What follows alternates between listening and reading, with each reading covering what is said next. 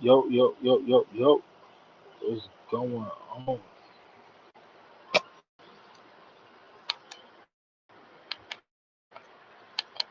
What's happening? What's happening? What's happening? I know it's been a minute. Sorry for the you know what I'm saying? So, trying to get in where I can fit in. And, cause, it's a slow period of the, off season and thing. Ain't really too much to talk about. And that's him trying to, you know, catch y'all ear on the same thing that we'd already spoke about and all this other stuff. So, here's a new topic. Just something different. Cause I don't plan on staying on here too long tonight anyway. Um, come Saturday, I will do a 4 hour show or 4+ hour show. But today, because I got a little bit of time, hell, why not? So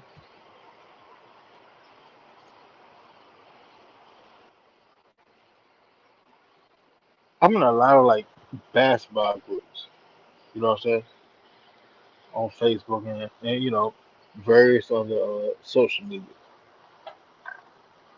And regardless of what's going on in today's NBA or whatever, like it always comes down to one thing, like who's better, Bron or Jordan?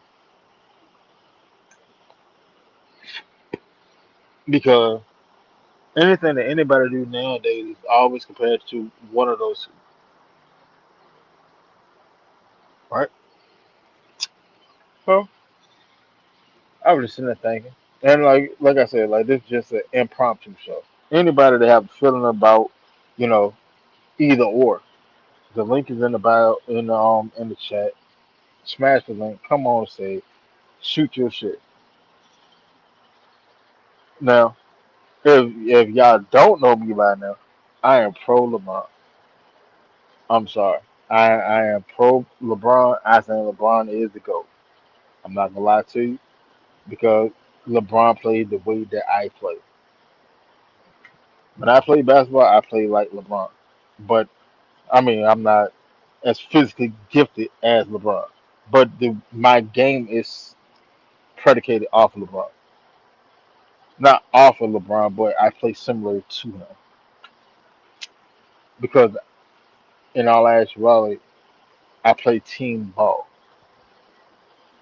right? Now, I know majority of everybody that tuned into the channel, you know, y'all are Falcon fans. We all are Falcon fans. That's a team sport, right? Now,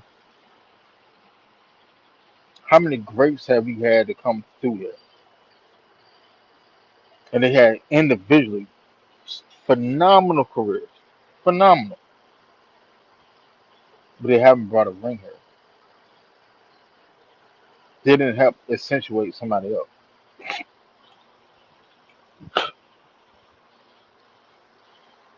All right, Javinci, what's happening? What's happening, baby? Javinci said Jordan. Hey, Javinci, you know what? Why do you think Jordan is the GOAT? The link in the bio. The link in the chat. Smash your link, man. Come on. Tell me why you think specifically Jordan is the GOAT, because I don't understand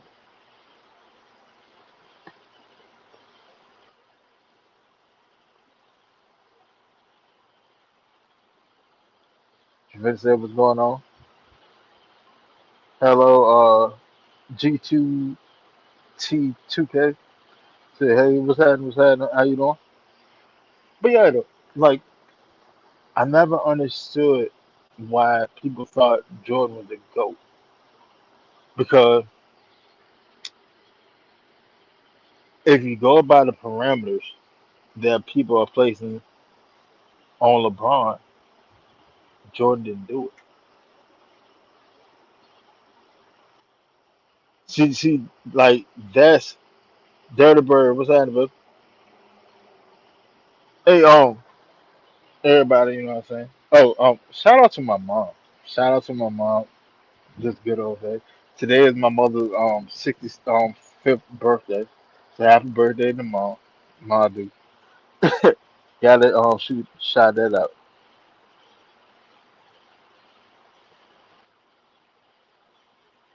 They're coming. Usually I come hello.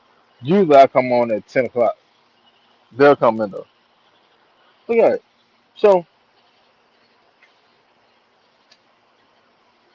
when when I hear like the Jordan versus uh yeah, the link in the chat. You can come on.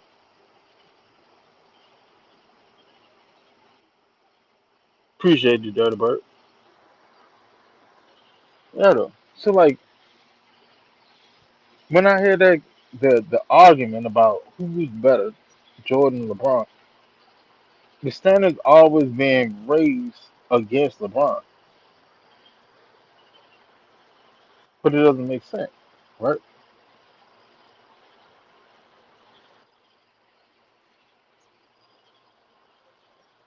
My son play Roblox. I'm not on there. I don't play video games like that. But like I said, like it doesn't make sense because what I be saying is, well, Jordan is 6-0 in the finals, so that's why he's the GOAT. Okay, okay, that makes sense. But if you're going along that path, Bill Russell is still the GOAT because he went like what 8-0 before his first loss, or 9-0 before his first loss in the final. So Jordan still can't be the GOAT. Well, he's the greatest scorer of all time. Nah, no, no, that's not the case because if that was, then when he finished his career, he was second overall in career point. Well, he was the greatest scorer in postseason. No, he wasn't the greatest scorer in postseason either. Because LeBron has that. Well, well, LeBron took 80 years to get his stats. Nah, that's cap too. That's cap too. Because if I remember correctly, LeBron passed Jordan scoring where where he was placed at in scoring. LeBron passed that uh halfway through his 16th season. Jordan total score was at the end of his 15th season. LeBron passed him halfway through his 16th season. But here's the thing that people don't recognize. When LeBron passed him, he was already top 10 in assists. He was what, like top 50 in rebound.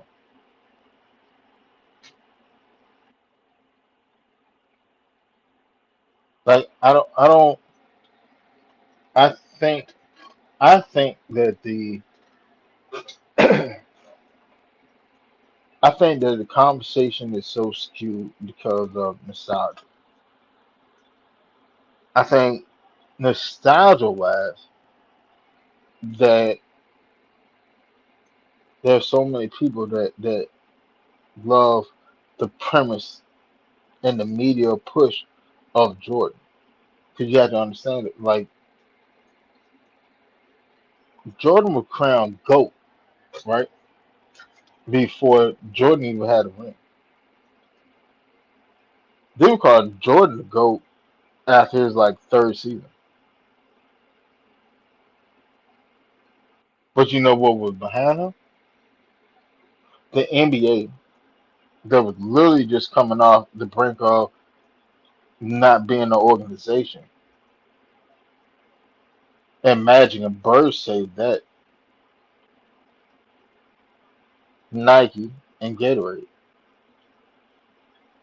So they made a media push behind Jordan. right?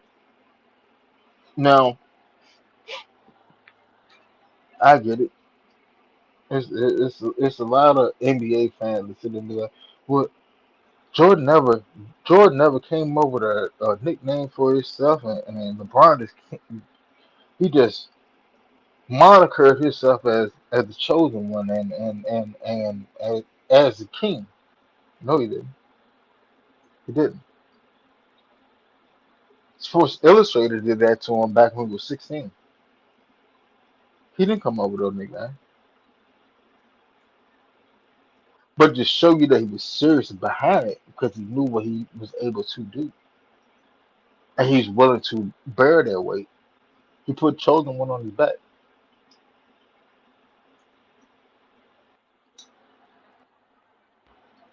Whenever he's done, King Treywell was out of it. Hey, um, King Treywell, man, you can come in. You can come on here too. The link in the chat. Craig Air Force says, Jordan, what's going on, but um, Craig Air Force, link in the chat, man. Y'all debate me on this because maybe I'm not seeing what the hell y'all see. Cause I'm gonna be honest with you, what I see in Jordan is a lot of the same shit that they did for Kobe. A lot of it. And to be honest, I thought you won better. Yeah, the link in the chat. I think you won better. You wanna know how strong Nike push is? Y'all love Kobe, right? Kobe second Kobe on Jordan. This and the third. And Kobe had the number 8. And then Kobe got into the trouble and stuff. He had to market himself, right? And Nike took and led the push. Here's something that a lot of y'all don't even know. That's when the whole Black Mamba thing came out. Y'all remember that? He said, "I'm choosing the number 24 because I'm one better than Jordan." Y'all remember that? Everybody fell in love with him. Man, he just got ice in his veins. This, that, third. Like, man, this is the best thing smoking.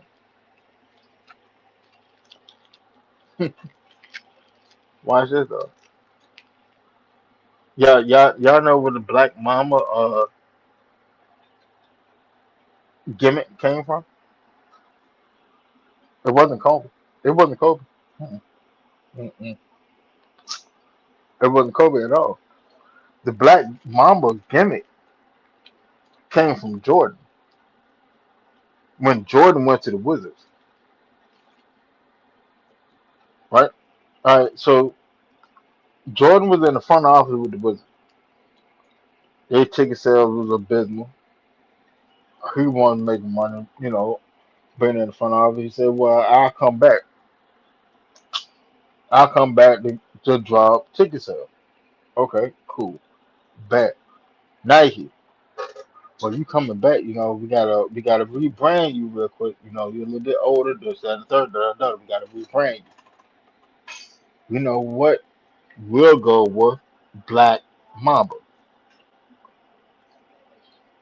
That's what the idea was meant. The idea was Jordan to come back.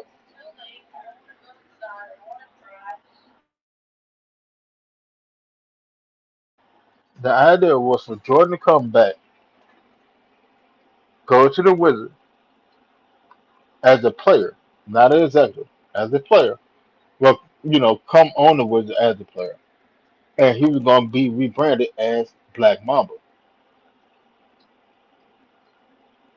The thing was, Jordan is afraid of snakes.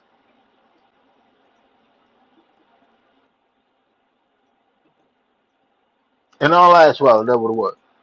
Jordan was afraid of snakes, so they couldn't push the media rollout that Nike wanted to do.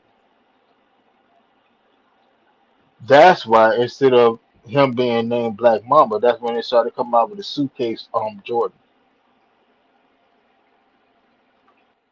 But a lot of people don't know that. So when Kobe got into the trouble that he got in, and they had to rebrand him, well, hey, you played just like Jordan. You just got a 3 point. We can do that. We can use this with you. So that's when you saw Kobe come out on what was it, Sports Illustrated or ESPN magazine. It was one of them, and he had a snake wrapped over his shoulders, and then they just ran with the Black Mamba mentality and all that fuck shit. Yeah, it wasn't something that he developed. It was something that Nike did for him. That was supposed to be using somebody else. They just were scared of snakes. But you notice how the fan base sit there and change on a dime with the mindset that they had about Kobe.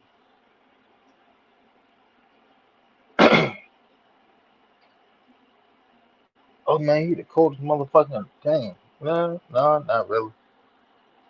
In all actuality, he's really not that cold. And don't get me wrong, he do have more game winners than anybody. He do. LeBron is second,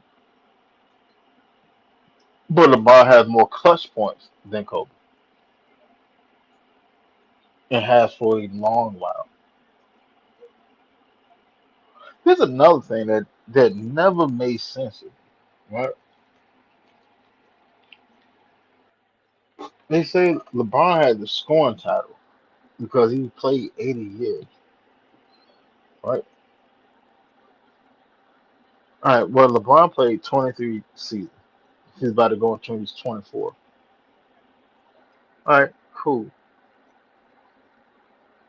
Y'all know how many seasons Kobe played? Kobe played 20. So if LeBron having the all-time scoring record is only strictly due to longevity, how come Kobe wasn't close to it?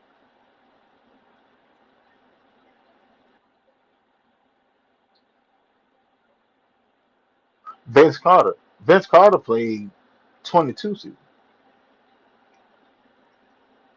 He was nowhere near close to it. Dirk Nowitzki played 20, 21, still wasn't close to it. So how is it that LeBron had the scoring title and it's strictly due to longevity when those players retired before him, before he had got to his 20th or 21st or 22nd season, and he already had the all-time scoring record. Somebody make that make sense. It doesn't. In all actuality, it does not make sense. That's just another way for the media and haters of LeBron to sit there and try to downplay him. Kareem played 20 years, 20 seasons. LeBron passed him during his 20th season. Kareem total was at the end of his 20th season.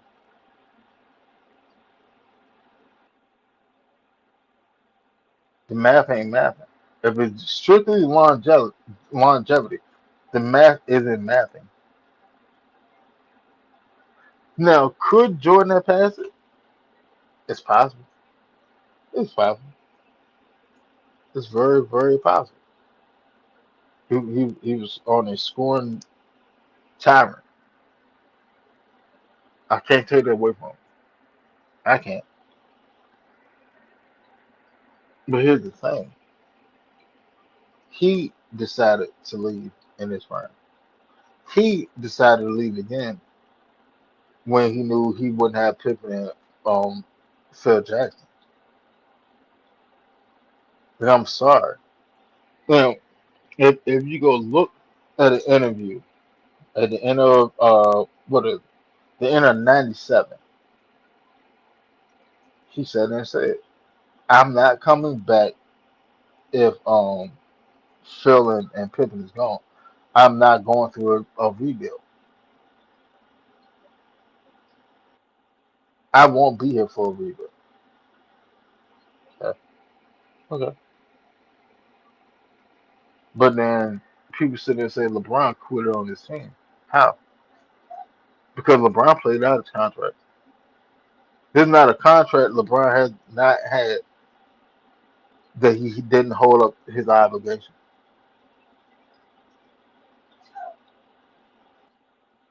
He drafted Cleveland, stayed there to the contract end. Went to Miami, stayed there to the contract end. Came back to Cleveland, stayed there to the contract end. Went to LA, stayed there to the contract end. So where did he quit?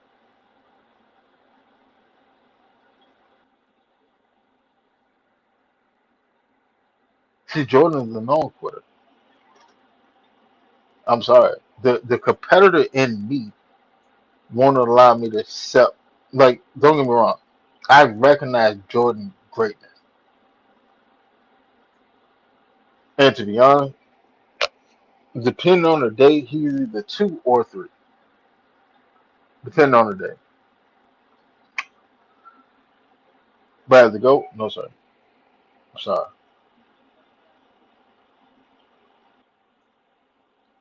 You know why? Because LeBron did everything better than him.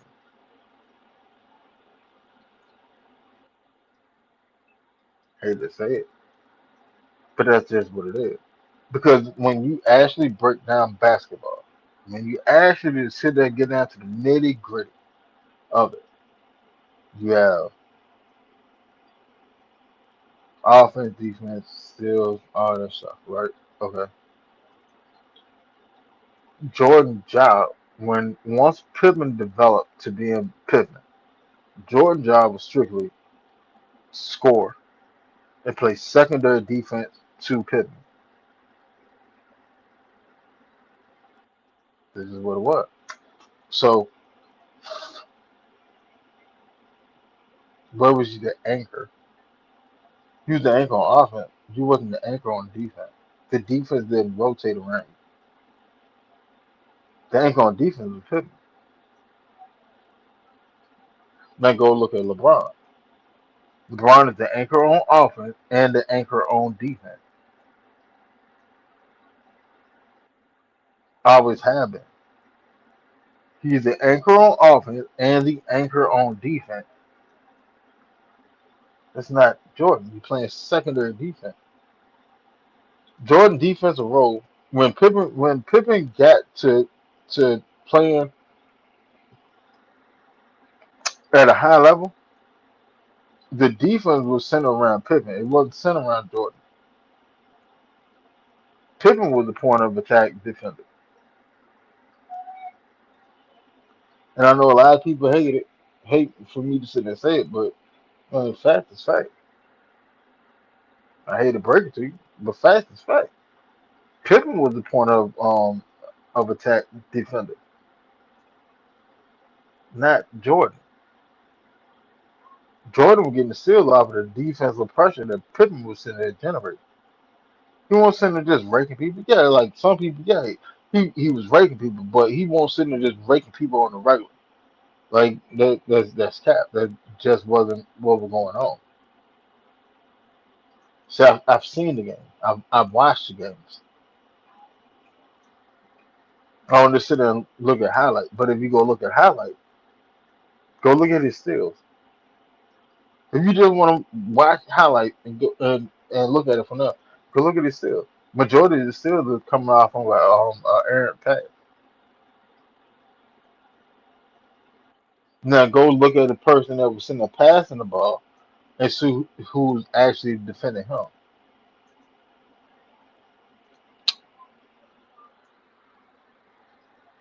See what Jordan was playing. Jordan playing like free safety. You got the size and speed. You can cover ground. You're playing free safety. What Jordan was doing in football terms would be like AJ going to go lock somebody up and they still forced the ball that way. AJ popped the ball in, and Jesse Bates come get an interception. Yeah, Jesse Bates will still get credit the interception, but who really caused the interception? And see, that's the thing that a lot of people won't grasp when it comes to a Jordan talk, because a lot of them didn't actually watch the games. They just know the highlights. They know the sets. Oh, he's 6-0. He's 6-0 in the final. All right, that's cool. John Havlicek is 8-0 in the final.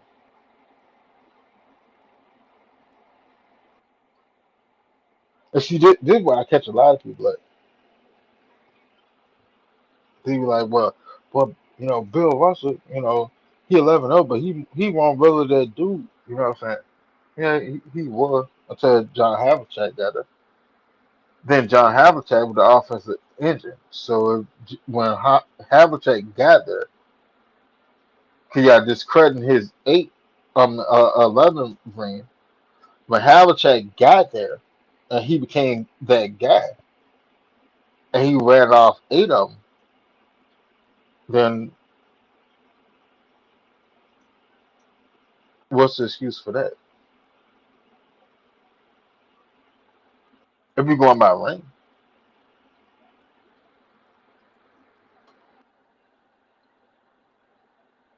But nah, what's happening, baby? What's happening? What's happening? Yeah, man. We just having this goat debate because I've came across it too much. I've came across it too much. So I got to throw my 2 cents. You know what I'm saying? Jordan versus LeBron. Who you got? And y'all that's watching, y'all give me y'all answers. Who y'all think the GOAT is? Put it in the chat. If y'all want to come on here and talk, the link is in the chat. I'm gonna repost it real quick.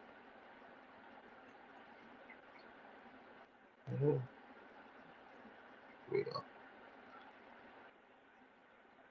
And y'all can come on here and chop it up. You know what I'm saying?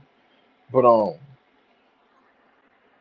yeah, though, like I don't see how people think that Jordan is the GOAT.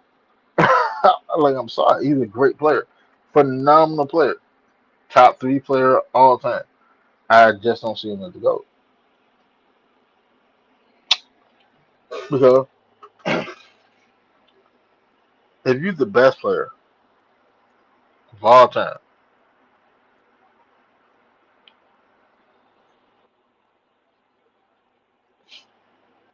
what are your deficiencies? Because let's be honest, if y'all actually watch Jordan, you know what his deficiency is: a speedy point guard, a speedy 2 guard. They gonna bust his ass. That's a lot.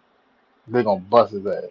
He can't guard a small forward. He can't guard a power forward. He can't guard the center. He can't do it.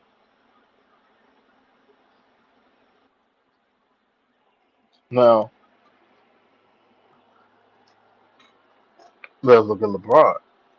What is his weak point? Free throw shooting. Oh, correction. And Jordan can't shoot three. Can't shoot three.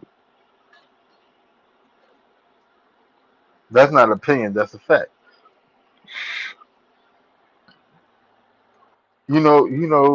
Jordan best 3-point percentage season when they moved the free throw the 3-point line up. They moved the junk up by like a foot and some change. That was his best season as a 3-point shooter. I think he averaged. I think he was shooting at like a 38%, give or take. Following season, they moved him back. That shit pumping. He went back down to like what a 30, 29. You can't shoot three.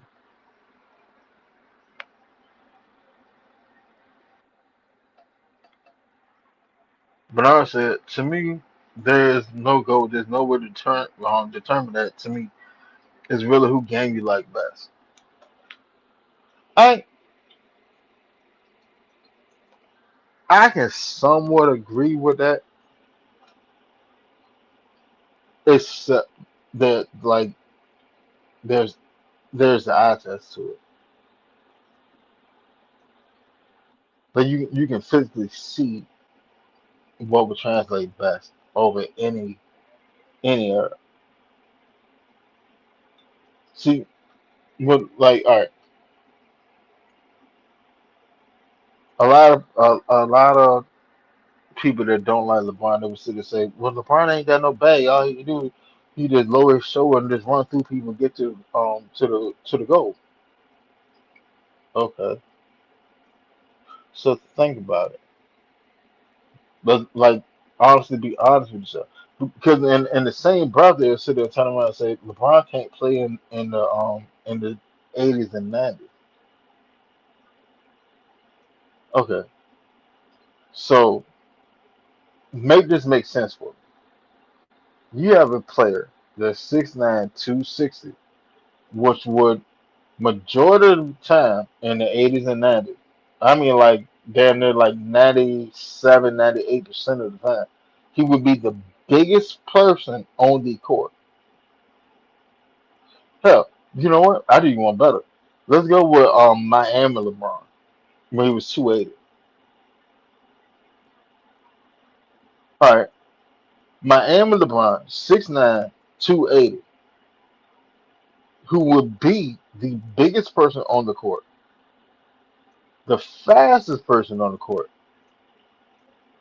and y'all say all he can do is go to the goal. How do you think that would actually work out? You got the biggest and the fastest person on the court going straight downhill. Back then, when there were just smaller players.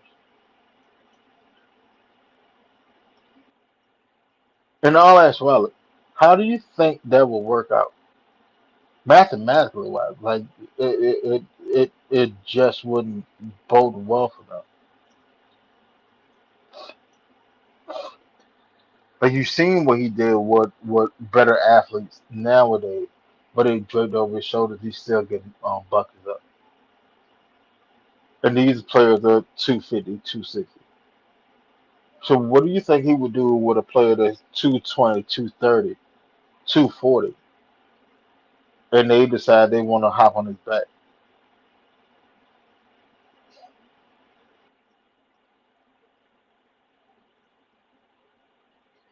I'm just saying. Like in the all as well, I'm just sitting there saying. Like y'all thought Jordan was a phenomenon back then, which he was. He most definitely was because his athletic skill set was so much more advanced ahead of his time than the players that he was going against. I give him that. I can't not that. But in all actuality, let's be honest. Like you've seen the mirror image and the improved version of Jordan game. You saw that. He played with the Lakers for 20 years.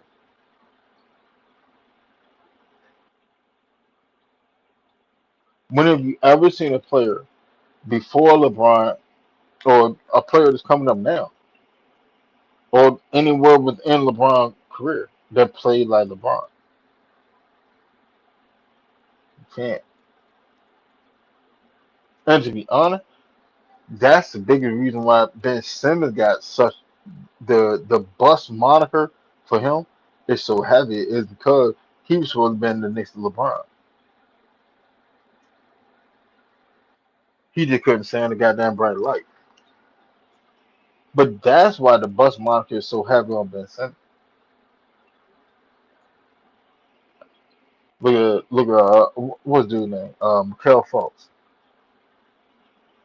You don't even hear nobody even talk about him no more at all. You don't hear nobody talk about Kel Fultz. I don't know if he's in the league, out of the league. working at UPS. I don't know, but you don't hear nobody talk about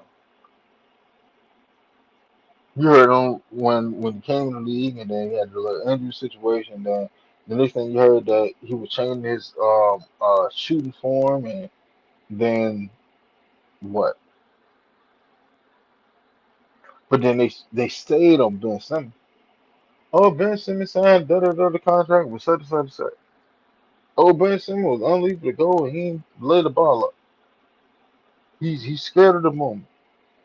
Ben Simmons signed another contract with da da da da.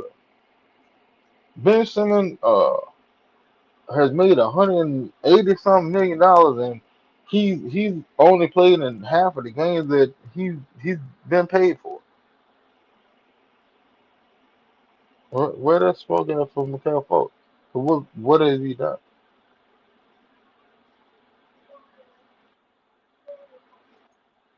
See, like what I've learned, what I've learned is that a lot of people pick and choose who and what they like, and once they figure out what they like, they're not objective about anything else. Anything else that happens outside of what they like, they have to find a negative in it. They have to, which never made sense to me. I can like this and appreciate what this person is doing. I can like this player and appreciate what this person is doing. I'm a Falcons fan, hands down, through and through. I love Bijan. I think Bijan is one of the top 5 to 7 players in the league. Just off pure skill set. Of a pure skill set, Bijan is up there. And I'll ask Riley because I'm trying to be objective. Well, I'm gonna let my fandom reign in. Off a pure skill set at a position, I think Bijan is the second best player in the league. I think Miles Garrett's skill set and what he's able to do within his skill set is a little just a tad a hair better than Bijan right now. That'll change after this year.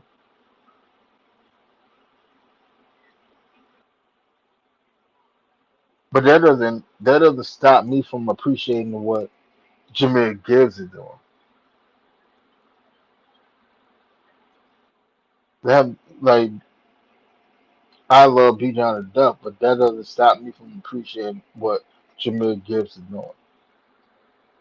That doesn't stop me from appreciating uh what the name of my Hampton, what the Chargers doing. That doesn't stop me from liking Brees Hall again. I don't have to shit on them because I love this player. See what I'm saying? Like with the eye test, we try to be as objective as possible in all forms.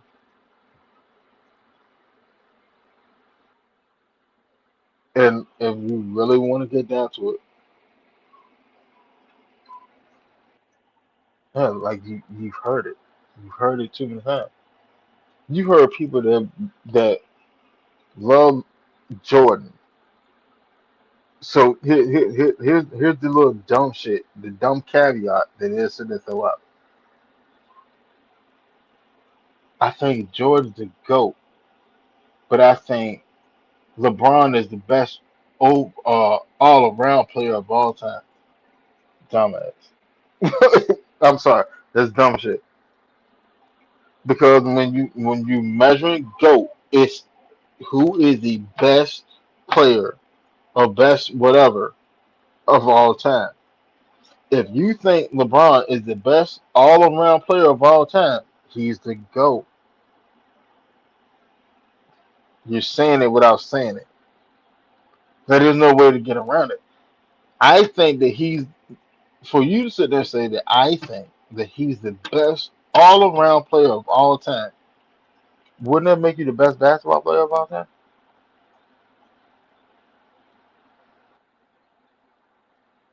You see how ignorant that sounds? I think he's the the best all around player of all time. I think Jordan's a GOAT. Okay, so then what's your criteria of a GOAT then?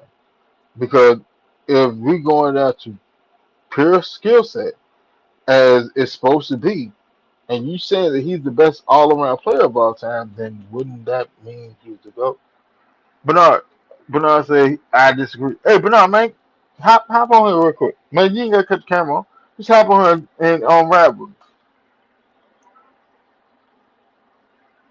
Cause I would love to hear what you have to say on the scenario.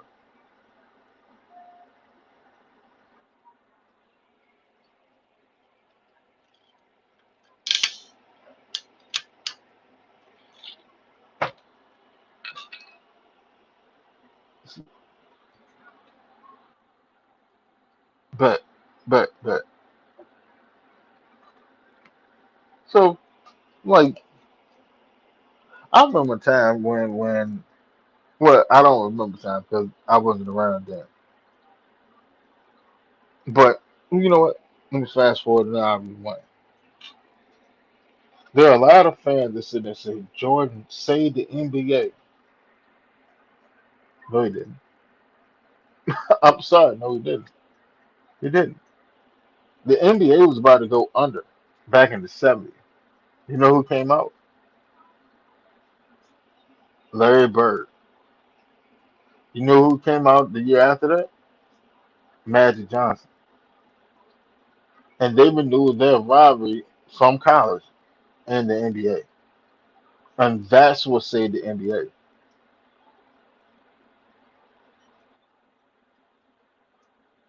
But Jordan had the first mega deal. No, he didn't. Because Magic Johnson signed, uh, excuse me, 25 million, 25-year deal. I do believe. But he was supposed to get paid $1 million a year. That was well before Jordan was even thought of. That was when Jordan was getting his head kicked in high school.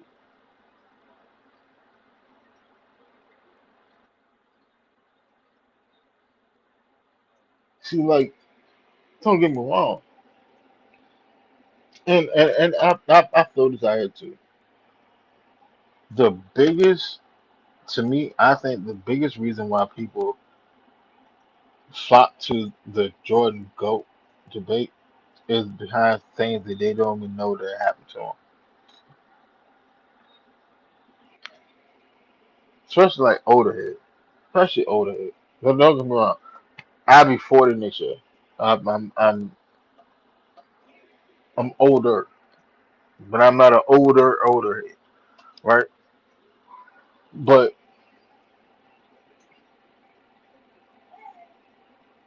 a lot of people don't even know about the 5150 rule, right? Now, y'all just in the chat. Have any of y'all ever heard of the 5150 rule? I'm about to give y'all some game.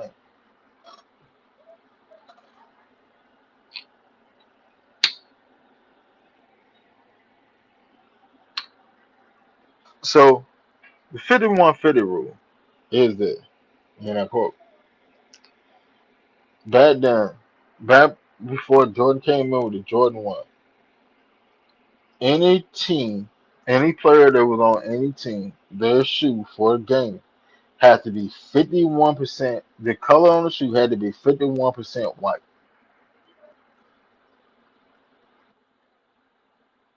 You know the shoe that broke that rule?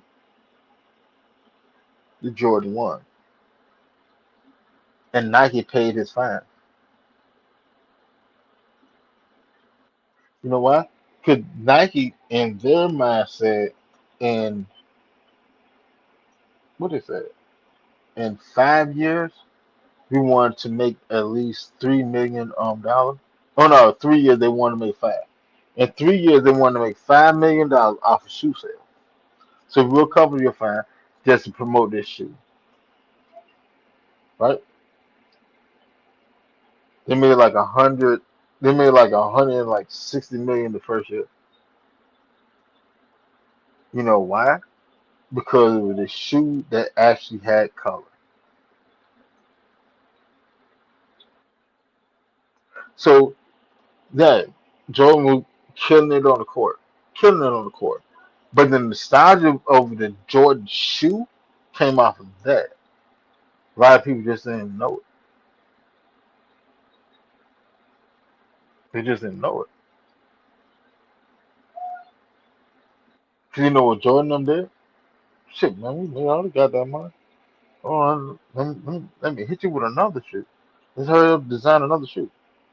Throw that junk out. That junk do the same thing because it's still breaking the rule. Because the rule hadn't been repealed yet, so it's still breaking the rule.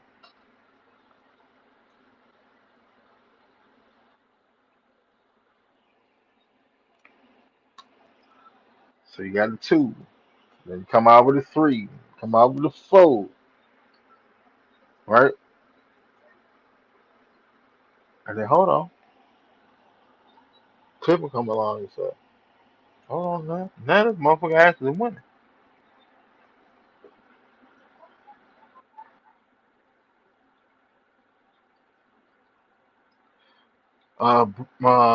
New news.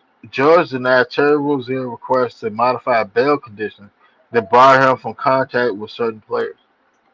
I mean, that's good. But yeah. So now they keep rolling out these shoes. They steady pushing the color bar, steady pushing the color bar, steady pushing the color bar, right? And then what did the Bulls end up doing?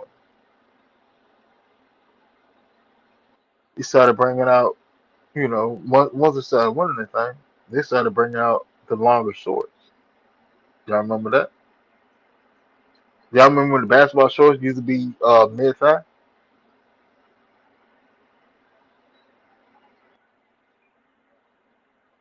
See,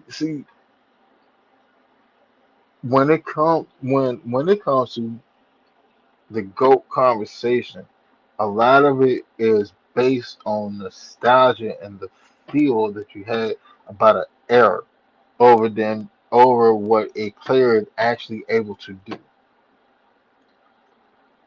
I don't look at the GOAT conversation like that. I look at the GOAT conversation as every basketball player or football player or sport track runner or thrower or jumper, soccer player, whatever. Are you the best? Strip everything away. Your abilities against this person's ability. Are you better than him? This is how I look at everything. I don't let all the nostalgia and all that shit feed into it because the NBA have shown you numerous times that it's about what you actually was able to do, what you personally was able to do. You know the logo, Jerry West. He's 1-8 in the finals. That's the logo. I do know that, right? Pistol Pete Maravich averaged like 40 points. You know,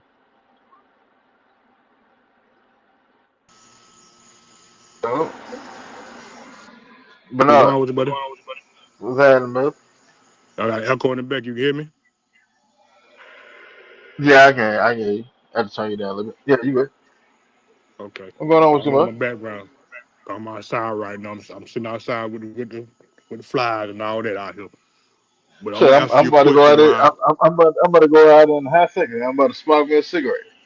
That's what I'm doing now, buddy. Come on now, All great right. mind, man, great mind.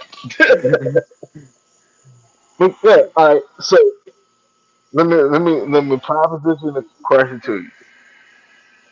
Go, LeBron, Jordan. But before you answer that. How old are you? 44. All right. All right. All right. So yeah. All right. That's perfect. Go ahead. Go ahead. Give me your take, and we get to it. All right. Now, I'm gonna ask you a question. What the whole what we was talking about earlier? Why we was saying can a person be an all around better player than like a great player or GOAT player, right? All right. To me, like you just said, Scottie Pippen was the anchor on defense, right? Yep. All right. Now, Scottie Pippen to me was an all around better player than Michael Jordan, but to me he wasn't a better player than Michael Jordan. You get what I'm saying? Like Scotty gonna go out there. He gonna really to me. Scotty played your best. He ain't always play your best player, but he always played your best ball handler. Cause he can stop you. He's more of a perimeter defensive player, right? That's to Uh huh. me. Like for instance, Grant Hill, right? You remember Grant Hill back in the day? Hmm. To me, Grant Hill was a better all around player than Jordan, but he wasn't a better player than Jordan. Now, I hate to get into the GOAT debate because I feel like when you talk about it, you try to diminish what you like about somebody more than you like about the other. You feel what I'm saying? And I Oh hate no, doing that. I don't diminish. Say on it. You know what I'm saying? Because like, say for instance, when somebody say they like Jordan better than they like LeBron, now you got to try to diminish what you don't like about LeBron to put Jordan on top. Or if you like LeBron better than you like Jordan, now you got to diminish what you didn't like about Jordan to put LeBron on top. You feel what I'm saying? You you you don't. If you know how to debate, if you know how to have a conversation, you don't have to do that. It's the people. It's the people that don't know how to articulate what they're sitting trying to say. They'll see this. What I tell you exactly what they'll sit to say. You'll say the sky is blue, and then somebody be like, "Well, you know what? The sky was purple a couple of weeks ago." You know what I'm saying? They'll deviate off of the subject instead of being able to converse about whatever was brought up. But go ahead though. But this is what I'm gonna say right here. To me, LeBron is a better all around player than Jordan. I can't say who greater who not because you never seen them play one on one. You never seen them play against each other. You never seen their teams play against each other. You feel what I'm saying? Now, this is what I would say about basketball, about sports. Period. Almost when you playing a team sport, it's your GM job. Everybody got a job to do. You feel what I'm saying? Now it's on the team or whoever the organization, whoever in the front office, to build around your best player, right? To me, Chicago, they did that better than, to me, a lot of teams did besides Golden State. Golden State built teams around Steph Curry the best. Now, LeBron could take anybody and play with anybody, but when you say he make everybody better, I kind of disagree with that now. I kind of disagree with that. Do he get people involved in games? Yes, he do.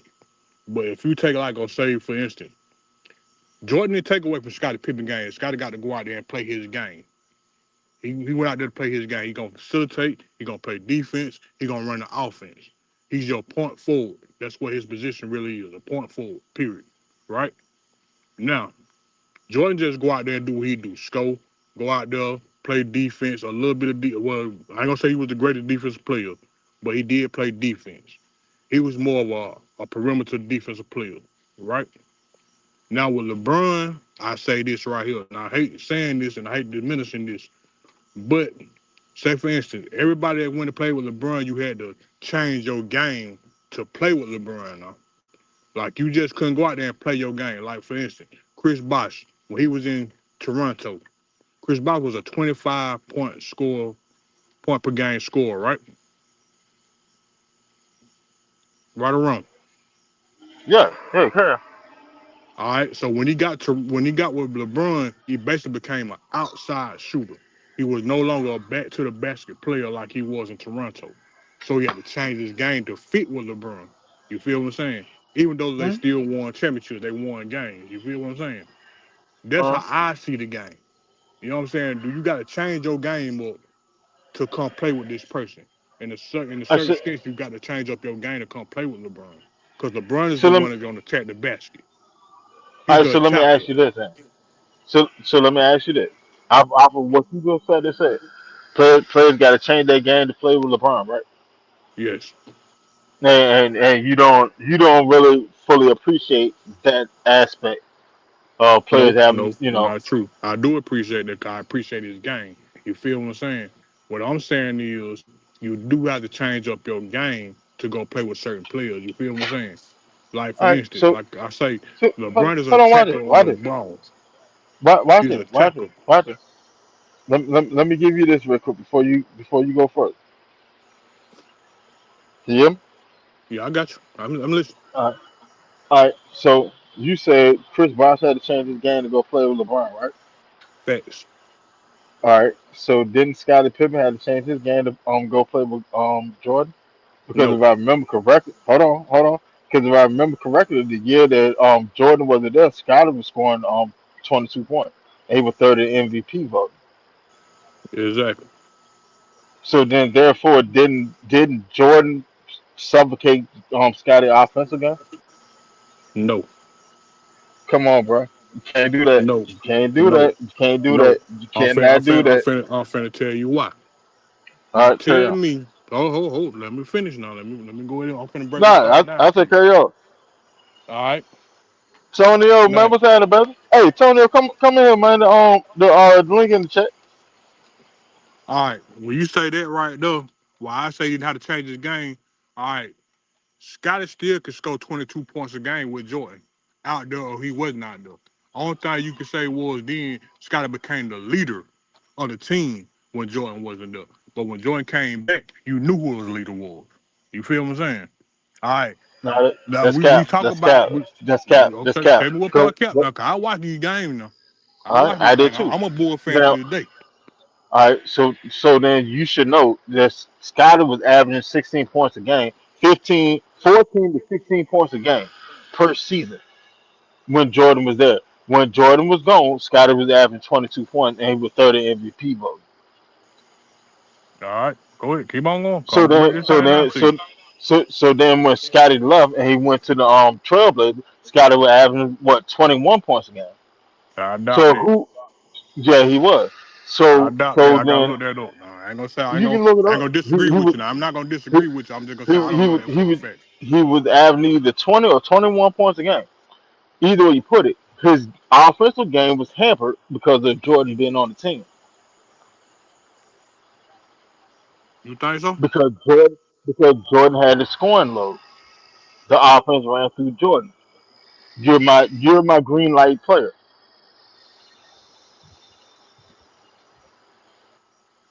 Is that wrong?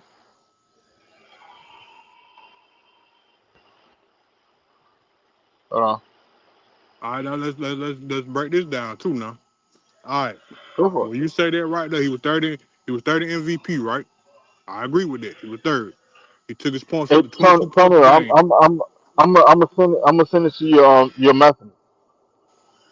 Go ahead. Yeah, Go go ahead. ahead. Go ahead, Bernard. No, I'm talking All to right. Antonio. Now, this is what I would give Scotty. Scotty did do that when Jordan was gone. But before Jordan came back, because Jordan didn't come back till like the middle of the season, until like March or 95, right? Now, what was Scotty doing before Jordan came back? Was he still that third player, a third MVP before Jordan came back? Or was they Yes, going back on a losing streak? the year that Jordan left, Scotty was third in MVP voting.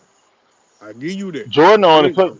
Jordan only played the year that he came back after that. Jordan only played what 17 regular season games. I think 17 and 19, somewhere between the. Correct. All right, Scotty was still averaging 20 something points. I don't know about this. He was still averaging 20 something points. I'm not disagreeing now. I was just saying I don't know about it. I don't know. I gotta look it up for myself. Yeah, ain't no problem. Go look it up. Matter of fact, I do it for you.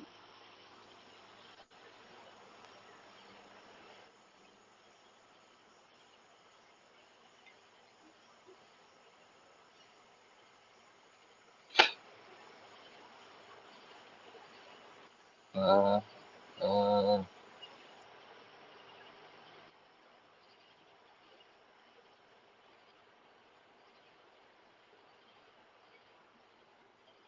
Let's see. Let's see. All right. During Michael Jordan, can you hear me? Yeah, I got you. I hear you. All right. During Michael Jordan's first retirement from the Bulls, Scottie Pippen led the Chicago Bulls and averaged 22 points, 8.7 rebounds, and 5.6 assists in 1993 to 94, and 21.9 point, 8.4 rebounds, and 5.1 assists in 94 to 95. All right. Now, So now hold on, go because ahead. you Go ahead. said Make that it. because when Chris Bosh joined LeBron, his game suffered. So Yeah, isn't that a clear point? Isn't it a clear reflection of what happened with Scottie Pippen? pretty much, yeah. I can say that. But then again, I got to Okay. disagree with you, though. Now, I'll tell you All why right. I Go disagree. ahead.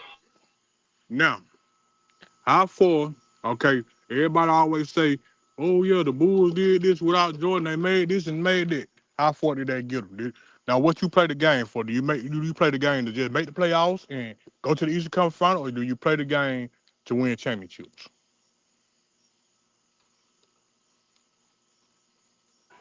Let me ask you this, because yeah, you play the game to win championship. But let me Facts. ask you this though, right? What? All right. Now, what did Jordan do without Pippen? He didn't win. Oh no, no, no, like He didn't he win. he was he was He definitely garbage. didn't win. He I ain't was gonna say no garbage garbage now. I'm not without gonna say Pippen. garbage. Can't say He garbage. was Okay. garbage. He Look, can't look, say watch it, garbage. watch it, Can't say watch garbage, it. brother. Hold on, because this is what a lot of people don't respect, right? Without Pippen as Jordan teammate, without Pippen as Jordan's teammate, Jordan has only one playoff win in his entire career. What you mean? One playoff game win or one Yes, series win? he no one playoff game. I disagree. He, you can disagree as much as you want. You can Google it. He Yeah, has one we're gonna go. playoff. We're gonna talk facts now. Okay, when they Yeah, beat Cleveland, that's all right Cleveland, there now. That, what year did Scottie Pippen come into the league? 87, 88. 87, 88, right? Yes, sir. What year did the Chicago beat Cleveland Cavaliers in the playoff? 87, 88. All right, then. Was Scotty a perimeter player or was he a premier player then? He was on his team. That's why I On the said team, but he was coming off the George. bench, brother. No, no, sir. Because Scotty first game of the playoff. What he scored 20. What was it, 22 or 32? I can't He he remember that he, that start, far. he started he started full time in the playoff in the first round. Yeah, we're not gonna do that. Jordan has I, one playoff. Jordan has one playoff win in his entire career, in the entire 15 years of him playing basketball without Scottie Pippen as a I just teammate. I might say that, but Hey, look, on the look, look, team, look, watch it. I do you one better. I do you one better. He only has two playoff wins without Scottie Pippen on the court. let's see. Might agree That, with that. that's including the one that he had before Pippen was drafted. Because he won a playoff game and I want to say 1990 without Pippen on the court because Pippen was hurt. I might go for that. I might go for that. So now let's go back because we saying in the realm of facts, right? Let's go fast now. All right. So even though he's putting all these points up and things, you're not winning games. Then watch it. I give you one better. Jordan never had a winning season without Scottie Pippen as a teammate. Oh no, know about that one either. No. I know all about it. Jordan has never had a winning season without Scottie Pippen as a teammate. He's never So had a 500 season. He's never even had a 500 season without Pippen as a teammate. so let me ask you this question. Go Since you for it. say when they played against Cleveland, right? Hmm? You say Scotty was this and that, right? His first year, what did Scotty average? What, like 5 points, five, Five six points a points. game. So you Hmm? saying basically right? When Scotty got there, that series against Cleveland, right? Or that Hmm? season, that was 87 when they beat Cleveland, right? Hmm? Scotty averaged what that year?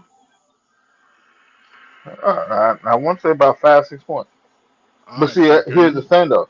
Here's the so thing are though. we are we honestly Scott, gonna Scott, say Scott, Scotty came in the league as an elite defender. I give you that? He came in as a lead defender, but he wasn't Scottie Pippen until like when his first All Star game really came around. I think that was like 1990. 80, 1990 was his first All Star game.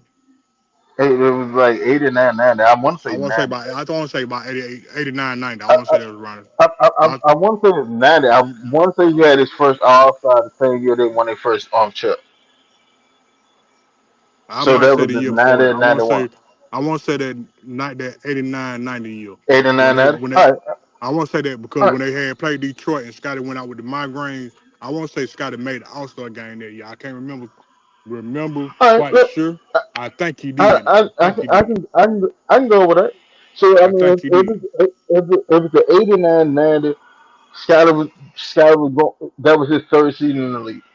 And my Well, point no, is, it now was the second. I'm not finna sit up here and diminish Scottie Pippen. I'm not gonna do that whatsoever because Scotty was a great player. You know what I'm saying? Thank you. He was a Thank you. great player. I would never diminish Scotty. Michael Jordan, because Michael Jordan said himself he wouldn't have won those six championships without Scotty. And I can say the same thing. You know what I'm saying? Hmm. Don't no player win without another All Star on the team. I don't give a You damn who you is. you have to have something. You have to have You something. got to have something. You got to have something out there. You know what I'm saying? AI could take a team to the playoffs, and AI took a team to the damn championship, but it wasn't gonna work without another superstar on their team or another All Star at least. He never had another All Star with him like that. Hmm. But I'll give you that. Matumbo was no offense player. His best year was in Atlanta and Denver. Yeah, Matumbo. By the time he got to Philly, like Matumbo, he was alright, but he wasn't Matumbo that we grew up loving. Yeah, facts. And I don't know nobody could do that with Shaq back then. Not from Nah, from not young Diesel, not not young young Diesel. Diesel. Hell no. Wasn't nothing you can do with that. So I just I really think, hated I, Matumbo then because basically Matumbo was Shaq punching bag. no, and I think a lot of people don't really understand what Shaq was when Shaq was young. No. Like the Shaq that they know is the big 360-pound Shaq. People don't remember Shaq came in the league at like 280, and he Facts. was moving. He was moving like a high skilled power forward. Facts. Hell, Shaq used to bring the ball up the court sometimes. And when Shaq would burn down that goal, they had to break away goal for Shaq. Yeah, come on, man. Like people don't really understand what Shaq really was. Cause all they remember is Lakers Shaq. Yo. Like, They don't yeah, remember like Orlando Shaq. nah. Yeah, they don't remember Orlando Shaq. They don't remember early Lakers Shaq when him and Kobe first got to the Lakers. They remember like 2020. I mean, 2000 Shaq and on. No, Yeah. Shaq was an issue, man. Oh, Shaq was a big issue. 330. Hey, what's going on, baby? Now, hold on. 330 said Jordan never took any games off. 330. Here's my pushback. He may not took games off when he was playing, but he took seasons off. See, it's easy to play a whole bunch of games straight when you're taking seasons off. LeBron played 23 seasons straight. I'll give LeBron that, but at the same time, I also say Like, this come too. on, man. Y'all got to start that. Jordan didn't take no. didn't take no games off. Yeah, but Jordan played what? Jordan played what? Jordan came in at 84. 84, he played 15 seasons total. 84. He played 9 seasons. He played 9 seasons, retired for two, came back, played another 3 seasons, retired for another two, and And then then came came back back in. and played another two. Like we can't sit there and act like that didn't happen because it happened. You took breaks. But I also say this too, though. I also say this. You really like. I give LeBron this. When you go to longevity, yes, he is the greatest longer play. He's the most. I say he played in his prime longer than anybody ever did.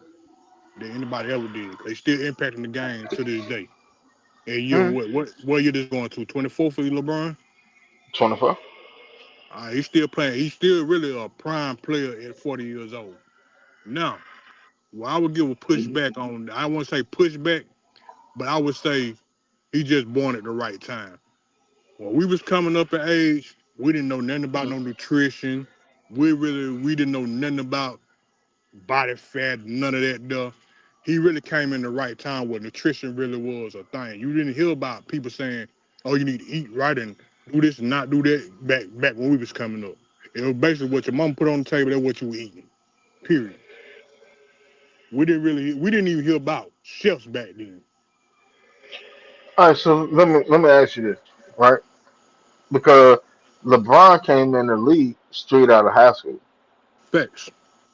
All right, so was he eating what his mom put on the table Oh, he most before he definitely got to was. the league? Probably, he most definitely was. But at that time, though, Okay. it was all about taking care of your body too. Now he most definitely ate what was on the table. 'Cause I knew he probably came up poor just like the rest of it. He probably came up. I mean, man, that man was full with shit. Him You and know his what I'm mama saying? So used to bounce I around would give from him that. from house to house to house. But throughout his career, that's when you start hearing about the nutrition. Hold on, We never heard hold about on, that. what did? All right, so 330 says longevity will create good stats if you're a decent player. Now 330, here's my pushback. Here's my pushback because everybody keeps saying they're trying to say longevity, longevity, longevity, longevity. How is longevity a factor when he was the first player to each scoring milestone? Say that again now. He he was the youngest player to 1,000 points, youngest to 2,000, youngest to 3,000, 4,000, 5,000, all the way up to 42. Well, hell, he's like 42, 43 thousand points now. He's the youngest to all of them. I So mean, then people will sit and say, "Well, he came out of high school." Yeah, well, Kobe came straight out of high school, and Kobe came younger than him. Kobe was 17 when he got to the league. LeBron was 18. but it's a different NBA now, bro. Well, I gotta give and, you pushback on that. Yeah, hold on, I hold on, say hold this on, right here. hold on. Because watch this. Because along that same vein where everybody keeps saying longevity, right? Mm-hmm. All right. So Jordan's scoring total was at the end of 15 seasons, right? Yes. Okay. Now LeBron passed Jordan scoring total halfway through his 16th season. But here's the flip side to that. Because it took him half a season longer to outscore Jordan. But at the same time, LeBron was top 10 all time in assists. I'll give you that. Now Jordan all time in assists, I want to say he's like in like the top 50, top 60. That ain't his game though. That's the whole thing. That you just said it. That's why LeBron is better than him. No. That's Negative. you just said it. You said that's not his game. His game is not to have assists and things, right? His game is Negative. to score. You say his Negative. game is to score, right? His game Game is is to to score. score, right? Score and play Okay. defense. Score and play defense. All right. So if I pass you, if your game is to score, and it only took me half a season to outscore you, but I'm top 10 all time in assists. I play a better game than you. Period. However you want to slice it, I play a better game than you do. Negative. Then on top of that, LeBron now is number two all time in assists, and I want to say he's like top 20 in rebounds. Hell, the scoring record, the scoring record itself. Kareem played 20 years. He played 20 seasons, right? I don't LeBron know if broke. I didn't get to catch Kareem like that, so I missed Kareem. Oh, oh no, I tell you, Kareem played 20 seasons. LeBron broke Kareem's scoring title halfway during his 20th season. So he broke his scoring title before Kareem set his scoring title on 800 less shots. Hell, when LeBron passed Jordan, he passed him on 1,200 less shots. So now let's be honest about things. If he passed him on 1,200 less shots, if LeBron took the same amount of shots that Jordan take, he would have blew Jordan shit out of the water before Jordan got to the end of his 15th season. That's just mathematical facts. Women lie, numbers don't lie. Yeah, we do. Huh? Yeah. Numbers don't lie. If you doing straight math, it won't lie to you. Okay, let me ask you this, right? Go for it. I'm gonna ask you a question. Cause Mm-hmm. that's a Jay Z quote. Now, men lie, women lie, numbers don't. Right? Mm-hmm. Right? Okay. Say for instance, right? So, do we feel like if Jay Z say numbers don't lie, is Jay Z the best rapper of all time? A lot of people do see him as best rapper of all time. That's what I'm saying. Everything is like opinionated. You know what I'm saying? That's why I go back to it's all about who game you like more. You know what I'm saying? No, I mean, in all actuality, Jay Z probably is the goat. That's your opinion. Now, me, Not to me. now, To me, me, per- Tupac the goat. me personally, Ti is my favorite rapper of all time. Ti is, Nah, but ah, I like but Tip when though. you get yeah, but like when you get to the nitty gritty,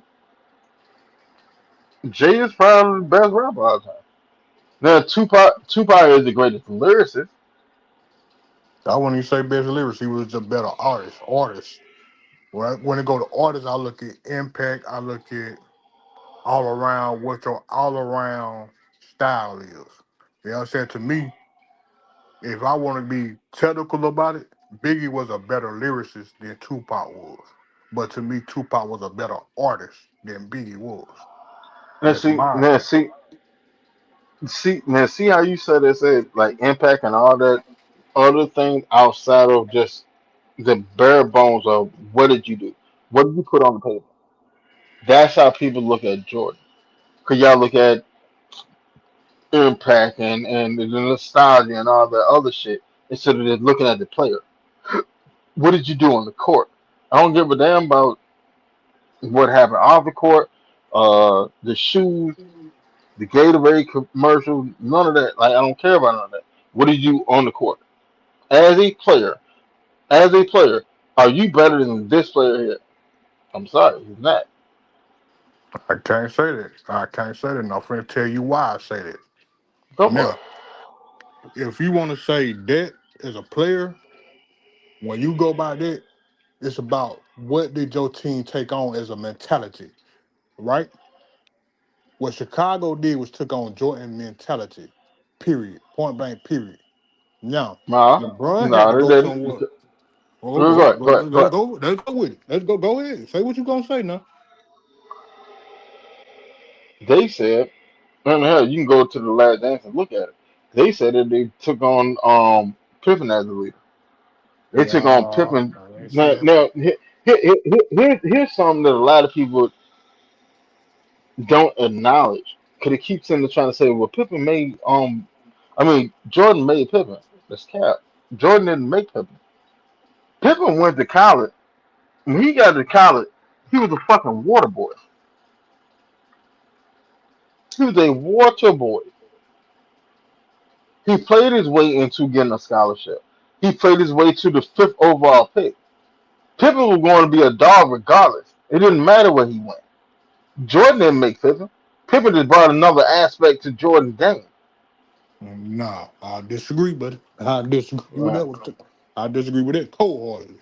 No, right, well, explain. why I say that right there?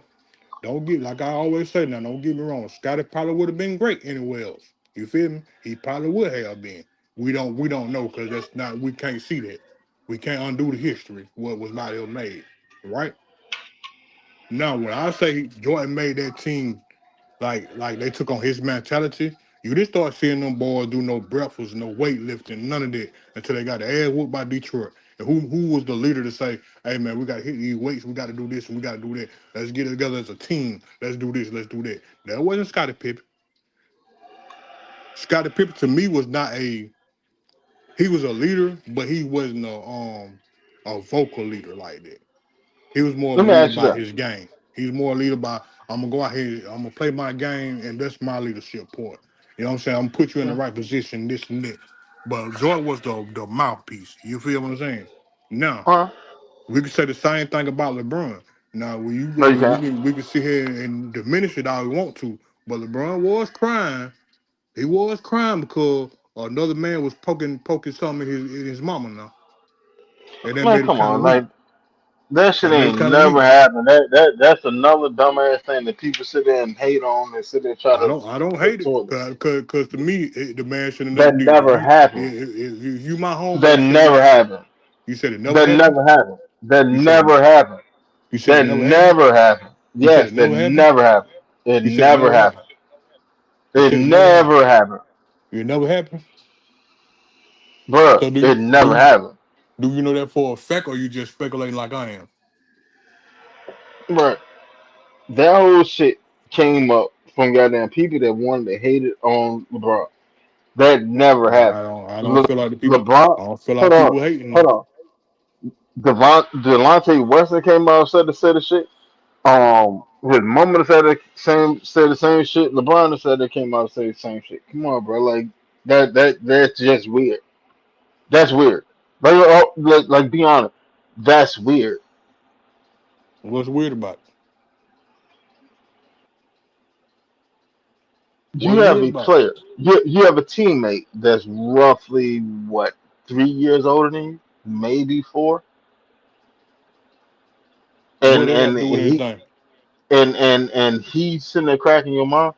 Like what what makes? Let me put it to you like that.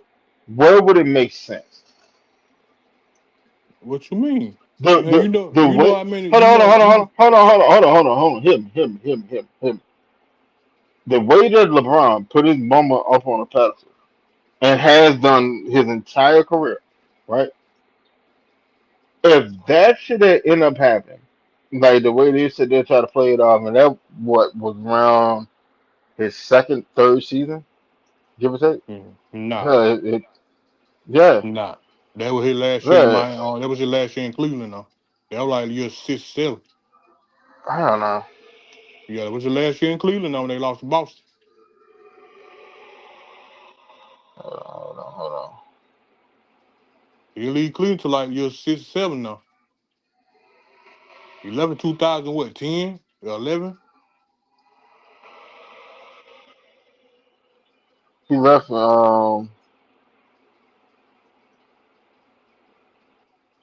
He left. He left in 10. 10. So he was in the league 7 years, right? Because LeBron came in 2003, right? Oh, here we go. Yeah. It happened in 2010. The infamous rumor that Delonte West had an affair with LeBron James' mother, Gloria, surfaced in May 2010.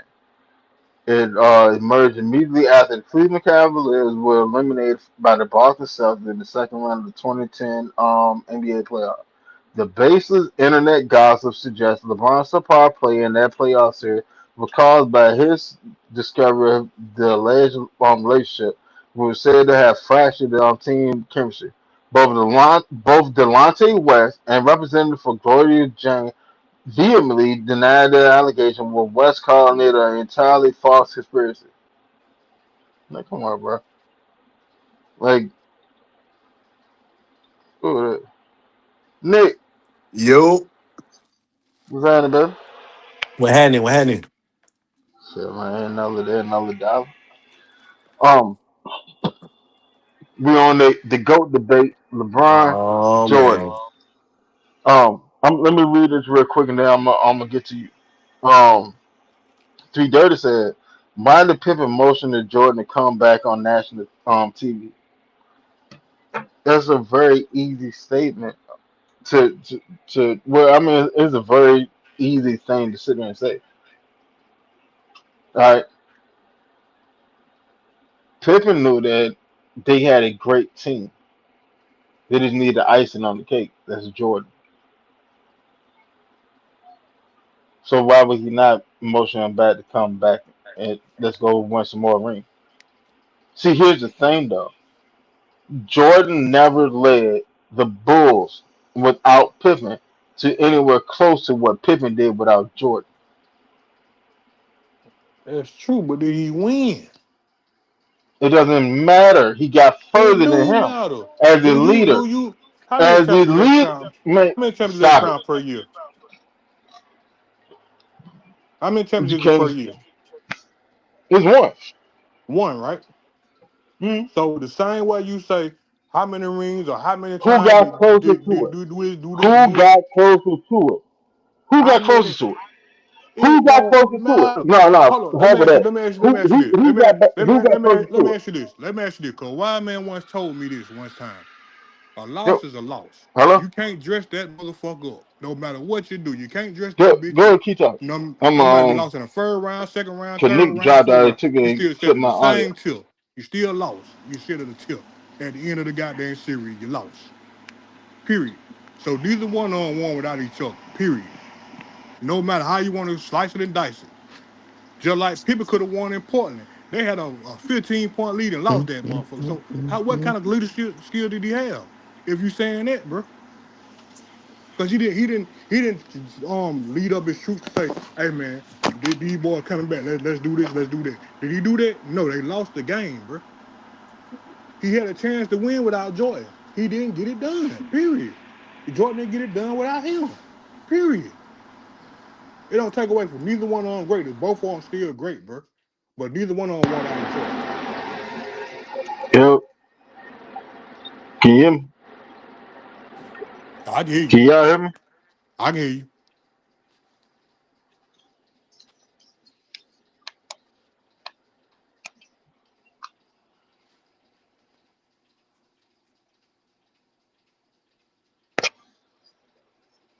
Can y'all hear me? I can hear you. Yeah. Oh, keep talking. Keep talking. I figured it out. Keep talking. Whoever talk, I can hear you. Can you hear us?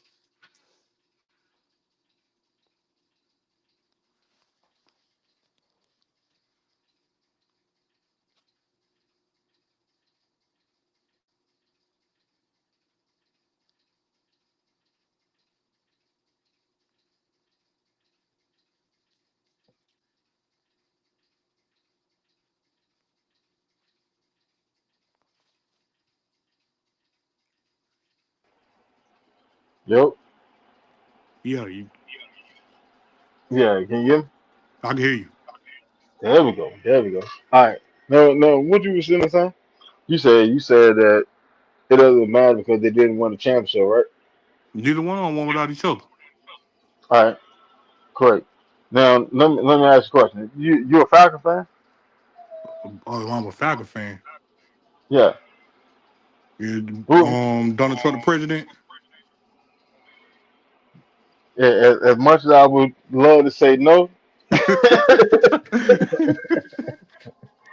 we got a couple more years of that bullshit. But watch this though. Watch this. Now, yeah, you know what? Here's the best example of it. All right? Can you hear me? Yeah, I can hear you. He's all right. Who's the better quarterback, Matt Ryan or Michael Vick? Matt Ryan. Case in point. Now, why is Matt Ryan the better quarterback? Why is he a better quarterback than Michael Vick was? Hmm. Now, if you just talking quarterback, he played the quarterback position like it's supposed to be played. To me, I ain't gonna say like it's supposed to be played because today age, you can run around all you want to. But to me, Matt Ryan was more of a leader than Michael Vick was. Mm. Why so? Because he gathered his troops. And Matt Ryan, when Matt Ryan came in, you didn't never hear about Matt Ryan being the last person in the building, the first person out the building. But you heard that a Hmm. lot with Michael Vick. Amazing. That's fucking amazing. So Now, if you ask me who my favorite player is, Michael Vick my favorite player. You know what I'm there you go. saying? But And, Matt Ryan is a better quarter. He's a better quarterback and a better player than Michael Vick. and that's LeBron and Jordan. No, it's not. Yes, it is. No, it's not. No, it's not. yes, No, it's yes, not. yes, it is. No, it's Jo- no, it's not. No, Jordan it's not. game is more. Jordan game is more visually appealing than No, LeBron. But no. LeBron is a better player than Jordan. Well, let me break this thing down to you, Win. This, Man, this, go this, for it. this, is my opinion, though. To me, Jordan impacted more of a winning style. Like he impacted. Don't get me wrong, LeBron had to go somewhere and learn. If he didn't go to Miami, to me, LeBron still would have. I ain't gonna say he would have been a loser. He would never would have won one because LeBron. I feel like LeBron would have figured it out. You feel what I'm saying?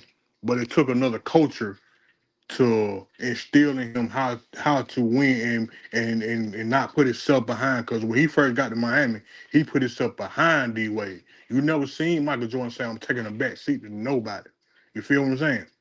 That's why I go back to the Bull. I can't help it because the Bulls knew how to build a team better than Cleveland did. They just knew how to build a team better. They knew that Michael Jordan is the alpha. Let's put these players around him to make him succeed. That's what.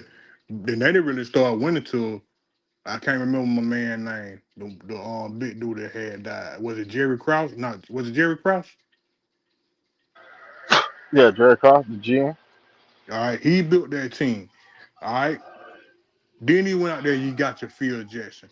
You know what I'm saying?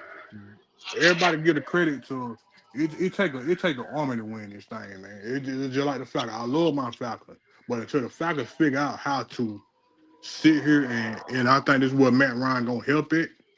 Until they learn how to sit here and figure out how to build this team all the way around your best players, that's when they'll take off start winning.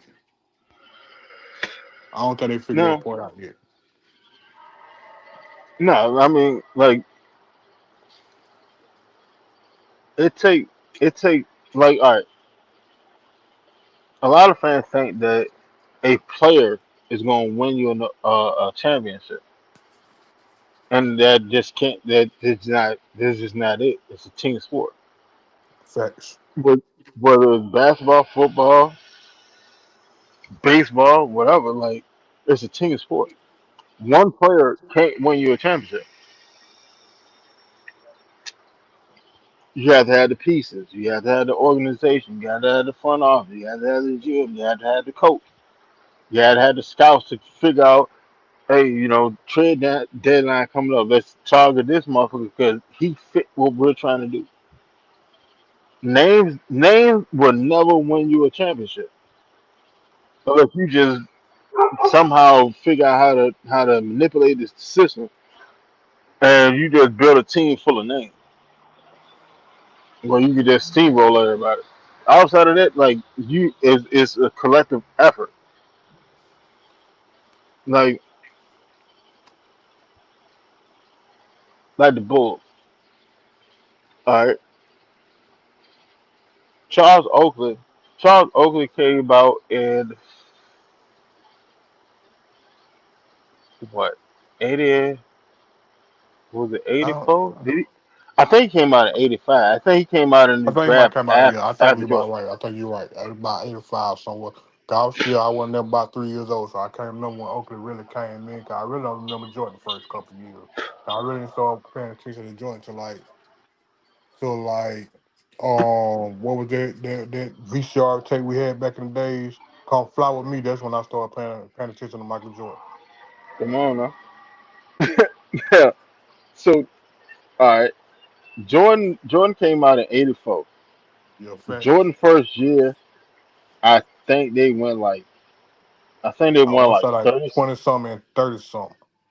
I know No, they made the no, playoffs.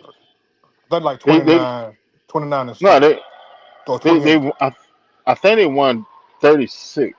I think they won 36 their first year. No, hold on, that might have been no. Yeah, I think they won 36. No, they won 38.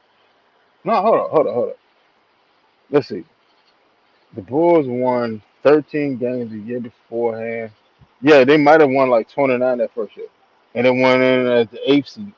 That's what I'm saying. Like Jordan never had a winning season without Pippen. Cause they went through the playoffs the first year, and and as a sub 500 team. Then his next year in '85, he broke his foot like 16 games to the season or whatever. They Yeah. went to the playoffs. They only won like 32 games. Then the following year, they won like 30, 36, 38. They still went to the playoffs. But then people, when LeBron said they go on his run in the Eastern Conference, they talk about his Eastern Conference. Jordan was going to the playoff with losing record. Like that's the Eastern Conference. I'm sorry. Then you have the expansion that happened. Expansion started in like '88. That they introduced two teams. Then in like '92 they introduced like like when somewhere between like '88 and '97, I want to say, give or take. They brought in Uh, like six. They brought in like 16 to the NBA. they did. I think you had. I can't remember who the first two teams were. I want to say it was Charlotte and Orlando. The first two teams that came in. I I I can't remember exact. I can't remember all the motherfuckers that came in, but No, no, no, no, no.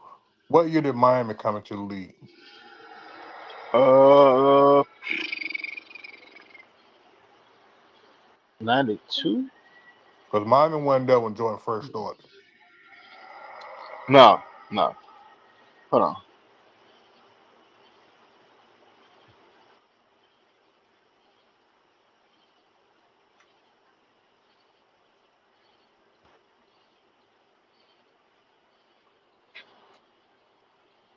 All right. 16 joined the league during Michael Jordan playing career from '84 to 2003. Charlotte Hornet and Miami Heat came in '88. Orlando and the Timberwolves came in '89, and then in '95, the Raptors and the The Grizzlies came. Grizzlies. Yeah. And they sitting there and pull talent from each team. The only team that was able to keep majority roster intact was the Bulls. That's why they call it the watered down era. I can't say that, bro. How not? Who? What Because Bulls if will you if put you if you gonna say that was the NFL watered down when they brought in the special teams,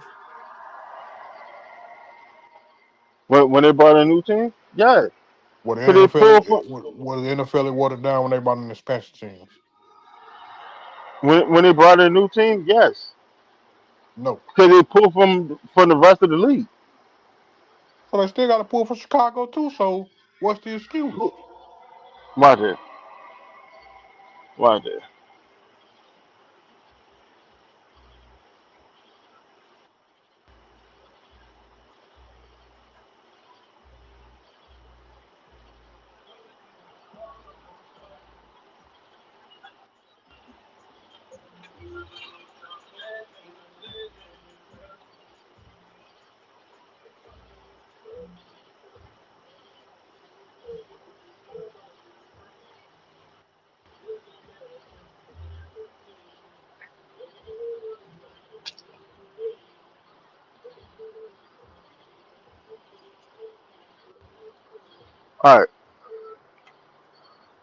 So the Bulls lost three Chicago Bulls players for the expansion team. Mike Brown in '88, right? He went to the Hornets. Sam Who? Vincent and Mike Brown in I don't even know '88. what that is. Case in point. Sam Vincent in '89. He went to the Magic. And BJ Armstrong in '95. He went to Charlotte. I remember BJ leaving going to Charlotte. No, he went to Toronto. Who, BJ? Yeah, he went to Toronto. You sure what year the BJ go to Charlotte then? I don't know. BJ went to Toronto in '95. I thought BJ might have went to Charlotte first. Now think about it. With the three players that I just listed off to you, which one of them is worth a damn outside of BJ Armstrong? And by that time, they already had what But 4 if you chips. wanna if you wanna be technical about it now, shit, wasn't nobody lose no superstars now with the special team. Wasn't nobody lose superstars now. It ain't like you just. I don't care who we talk about. It ain't like you were just gearing up your superstar player to go to a special team. You gave everybody gave off a player that you didn't care about or had to be let go that you really didn't care about. Only person that to me that left from a team that really made a difference that was an impact player, and he probably been on the end of his ropes by the time he left and went to Minnesota, and that was Rick Mahorn.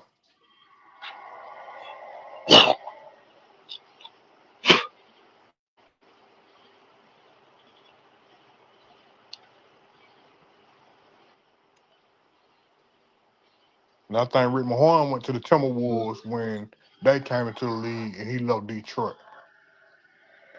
Rick Mahorn went to Timberwolves in '89. BJ Armstrong went to the Raptors. Reggie Tice went to Orlando in '89. Who? Uh, Reggie Tice, I the don't know what that is neither. two-time NBA All-Star and the 20-point scorer. Greg Anthony left and went to the Grizzlies. Del Curry went to Charlotte.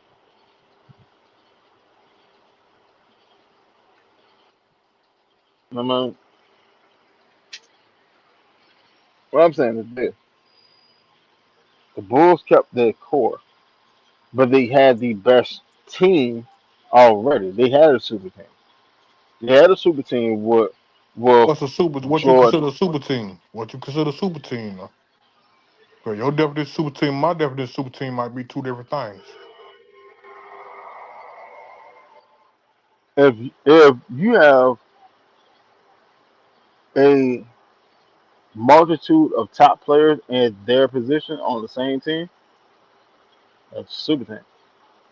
All right, so let's name these top players that you're talking about that made the Bulls a super team. All right, so first three feet,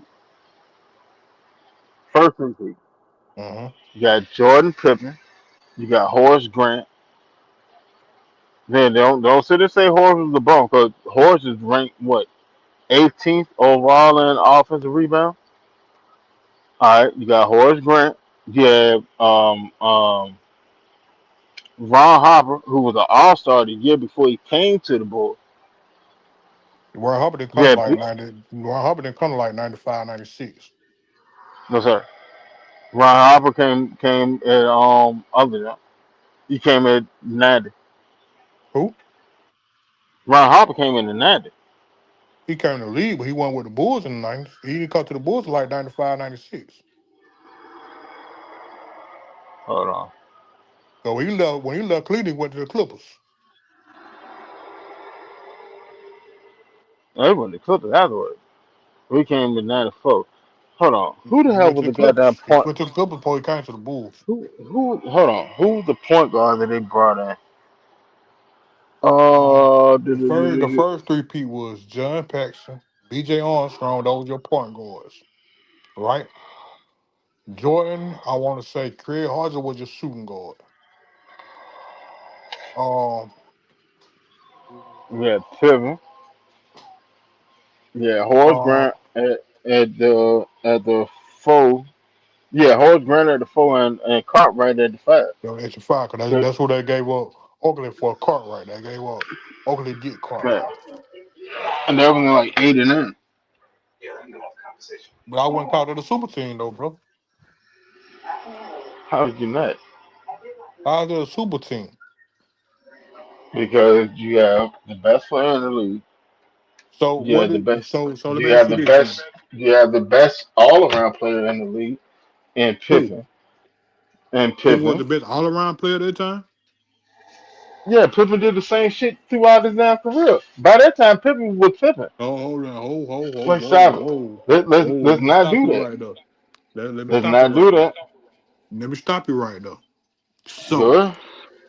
when you say you said Pippen was the best all around player at that time. I think Pippen is better than Jordan. I'm not gonna lie to you. You know, that's where we going. That's definitely where we disagree at. That's I definitely think where we I think disagree. I think if Pippen went on to Seattle and went to the Supersonics like he was supposed to went to, Pippen would have had a better career than Jordan. Nah, I disagree. You crazy. Pippen wouldn't have had to play second fiddle to Jordan. Yes, but Jordan is a better scorer than Pippen. Pippen ran your offense, anchored your defense. No, no, I'm finna stop you right there. What we finna get into this set, right? All Go right. for it. Now, when Pippen first got to the Bulls, who were they coach? When Pippen first got there, Was it Doug Collins, right? uh, yeah, what Kyle? All right. Now, why I'll give you that pushback at on that is we didn't even see Pippen as a point forward when Collins was up. So we don't know if Pippen would have went to Seattle and been an all-around player. You feel what I'm saying? Pippen became that because Phil inserted that Pippen was a point forward. We don't know if he would have been in Seattle. You feel what I'm saying? He Cap, didn't come into he Cap, didn't come into the league as a point forward now. He didn't come into the league as that. Cap, Cap. That's Cap. Because Pippen was playing point forward in college. What was that? Arkansas. What the Central hell Arkansas, was that's that where shit? Pippen came from. Central Arkansas. He was playing point forward in college. How do we know that? Because you watch highlights, right? Because you damn sure didn't see him in college. Because you saying you younger than me, so you didn't even see Pippen in college. 'Cause I didn't see him in college. Yeah, but we know for a fact he was running that in college. No, we do You can not. see that by his Because numbers. Yeah. Pippen Yes. came in. Yeah, I'll give you he came in as a point guard because he wasn't ever what 6'2", 6'3" when he first came to college. No. Yeah, he was like 6 foot when he got to college. Yeah, cause he wasn't no 6'7" when he first got to college. Now, No, no, no. He hit two growth spurts. now, like I say, we Mm. don't know because we always said that they drafted people because of his talent, but we do not know that because when Phil put in that triangle offense, that changed a lot of things, bro. Period. See, this is where you got it wrong because Ted Winter was already on the staff. See, Yeah, you're right. You're Ted right. Winter brought in He the running that triangle triangle offense, offense. You're right. You're right. and My bad. Phil Jackson came in along with Pippen. He was on the staff. Well, no, correction, he came in the year after Pippen. He was on the staff, and Ted was sitting there teaching him the triangle offense. And then when he became the head coach, that's when Phil implemented the triangle offense. So again, I say, So he was we brought in. He was brought in because he knew he had point four capability. I'm gonna break this all down to you this way. I'm gonna ask you a question. All right, we don't know if Pippen would have won a championship or Jordan would have won a championship, right? Pippen would have We won the know championship. who. Pippen would have won the championship. Jordan couldn't win playoff games. So you saying Like, Pippen what are would we ho talking ho about? ho ho ho ho ho ho? You saying Pippen would have won a championship, right? Because So why didn't Pippen win a championship when he left Chicago? he was old by then. Oh my God! So he was old when he went to Houston. Yeah, he was old when he got to Houston. So you saying when he left Chicago, he was just done. He was old. I mean, he still would average 20 points. So what you saying is when he left Hmm? Chicago, he was old. That's what you basically saying. He wasn't prime Pippen. He wasn't I prime say Pippen that he wasn't prime Pippen. No, because of what injuries, right? because he was older by that time. But yeah, by that time he was what? He'd been in the league like 10 years. So And back then, the average fan was what 10 to what now to like 12, maybe 13 seasons. so my point is this, right? Hmm. When we sit here and say that, right? All right, today's game. How long is your prime in today's game? Prime?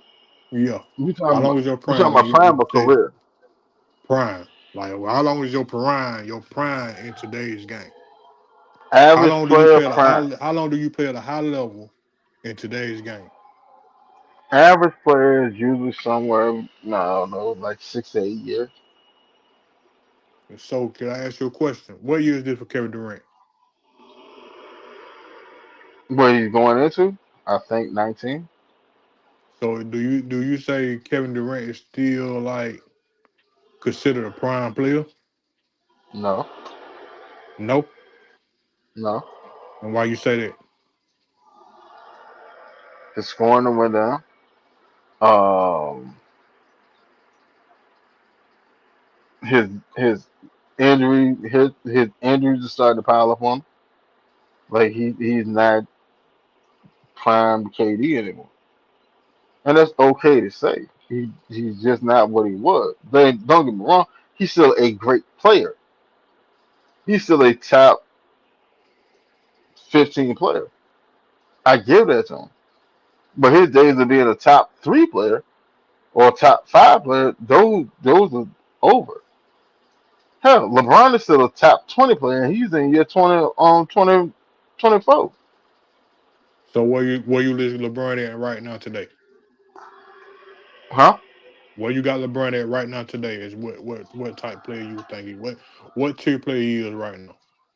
He's the top 20 player. Top 20? Top 20. Top 20. So you ain't got him in the top five, right? Mm-mm. Okay. He's All not right. in the prime. All right. As long as you say that right now, I'm all right because you got some people still think LeBron a top five player right now. No. Like, IQ wise, yeah. He's still the IQ wise, he's still a top five player. But I mean, he's not what he was when he was younger. And that just happened. This is life. I'm This I'm literally about to life. say I'm about to say this right here. I'll put it like this right here. I say maybe I was saying it, or maybe I'm wording it wrong. I say players today play at a higher level, still at a higher level, like they still can impact the game better than the players did back then. Back then, to me, like in the 80s, 90s, early 2000s, you had your like you said, you had your peak career at probably 6, 7 years. But players today still play like at a high level. Like say like for instance, KD still can average 25 points a game in years Yeah. 17, 18. Like when we was coming up, you didn't see a player when they got to year 15, 16, they weren't averaging no 25 points a game. Their point total probably done went down to 14 to 12 points. If they wasn't not the last man coming off the bench. You No, feel what I'm see, saying? like LeBron, year before last, LeBron was averaging like 26, 26, 27.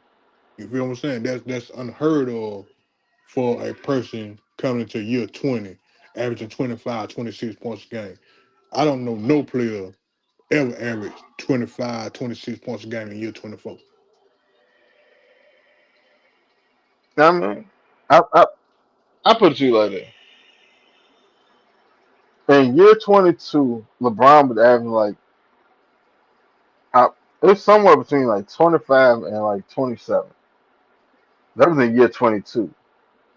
Last year, you got to remember, he missed, I don't even know how many games in the beginning of the season because of sciatica.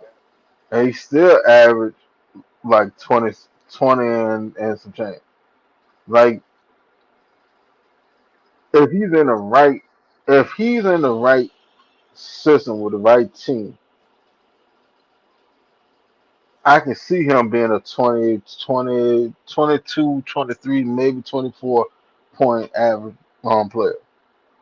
The days of him averaging 27 and 30 and 28 and 29, like those days are they are over. Because if LeBron is on your team, he's averaging that, everything to win the shit.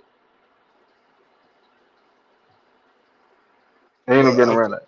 I think I'm getting off subject though, because we was on here talking about the goat debate, and why I say is to me it's no goat. Not to me. It's just I just go by eras. Who's dominating their era? To me, LeBron dominated his era. We'll never see LeBron play against with the Kareems and all that. Everybody want to say LeBron will do this in the '90s. We don't know because for one thing is we don't know what type of game LeBron will even have in that era. You know what I'm saying? Will he be more of a scorer in the '90s or facilitator? Will he just still be facilitating like he is? We don't know because LeBron, say for instance, LeBron probably wouldn't even seen Magic to even know, okay, let me do this and let me do that. You know what I'm saying? Yeah, with him. So Yeah, with him. we don't Yeah, know think that. about it. Magic came in the league in like '79. Yeah, 79. But All right, so watch it, watch it. If Magic, if let's say hypothetically, that's for shits and giggles, right? We switch LeBron, put LeBron in the Bulls in '84, and Jordan with the Cavaliers in '03. LeBron would still play the same way that he's playing now. He no, would he just wouldn't. score more. Yes, he No, he wouldn't. would. No, he wouldn't. Yes, he would. You know No, why? he wouldn't. Because And I'm Magic gonna tell was you on. why he wouldn't. I'm gonna tell you why he wouldn't now. Since you said that right there, basically Mm-hmm. Scottie Pippen and LeBron got the same game, right? Right? LeBron's a So far better scorer. LeBron a better scorer, right? Mm-hmm. So now you're gonna take the ball out of Scottie Pippen's hand. So now what impact would Scottie have with LeBron? Scatter would be more of a slasher and spot up shooter and still play the same defense and play off each other. But when LeBron you has say shown, hold on, because you've seen LeBron shown that he can play off of, he can play off ball. Jordan can't play off ball. he couldn't play all ball, Jordan can't play off ball. Jordan Jordan is didn't not play. a spot up shooter. He's not a spot up shooter. He So what can't do you play call off ball. what do you call off ball? Because spot up shooting is just off ball now. You feel what I'm That saying? is off Jordan ball. had spots he got the ball in. So I ain't gonna say he was just no spot up shooter, but Jordan had to take Case 100 in dribbles to point, put the ball in the hole neither. what Jordan is gonna take. All right, Jordan. When you see Jordan score, now Jordan was somebody not taking saying, 100 dribbles. hold on, He was not hold taking on, watch 100 it, dribbles watch to it, get the ball watch in it, the hole. watch it. That case in point. That's not off ball. So what is If off you ball? if off ball is being able to either slash, spot up, or pull and pop. Like that. That's off ball. Jordan has to get into a rhythm for his shot. So Jordan is going to dribble 2 to 3, maybe 4 times to get to his spot, and then he's gonna get into his footwork to get his shot off. Jordan can't play off ball. I don't know why people like. I never understood why people said, "Well, Jordan Hill scored 40 something points in this era." That's a damn lie. He can't play all the ball. You don't think he scored 40 in this era? Fuck no. You know I why? think Because he he can't could. shoot three. He can't shoot Ho, three. ho, ho, ho, ho, whoa, whoa. I disagree. Oh, ho, ho. I disagree. Stop it. I disagree. See, I like when Man, people say that. I like when people say if that. Hold if on. you if Let you me land if my you plane. if you if you go to that playoff game when he went 6 for 6 in the playoff, I I mean, ain't even in talking that about. I ain't game, even. I'm not like, even talking about that though, bro. all I right, ain't. Even, go I'm ahead, not talking about go that. ahead, I'm not. I don't even care about that Portland game. What I'm saying all is right. this right here. This is what I'm saying. It's a different game today. So we can't say what Jordan can do and what he can't do because his mentality gonna be okay. They shooting threes today. How we know that Jordan wouldn't be a good 3 point shooter today? Because his mentality gonna practice that 3 point shot right around. So Let we me ask you don't this. know. See, we just Hold going on, by what we hold see on. because his cement already dry, brother. His cement dry, so we can't never see what he could do in this era because we don't know. Let, The day era let, is let, more 3 point let shoot. me You don't even see a mid range game like that no more this era. hold Only on. person that really play mid range is Kevin Durant. Let me ask you this. Right? Go ahead. Did they not have a 3 point arc when he was playing? Yes, they did. All right, let me ask you this then. Did they not keep the top 3 point shooter or a top 3 point shooter on their team? Did they keep one? Yeah, they kept a good 3 point shot. I ain't gonna say top, but they kept a good 3 point A shooter. top a top Craig Hodges led the league in 3 point shot. See Kerr led the league in 3 point shot. No, John Paxson, use a damn no. lie. Use a lie. No, Use a lie. they did not lead the league in 3 point. They were good 3 point shooter, but you saying led the league now. When you say lead the Craig league, that Hodges, mean they the Craig, top. Craig Hodges led the league in three You 3 point. saying Craig Hodges won a 3 point shootout. He did not lead the league in No, 3 point Craig. shooting.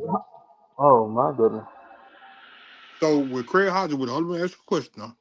So when Craig Hodges was on the Bulls from what year to what year? Excuse me. From what year to what year did Craig Hodges play with the Bulls?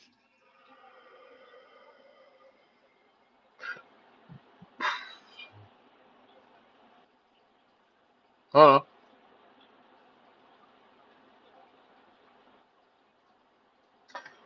Craig Hodges played in the league for 10 seasons and led the league in 3 point percentage 3 times. Like, come on, bro. Like, stop, stop it, bro. What year did Stop he? it. No, no, no. See, you missed my question. What year did he play with the Bulls and Hey, led the hey, league in hey, three look, point hold shooting? on, hold on. Why did? And I'm gonna do you one better. Cause you said Steve Kerr didn't lead the league in 3 point percent. Steve Kerr has the highest 3 point shooting percentage in NBA history. Okay, now let's break this down. No, When we no, we say got to that, back it up oh, because pause now, I sat there and said that they kept the either the top 3 point shooter or a top three in the league shooter on the team. You said Okay, that Craig Hodges wasn't that. You said Steve Kerr wasn't that. You they said John was Paxson wasn't that, and I'm showing you different. they wasn't. Okay, now I'm finna break this down how I look at it. No, You this you how I gotta look break at it. it down too, because I know for a No, fact what I I'm finna know. break it down why. I'm finna break it down why. All right, now if I take two 3 pointers or three pointers a game, because they basically what you basically name it is, all right, John Pastor was a starter, right? Kirk came off the bench, Hodges came off the bench, right? How Now, do oh, Craig Hodges with the team in can I 88, finish? Can I finish? 88 to 92? Can I finish? Hmm? Now, if I come in off the bench, I take three pointers, right? And I make two, right? All right. Now we got a person like Reggie Miller who might jack up 5 3 pointers and make two. You feel what I'm saying? Now, who's a better who's more of a 3 point? Because he only coming in taking 4 5 shots now. So who percent supposed to be high? Mine or yours? With me taking more shots than you, who percent is gonna be higher? See, and you know why they sit there and have the rating the way they do. Just for the statement that you just said and said, for you to rank on a percentage jump, you have to take X amount of shots as a minimum. You have to. So they all qualify, and he has the best percentage. But was he a better 3 point shooter than Reggie Miller?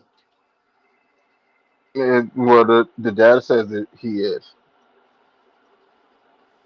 Oh, I'm mercy. I'm just in the same. Now, does Reggie Miller have more highlight 3 point shot? Sure. Reggie Miller is one of the best shooters all time. Give it to him. I give it to him. I have no issue with debating that at all.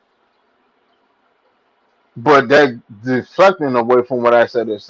The Bulls kept either the number one 3-point shooter or one of the top three-point shooters on their team. And they had a 3-point line, and Jordan couldn't shoot three. That's exactly what I said. That was his You, you, game, though, no, bro. I don't care because if your game is that, then you develop your game to be able to be effective all over the court. No, no, But, you but, do not. Okay, but let me hold ask on, you. Let me ask. hold on, Let me hold on, ask hold you on, this. hold on, hold on, hold Go on, say no, what you're no, gonna say. no, I'm gonna hold ask on, you a hold on. question. I'm gonna ask you a question after you All right. finish. You know. No, watch it. All right, y'all all majority of the people that don't like LeBron, they say, but LeBron he can't shoot this, that, and the third. All he do is just go to the basket, right? Then LeBron develop a mid-range game. Then LeBron develop a three-point game. Had the same opportunity that Jordan had. Jordan just didn't take advantage of it. Jordan played mid-range to the goal. LeBron scored from three levels. Man, am I right or am I wrong? He did. He had to develop that, right? He developed that. I'll give you that. He developed All that, right, right? so then why didn't Jordan do the same?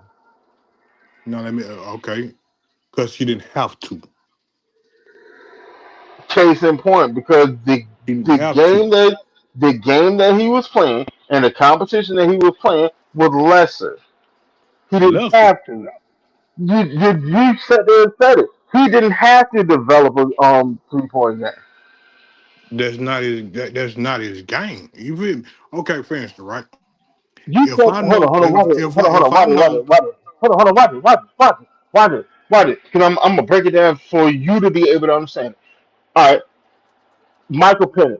What would you say Michael Penix issues are? what Michael Penix issues are, Hmm? if you ask me, I don't. What's Michael Penix issues? One, he haven't played long enough. That's one issue. What He haven't played long. He had experience yet in the NFL. what what would you No, say Michael Penix needed to develop? how to read a defense. Okay. But that's what the average quarterback in the day's game though. Okay. So then therefore he should develop that to become a better player, right? Hmm. All right. So then why wouldn't Jordan develop a 3-point shot to become a better player? Because what he was doing was already working. What have you ever heard the term? Well, if it ain't broke, don't fix it. If it ain't broke, don't fix it. If I don't need to take 3 pointer, why the hell I'm gonna go out here and start jacking up all kind of three to shoot myself out the game? See, back then the mentality was back then you live by the three, you die by the three, right? That was the mentality back then. Have you ever heard that saying before? You live by the three, you No, die by the three, right? that's the mentality now. Right? No, it ain't. Yeah, Cause I, the cause like for instance, the right? game You you nowadays you is can you can say that straight up. about a lot of you can say that about a lot of players though, bro. You can say that about a lot of players. You just can't say that about Jordan. You can say that about power forwards today. Power forwards today, they basically scratch forwards today. You don't see no back to the basket forwards like that in today's game. You don't see many of them today. Now, is it Tim Duncan's fault that he didn't go out there and check up a whole bunch of threes, or was it that he just went down there and played his game in the paint and he was fundamentally sound? So, what would you want Tim Duncan to do? Be fundamentally sound, or start being like the day NBA player go out and jack up a whole bunch of threes?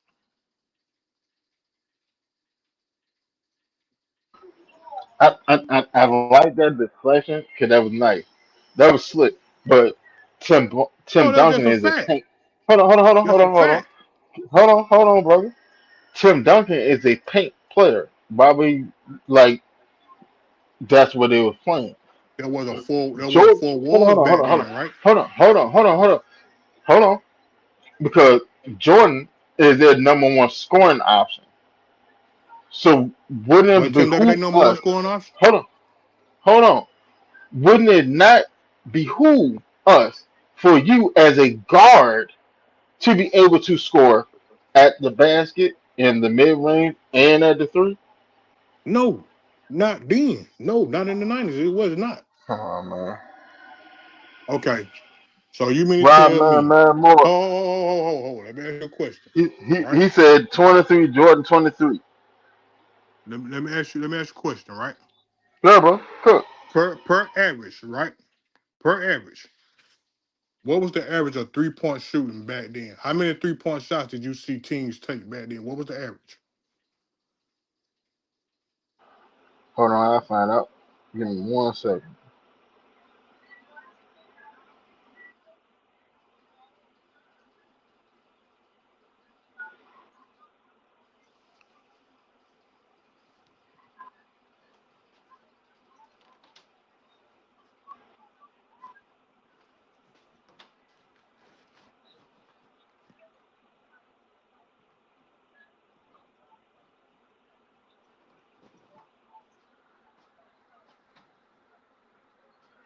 About 12. Now, what's today averaging 3-point shooting? What's the team averaging in today's game?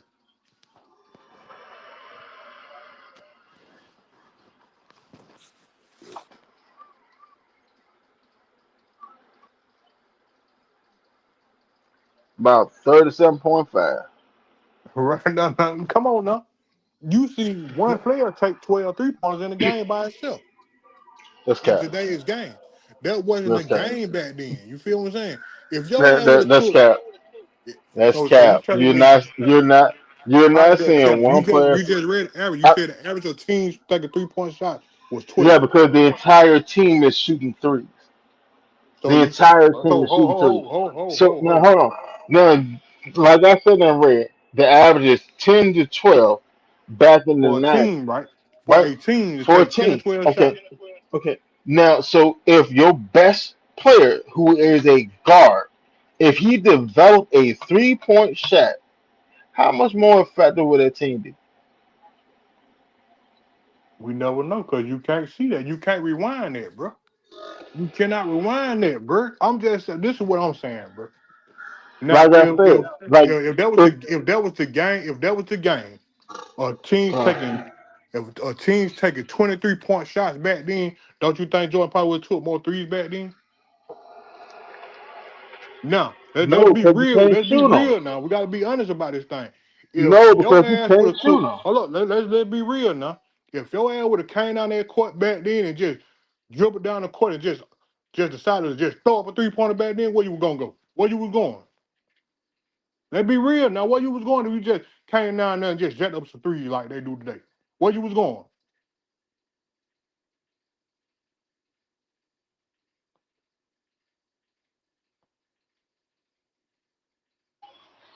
Uh, I put Can you you like hear it. me? Can you hear me? Yeah, man. So if a player came down and just jacked up threes like they did today in today's game, where was you going? You're What going your to the coach was gonna do, bench. You're going to the bench unless you have a So- green light to shoot three. right? So Now back why would then, Jordan? also Why you had would the right Jordan? sets back then, Hold on. right? No, I won't really No. run no damn set. The triangle offense ain't even a damn set. Stop it, bro. Lord have mercy. I can tell you wasn't really watching, bro. You crazy, nigga. The triangle offense is not really a set. You do know that, right? So what is it? Do you run plays in a triangle? What is the triangle offense? What is the triangle The tri- offense? Here we go. Here we go. The triangle offense, in all actuality, is more of a freelance offense. I'm gonna tell you exactly why. Because all you're doing is Built creating. around built, Hold ar- on, hold built on, hold on, around what? The hold on, hold on, triangle, hold on, hold right? on, hold on, hold on, Built around hold the on, bro. triangle, right? Hold on. Because you obviously do not know what the triangle offense is. I know what the triangle offense is. Man, you can't. I You've do. seen I know it what the being triangle effective. offense is, bro. Hey, look, all right, is the triangle offense a freelance offense or is the set oriented offense? It could be both. No. Which one is more predominant?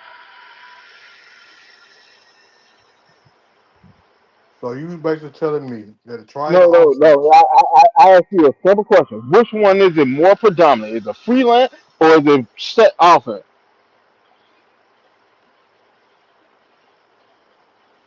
Uh, That's a simple either or answer. I'll say six. It's not. The triangle offense is not a predominantly set offense. It's not because what you're doing is you're moving players. The players are moving around to create three triangles on the goddamn on the court and half court. So let me ask you this: Hold on, if hold it's on, hold on, time, hold on, hold on, hold on, hold on. okay, if Hold it's on, no, called a if it's called a triangle, right, and a I'm different about to spots on the break court it that have a down for you. triangle, right? If it's different spots on the court that have a triangle, right? Hmm? If it's different spots on the court that have a triangle, right? You got different spots that have a triangle, right? Yeah, go for it. Hey, that's a They set. said Kool-Aid drink. What do you Now what mean is Bill freelance? Russell? But Jordan didn't go. Jordan didn't go, man. Ain't freelance like freestyling. You just go out there and run a whole bunch of schoolyard bullshit, and that's a freestyle. Bruh, Ain't that freelance? hold on, Well, you just hold running on. around the Robert, court. Ain't that Robert, freelance? Ain't Robert, that Robert, freelancing? If you Robert, running around the court, that's Robert, freelancing, right? Robert. Could here's what I'm about to exploit. What you sitting there saying? When you saw Jordan score majority of the time, how many players were on the same side of the court as him from his team? You said how many people was on the same side of the court as him? Hmm? It might have been maybe two, three at the most. False, false, See, that's false. another lie. That's another lie. No, it's not. Another lie. Cause But you hold on, can't tell me he was the only hold he on, was bro. not playing Hold on, isolation basketball, dog. That was not no, isolation basketball. but no, it definitely was isolation basketball. And I'm No, gonna it's break it not, down bro. to you. Hold on, Bernard. So I let you cook. Now listen. So I'm gonna give you some facts right now. I tell you, I don't operate in opinion. I operate in facts. All right. Triangle offense. Triangle offense is literally creating three triangles on the court at all times. All right. The way Hmm. it did it, and the way, well, for one, let's go to illegal defense. Illegal defense. Illegal defense. There is no shade. And there is no zone. You couldn't play zone back then. You played man on man. All right. So what they did, yeah, they may run a screen or something to free Jordan to get on to the weak side of the court. Maybe Jordan and another player. Why? Because now you have all this space to operate. Because the way a legal defense is, you can't sag off of your primary defensive responsibility unless the action is brought to you. The action has to be brought to you before you can sit there and go into him. Unless you just hard decide to double him as soon as you get the ball. Then you stay on the double. Jordan played isolation basketball. So he Yep. stayed on the weak side of the court. Like stop the bullshit. When y'all see the highlights of him sitting there going up over all these people, it's because he done went into the teeth of the defense, and now he done brought those post defenders into the action of the play, and then they able to go up, but they have to go up late. That's why you always see him over everybody else because he has to jump late. Otherwise, it's called illegal defense, and they will get whistled for it. That's No, literally why. That's literally why you no. sit there and see all the little screenshots you see where Jordan is over top of everybody else. That's why you see it because they can't get off the ground before he can goddamn other jump. Now in a zone defense, you can go contest a shot. You can go ahead and go to test a shot.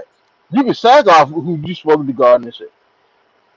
You can't do that back then in illegal defense. You think I'm lying? Go Google.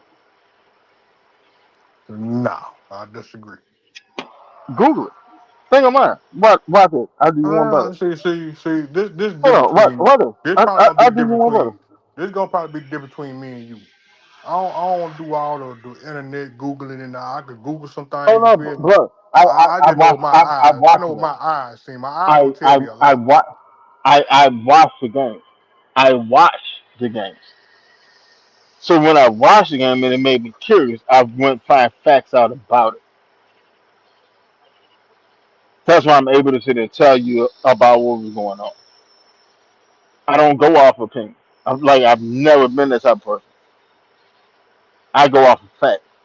So illegal defense eliminated the NBA eliminated the strict illegal defense rule before the 2001-2002 season officially legalizing zone defense to prevent teams from simply camping in the lane and clogging the paint. The league reduced it, replaced it with the defensive 3 second violation, which penalized defenders for lingering in the key without actually guarding their opponent. History of legal defense. Through the 1980s and 1990s, the NBA strictly enforced man-to-man rules. Defenders were required to be within a specific distance of their assigned offensive player. This system prevented teams from running zone defense and made it nearly impossible for off-ball defenders to leave their assignments to help double team. The rule was originally designed to isolate superstars for a one-on-one matchup and force the offense to play space. So Like, come basically, on, what bro. you Like, he played so isolation basketball. basically what you saying is in the NBA they couldn't play zone defense, right? Not before, not legally before that 2001. So let me ask you a question. So I'm just asking because, baby, I don't just be knowing. Because basketball wasn't really my thing. I watched basketball, but I wasn't no basketball. I was more of a football man. So basically what you're saying is in high school and college, you could play zone, you could play trap defenses and all that in high school and college. But you can't do that in the NBA. You couldn't do it in the NBA. You could So the do it in reason the Olympics too. You could so do it you in can the do Olympics back in '84. You could do it in the Olympics in '84. You could do it in the college, and you could do it in high school, but you couldn't do it in the NBA. You had to play man on man.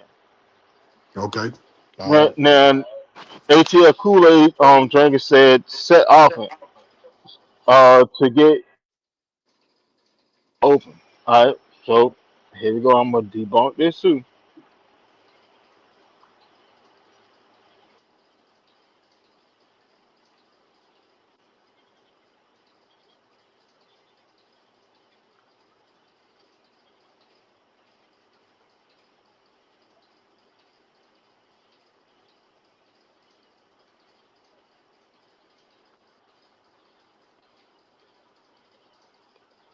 All right, so I Googled, was the triangle offense more set or freestyle offense in the NBA?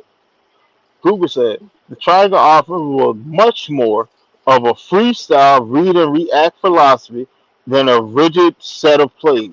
Pioneered by Ted Winter and made famous by Phil Jackson, the system required players to intuitively interpret defensive reaction and make decisions based on set spacing rather than college specific plays. It's a freestyle offense. What you So do back is you put your star player on an island basically, and you let him go to work against a weaker defender. I can you ho. That's where you lost me at. Now, so basically what you basically saying is what you almost saying is a point guard had to play a point guard, shooting guard had to play a shooting guard. That's what you saying? A Or point did guard player coaches up. No, or you can you or can you can mix your defense assignment, but whoever you assign to, that's who you assign to for the most part. And then the coach, like if that shit ain't working out, then the coach got to call time. I would say you're going to this person, da da da da. But like no, like there's no switching this shit during plays and stuff. so when they ran a pick and roll back then, right? They didn't run pick and roll then. Huh? Did they Damn. run pick and roll back in the days? Huh? Did they run pick and roll back in the days? I said yes. So when you run a pick and roll, what you do? Do you switch?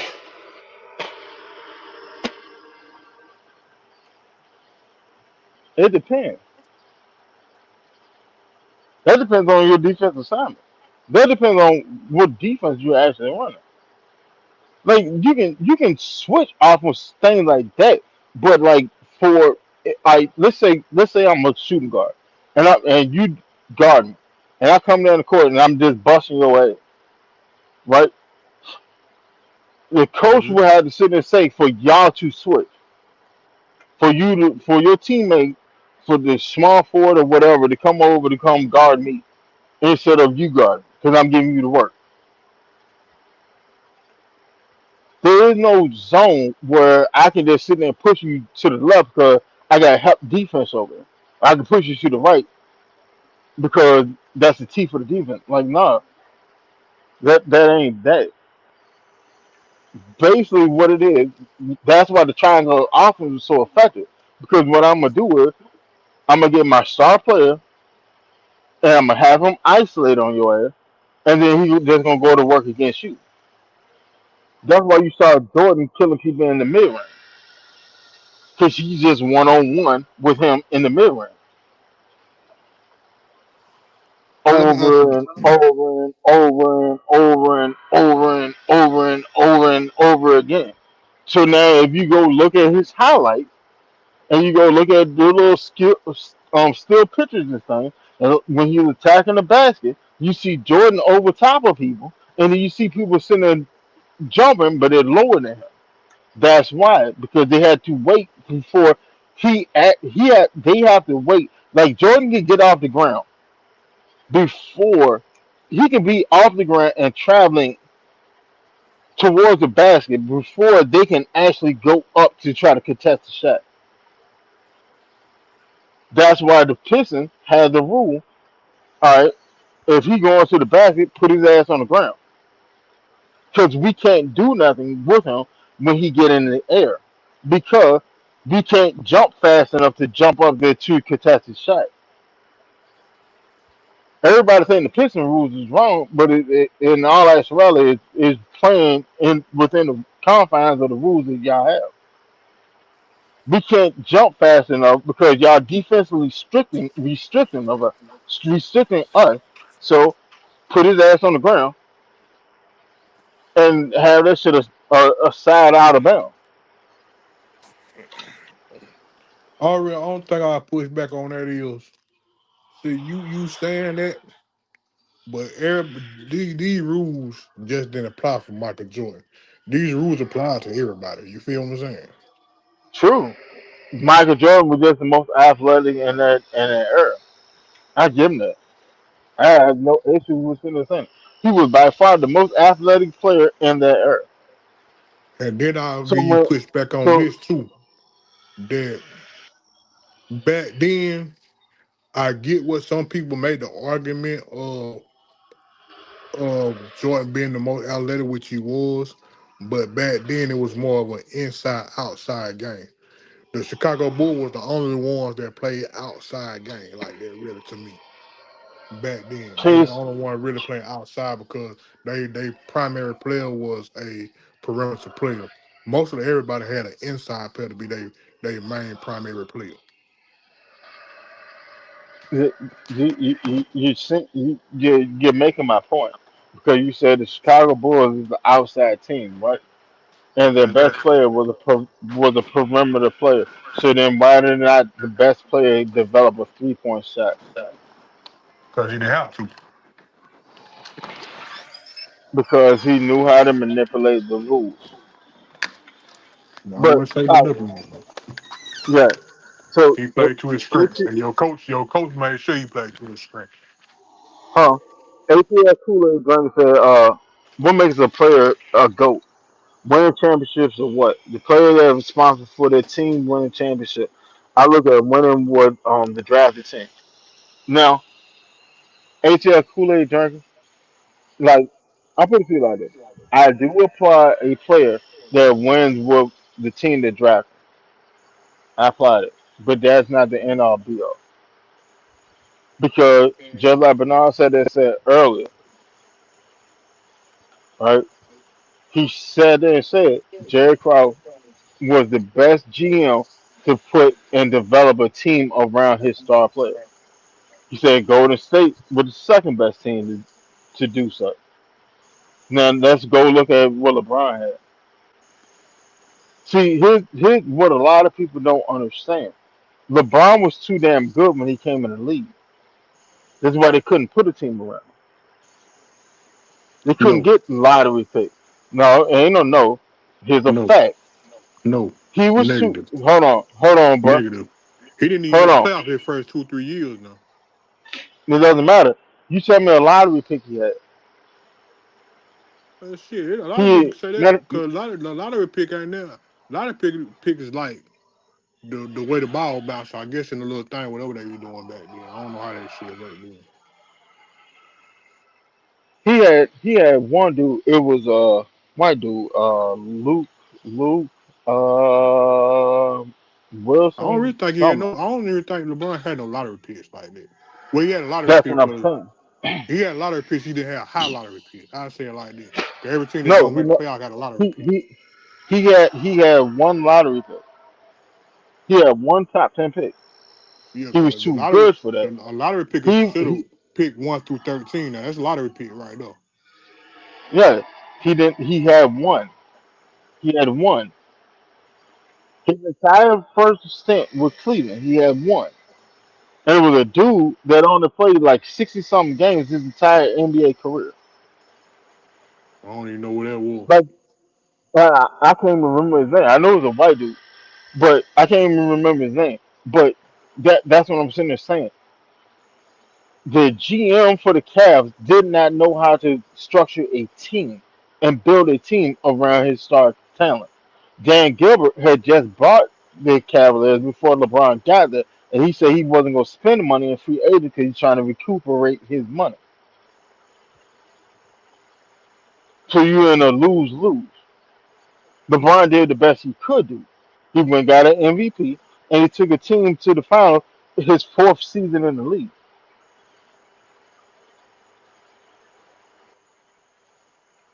And then even with that, y'all still couldn't attract goddamn talent to Cleveland to run with LeBron.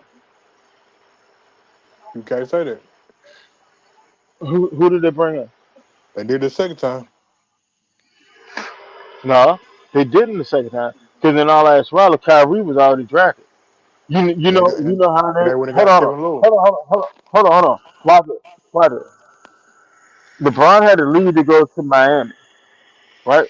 You know what the Cleveland Cavaliers did the following year? They won 13 games. You know what they did after that? They drafted Kyrie. Kyrie couldn't stay healthy, nor could he have a winning season. Kyrie couldn't have a winning season before LeBron did that. When LeBron came back, well hell, they got Kevin Love before LeBron came back. No, they can't. No, no, no, no, They got Kevin Love before LeBron came back. no. They came at the same time. They came in the same year. Yeah, but Kevin Love came in free agency before LeBron got there. Well, hold on. I'm trying to follow what you're saying. Are you saying Kevin Love came a year before LeBron, or you saying they came the same No, year? they came the same year. Kevin Love signed before LeBron got there. Oh, I'll give you that. Shit, LeBron already knew he was going back to Cleveland, though.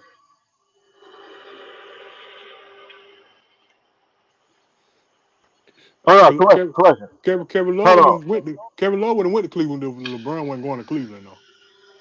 Bron got LeBron got there in July. Kevin Love came in August. Correction, correction. So But LeBron got there first then. Kyrie was already there. Now Oh watch yeah, this. Kyrie was there. Now, yeah, Kyrie but was there. Kyrie here's was another. there like a year or two before LeBron even came back. No, Kyrie came 2 years after LeBron left. That's what I'm saying. Right? I think he was there a year or two before LeBron came back. Yeah. Now here's another thing too, though. People forget in that same draft that they got Kyrie, they got Tristan Thompson too. Yeah. Cause I think Tristan Thompson They went they number what? Number four. they both were two first round picks. So I know Kyrie was number one, but Tristan Thompson was number four, right? Uh, I I think Tristan may have been a little bit lower. I think he was in like in the top 13 though. I know he was the first round pick, but Yeah, he was first. I know he this first round, but I want to say this, Trish Tustin went in top five. I can't remember though. I can't remember because I this, think this, Cleveland had two this, top five picks that year. this is what I'm sitting there saying. So what year Like did Cleveland get what's the boy name? He didn't pan out. He never panned out in Cleveland. He who? was the Andrew first. I Wiggins? think no, not because I know Andrew Wiggins went to Minnesota before because that was the number one pick. I know Minnesota traded him for I don't know how that trade went, but I know Andrew Wiggins was the number one pick. He went to Minnesota. But what's the other boy now? He went number one in Cleveland too. I don't know if Andrew it was Wiggins. Andrew no, Wiggins started off the Cleveland. Not Wiggins. I know Wiggins went. It was another boy went number one in Cleveland. He never took off. I don't know if it was before Kyrie or after Kyrie. It Um, had to been after Kyrie. what's the boy name? Anthony Bennett. What year did Anthony Bennett come in? The year after Kyrie. He was cause so Cleveland had two back to back number one picks then. Yeah, Cleveland has three number one picks after LeBron left. It was Okay. Kyrie, it was Bennett, and Anthony Wiggins. Anthony Wiggins was drafted to Cleveland. Then he went Minnesota because they traded him with LeBron came. So they traded That's Andrew how he got. Wiggins for Kevin Love, right? Yeah, that's how he got to Minnesota.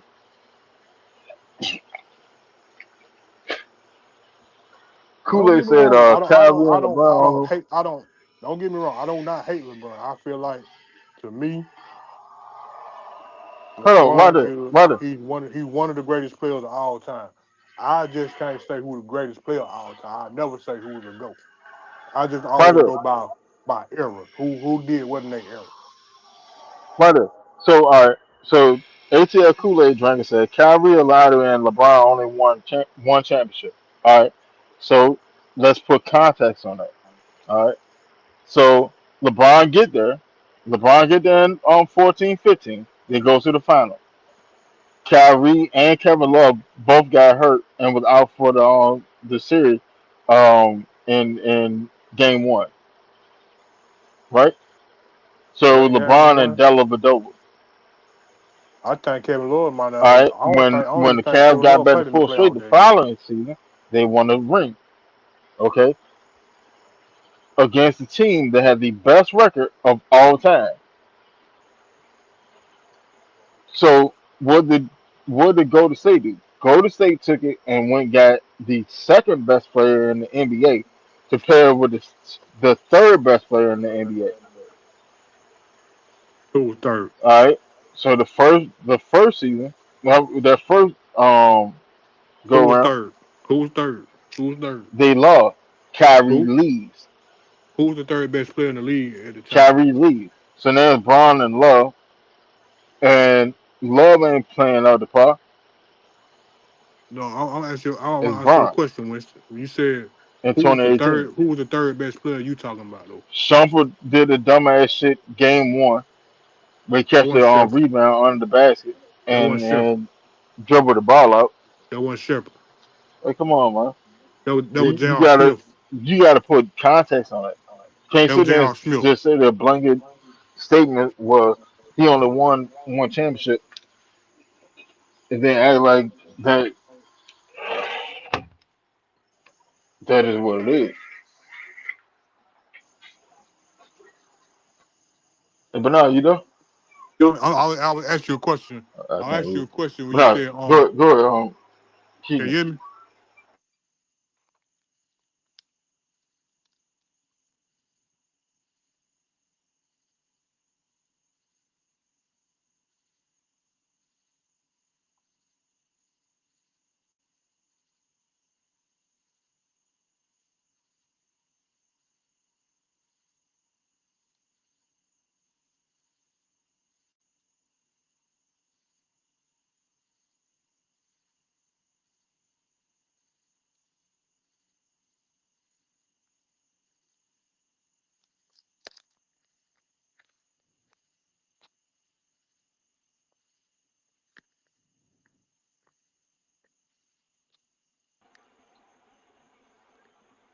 Yo, B, can you hear me?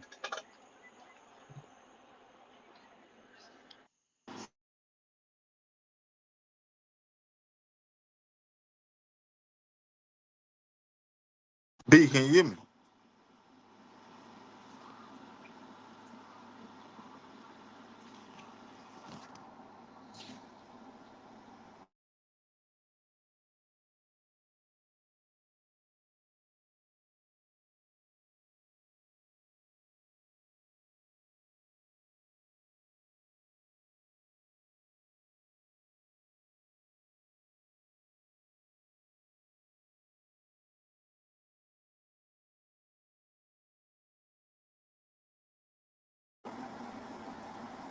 Yo, yo, yo. Can you hear me? There you go. Hey, B, Bernard.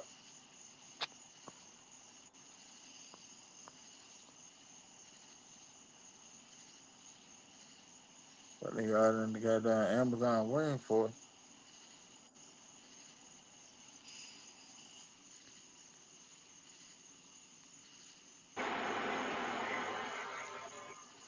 Yo, yo,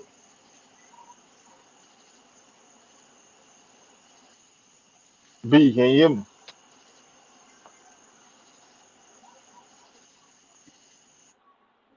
Hey, Bernard. Hold up. Chat, can y'all hear me?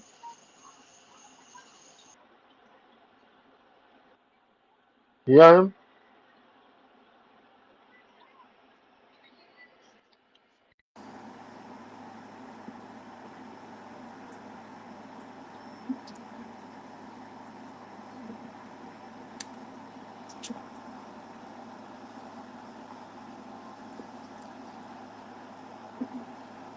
Nah.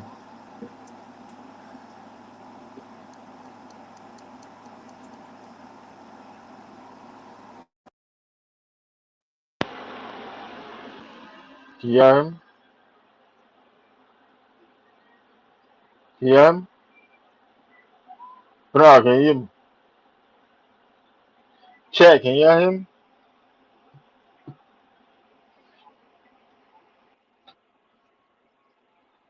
You two, I mean, string y'all in the goddamn way.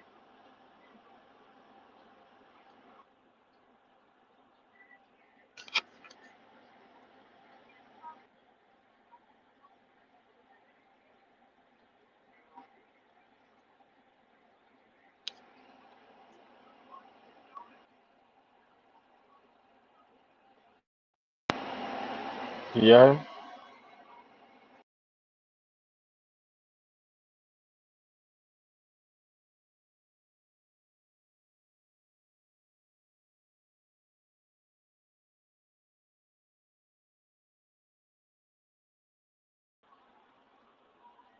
Can y'all hear me? Chat, can y'all hear me? Hey, Kool-Aid John, you can hear me?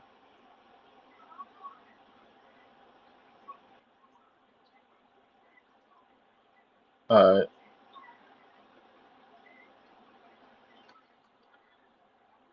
I'll say this, right? So you said that LeBron started deliberately building super teams.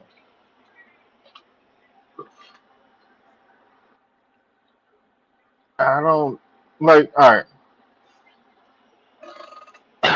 the super team moniker is thrown around too loosely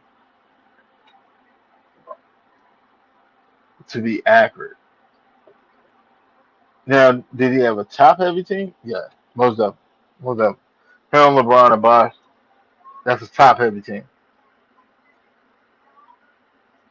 But who the hell was on? Who was on the bench? Let's be honest with yourself. Who actually was on the bench? Think about it.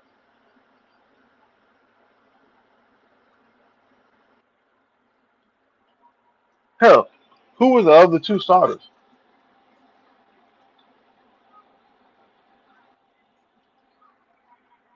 Who can remember that? Because all y'all remember was LeBron, Wade, Bosh, Ray Allen, Shaq. and maybe Mario Chalmers. Who else was on the team? If it was a super team, you would know.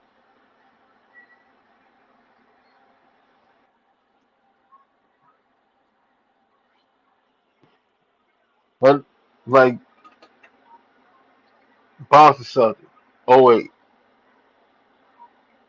Paul Pierce, Ray Allen, KG, Ray John Rondo, Michael Peters, Glenn Davis, Kendrick Perkins, shit. Who else they had on that damn team? That was that a squad. That's a super team. LeBron didn't invent super team. Super team's been happening. Hell, let's go back to the '04 Lakers. Kobe, Shaq, Gary Payton, Karl Malone, uh, was Steve Nash out there? Steve Nash may have been on that team too. That's the super team. That team was created the year after LeBron came into the league. Like, what are we talking about? I'm not saying JR was a bad player. JR wasn't wasn't like a needle mover. Like in all actuality, he wasn't. Now if he was JR when he came in the league in Denver, cool. Hell, if you was JR with the Knicks, bet. But y'all remember how him and Shumpert got to to to Cleveland, right? They got traded as a package for a bum. I can't even remember who the hell Cleveland was shipped out for him.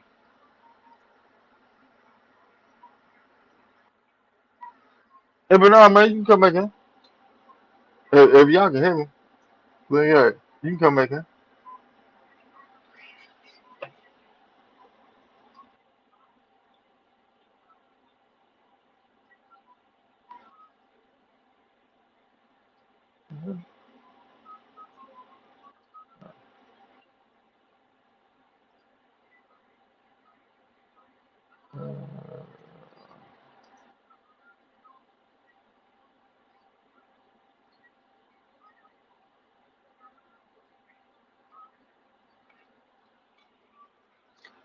I'm about to shut this joint down a little bit anyway.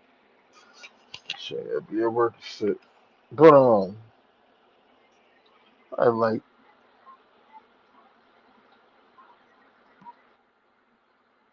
people. People use the term super team so loosely to sit down and try to downplay. Yo, All right, Bernard, good man. I'm here. hey Bernard, On screen. Can you hear me? I can't. Let me go out and come back in. Appreciate your Kool-Aid drink. Y'all hit that like button, man. Get us help us get this further into the algorithm thing, man.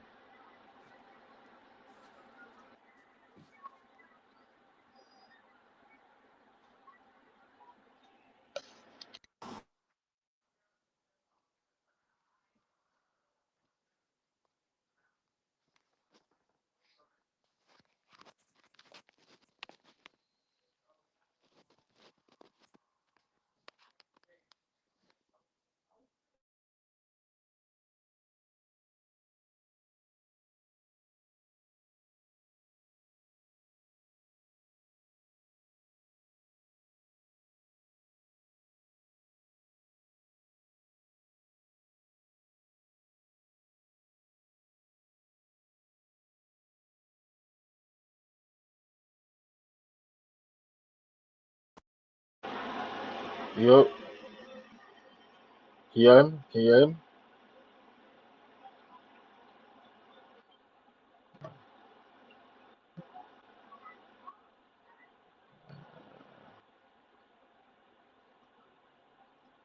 Yo, yo, yo.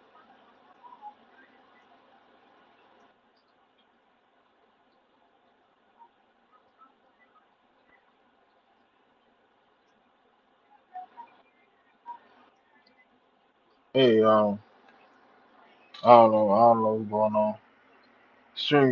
StreamYard again. But yeah, man. Ain't nobody say nothing about a super team back when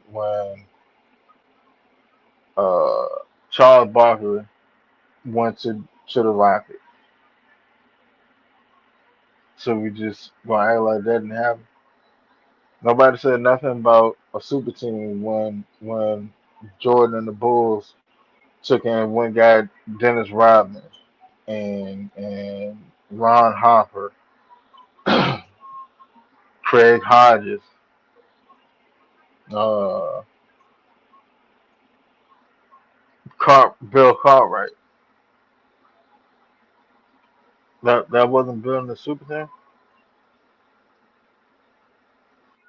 Like, do y'all not remember that the Bulls drafted Charles Oakley and they traded him for Bill Cartwright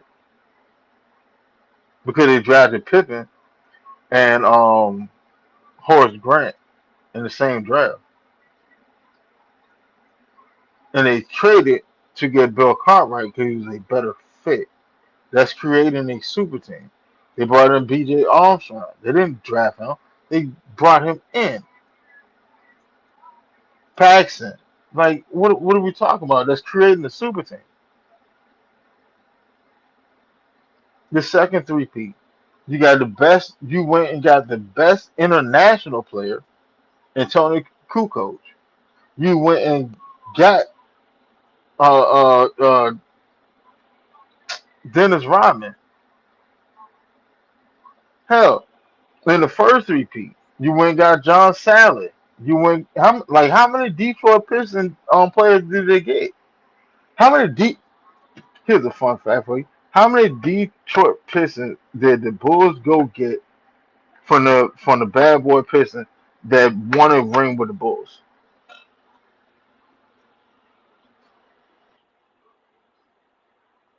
The team that y'all couldn't beat, y'all went and got their players.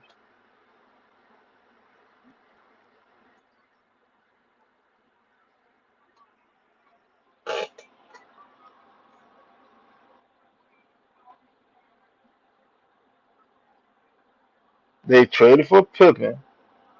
They traded for Cartwright. Did that not happen? Hey, come on, bro. Like Saba, don't do that. Don't do that. They created a super team for the first three peat. Then they turned around and did the same shit for the second one. Horace Grant.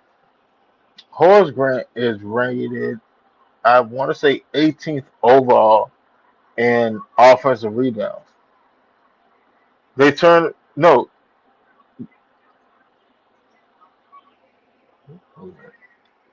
Mm-mm-mm.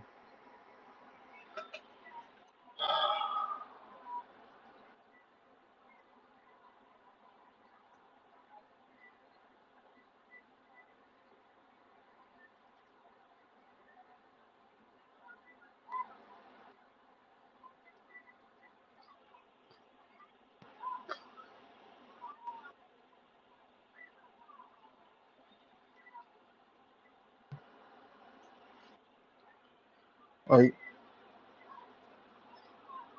that's building a super team. Like, I don't understand what a disconnect is at. I do.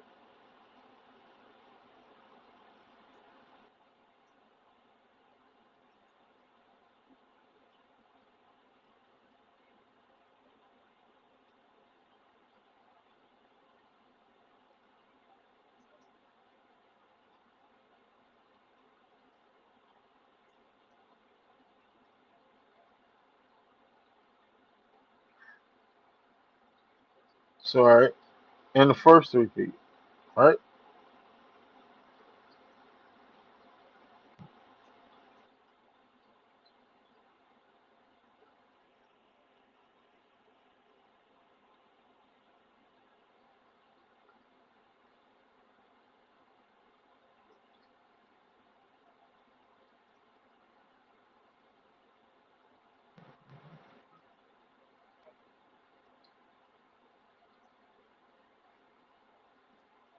Hold on, here we go. Here we go. All right, their first three-peat, John Paxson, they brought in.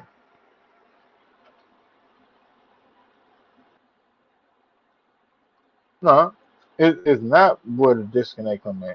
Y'all doesn't want to acknowledge it. They brought in John Paxson. They drafted B.J. Armstrong. They traded for Bill Cartwright.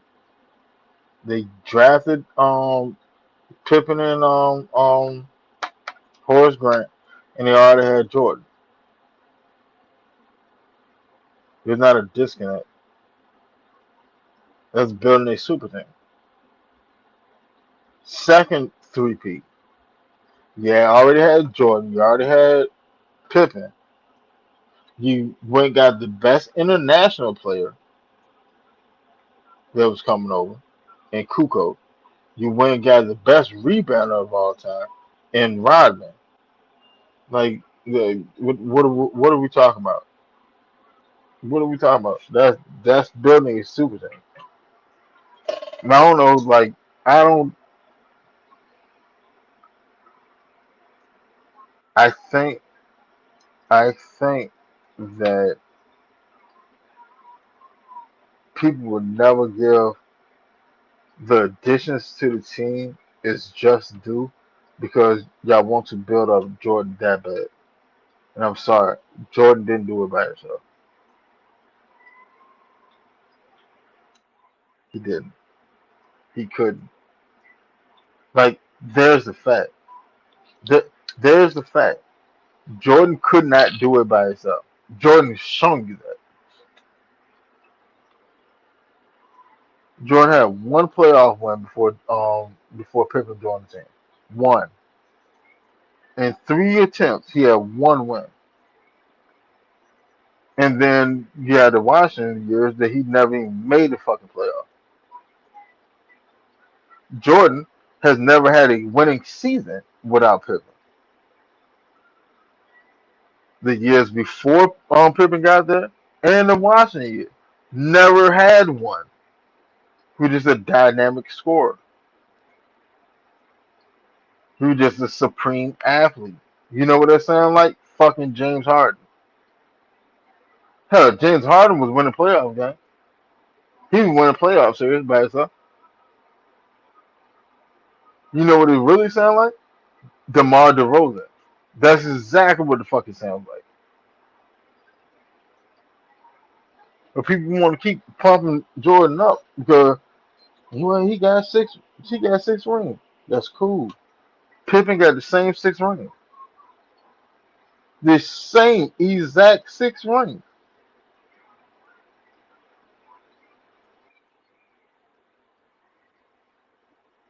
Bron joined super team. Okay. Well if Bron joined super team, which one of the players that he played with that he won a ring when has more rings than him?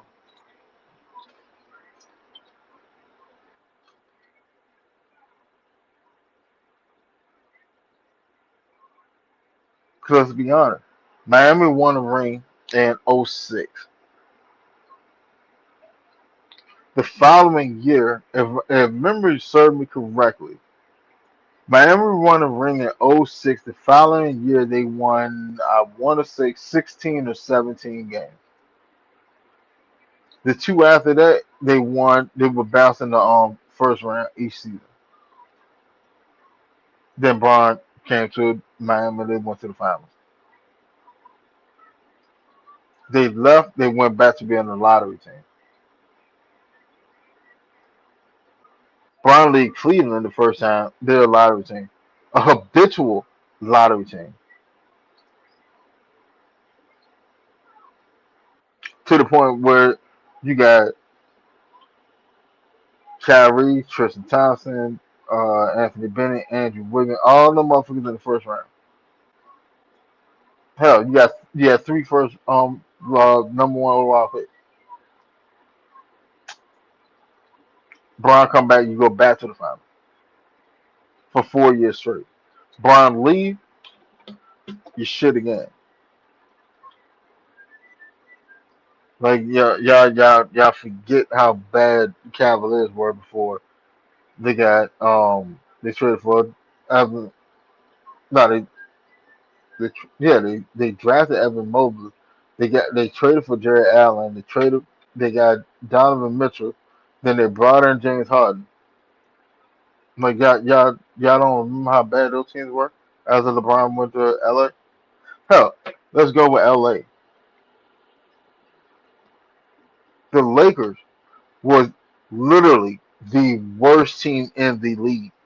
Kobe's last four seasons of his career, the worst team in the league. Not one of the worst. Hell, the Clippers were better than them. That was doing the whole Live City scenario. The Clippers were better than the Lakers. The Lakers was a fucking afterthought. That's how they get maxed all the first round pick. They then went and got D'Angelo Russell, who took a snitch on Nick Young because Nick Young was fucking other girls outside of Iggy Azalea. The Lakers was a fucking dumpster fire.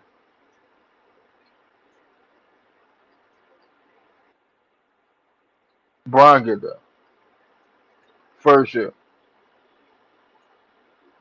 Just weed out the riffraff. Y'all go, yeah, you go. Let's rebuild the team. Next year, win the championship. Quick, fast, and in the hair.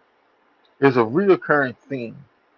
Where LeBron goes, within 2 years, you're gonna win a ring, regardless. See, Jordan couldn't win outside of a system. He's a system player. I don't know why that's so hard for people to understand. He's a system player. Jordan didn't start winning until Tex Winter and Phil Jackson implemented the triangle offense.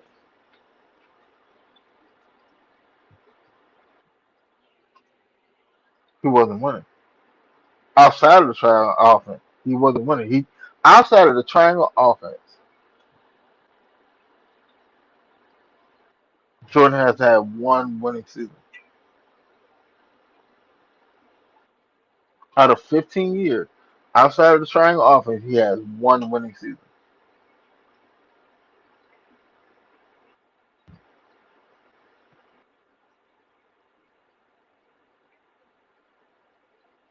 Like, y'all actually understand that? You catch what I'm saying?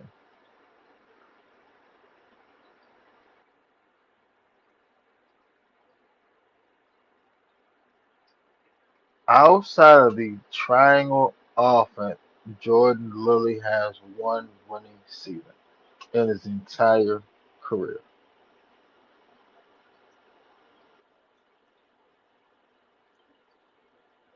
That's horrendous.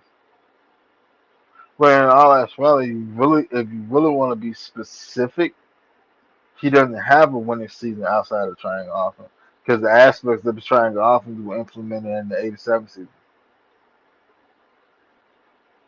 with Doug Collins. Aspects of the triangle offense was implemented then, but Doug had his own full offense, but aspects of the triangle offense was in that offense. So again, yeah, Jordan doesn't have a winning season outside of the triangle offense. You know who else had supreme success within the triangle offense? Kobe. Kobe never won a ring without the triangle offense. Huh. That's a reoccurring thing. So you went from six rings to five rings in the same offense. Hmm. You know who else had supreme success in that same offense? Pretty much. They got Steph Curry. They run a variant of the triangle offense in Golden State too. He got four of them. You know who never played in the actual system though? They got LeBron. It was a fact. Not a thing. Never played in the actual system.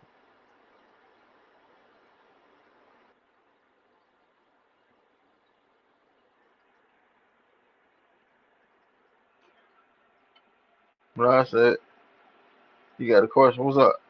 Jordan is definitely a system player. Like stop it, bro. He's a system player. Like I don't know how you don't understand that. Jordan was putting up all those numbers and shit and won't winning nothing. When he got into the system, that's when he started winning. Jordan is a system player. Jordan is literally the definition of a system player.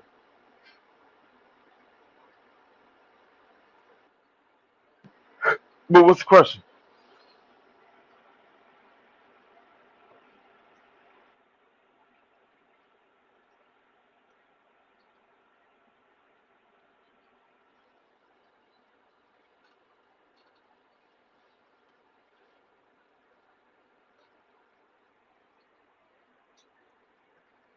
Wait, no, I'm not sending that question to.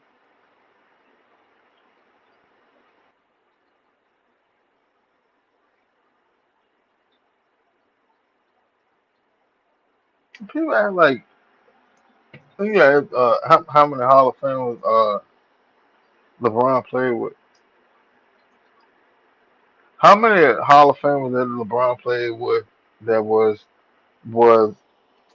an effective player when he played with them? That's the same. That's the same thing y'all be sitting there trying to use when well he played with the most number one overall picks. Yeah, that's cool. What were they when they was on the team with him? See, I noticed a lot of people try to leave out context, which is crazy to me. That's just ridiculously crazy. But how many was actually a effective player when they joined LeBron team? But you said what's the definition of a system player? A player that can only excel within said system, like Jordan, like Kobe, like Steph, system players. And the wild shit is, they all played in the exact same system.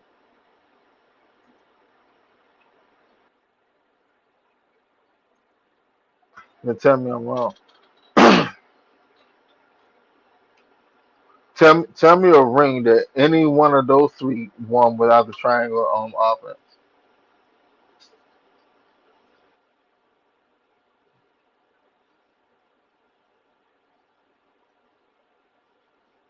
See what I'm saying? You can't refute that because that's a fact. They none of them won a ring without a triangle offense. None of them even got close to winning a ring without a triangle offense. LeBron went to the final as 22, but who? Mike Brown. Mike Brown ain't win his first ring as a head coach until this year.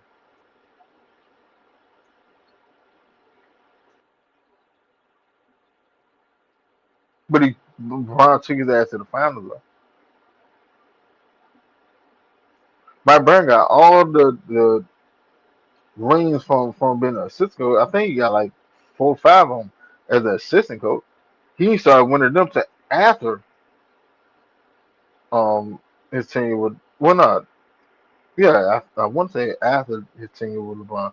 He got a bunch of them with go to state. I think he got one with Spurs, maybe two. But as a head coach, he didn't win his first ring till this year with the Knicks. which is what roughly almost a 20-year gap.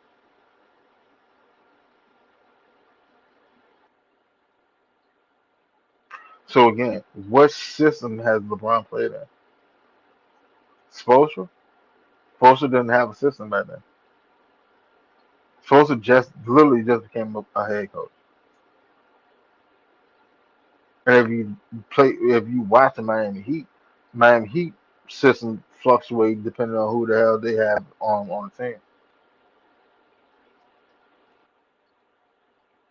Because if you remember, when Spoelstra first came to head coach of Miami Heat, and it was Bron, Wade, and Bosh and shit, he tried to have them running like the Phoenix Sun of '06, running gun, jacking threes.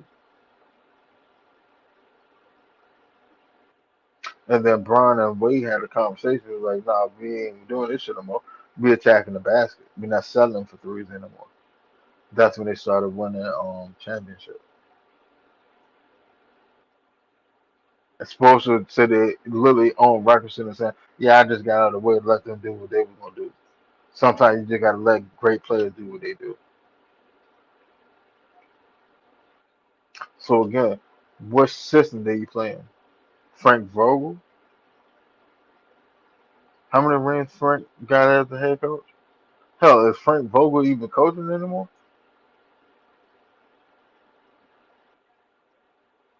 But see, Jordan's scenario is the Tom Brady and Bill Belichick scenario.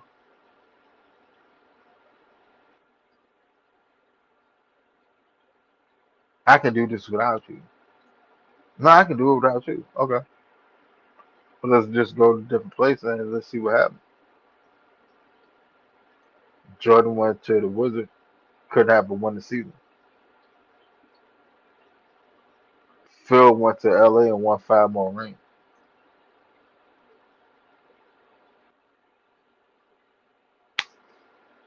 System player.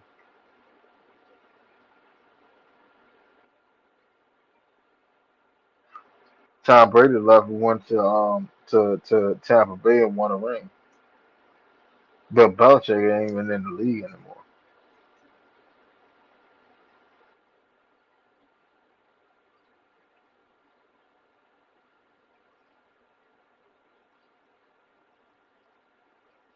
What goalpost am I moving?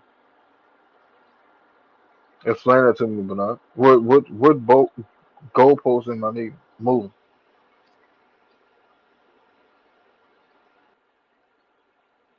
I feel like I'm being very, very upfront about that.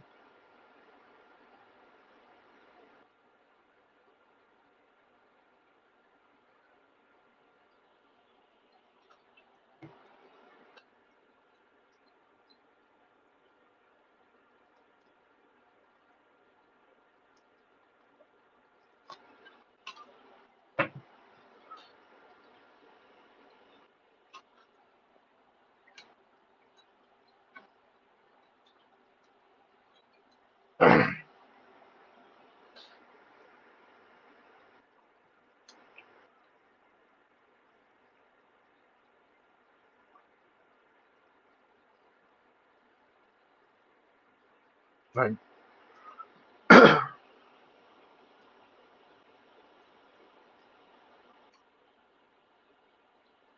if you look at it, just 15 and 15.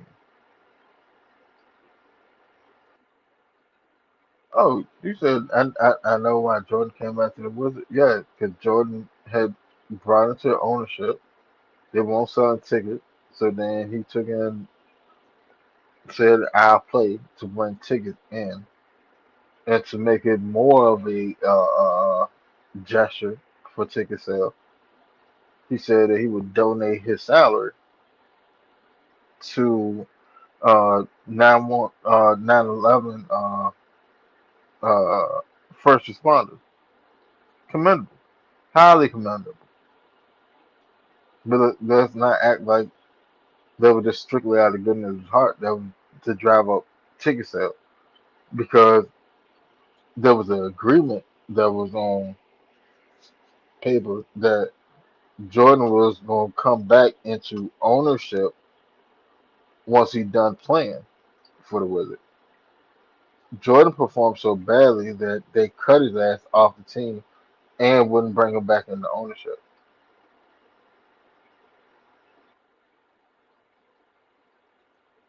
Now, I'll say this: uh, LeBron just finished his 23rd season in the league and never once been cut by a team. Never once got cut by a team. To get his farewell, bro. Any player, any player that is a great player, it doesn't matter where they are playing. When they sit there and say, "Hey, this is gonna be my last year," they're going to get their farewell. Like I don't know where people don't understand it. When LeBron sit there and say, "Hey, this is gonna be my final season," that nigga could be playing in fucking Saskatchewan, and they're gonna pack out the home arena and away arenas to see him one last time. Fair, like a farewell is a given. Like you don't you don't sign out and send invites for a farewell. Hey man, sure wish you can come through this road game for my farewell tour. Like no, when I say hey look, I'm done with this shit. This is my last year. People gonna come regardless. I don't care who you play for. Bron could go play for the Utah Jazz and sell out every arena that he go play in. It wouldn't matter. But it's a natural given. A farewell is just given. You earn that. And I don't know why people sit there and act like it gotta be like perfect storm for no. You just announced before the season start, hey, this is my last year in the league.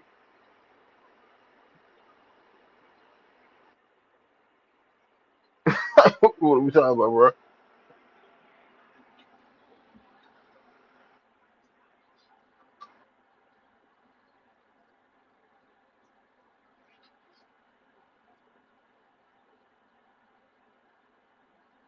Alright, so Bernard said, come on, bro. So if you win 6 rings, or you gonna break up the team, or you gonna keep running it back until someone knock you out.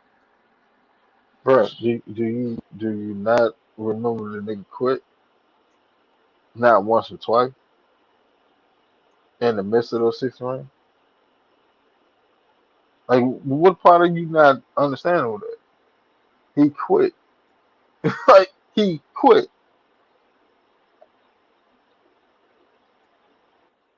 The Bulls in what, 93? 93 won what, 57 games? Or 55? No, they won 55. They won 55, and then he quit after that championship. He quit. Stop saying he didn't quit. Like, stop that. Stop that. He quit. Quit, retired, same shit. You stop. You stop playing. You quit. If you're under contract, you're under. Here we go. He was still under contract, and he left. That's quitting.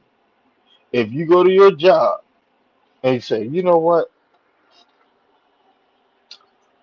I done got 5 promotions. What more do I need? You know what? Fuck this. I'm going home. That's quitting. You know why? Because you're on salary and you're under contract and you walked the fuck out and went home. That's quitting. You quit. Resignation, whatever, however you want to frame it, whatever semantics you want to sit there and say, you still quit. At the end of the day, you quit. And that following year, Pippen won two less games than they did with Jordan, and went further in the playoff without Jordan than Jordan ever been in the playoff without Pippen. That's not opinion. That's a fact.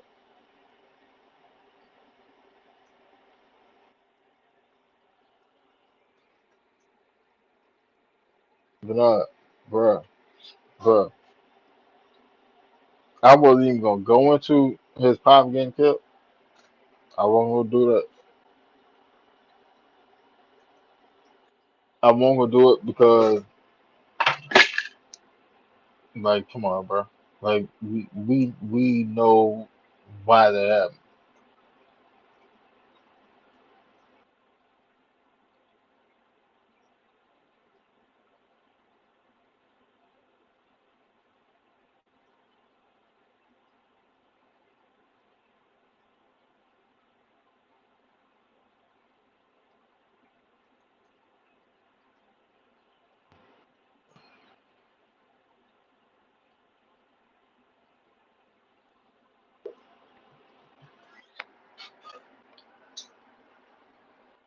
And then, like, here's another thing with that entire scenario. Because I'm not even gonna go into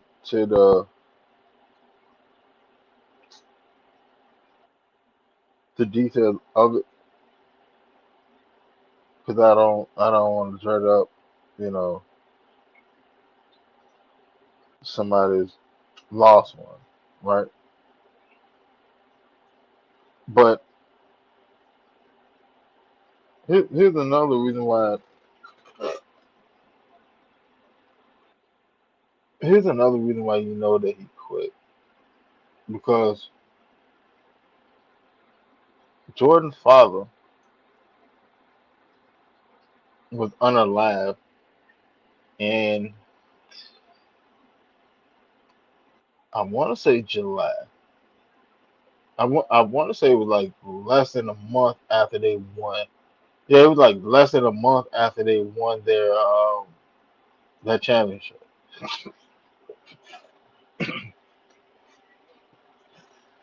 All right, NBA season starts in October.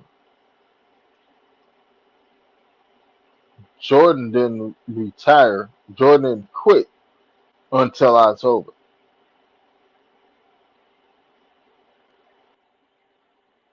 If that was wearing on you to that extent, you'd have got out of the way earlier.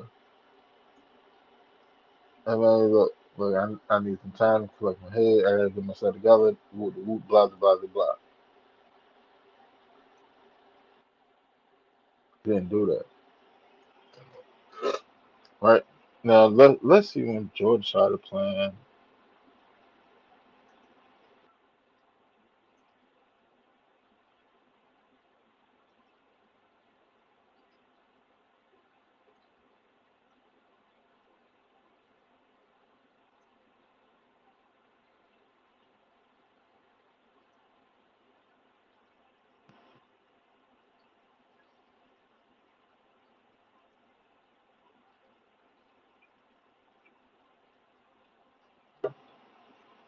All right, now so Jordan retired or quit.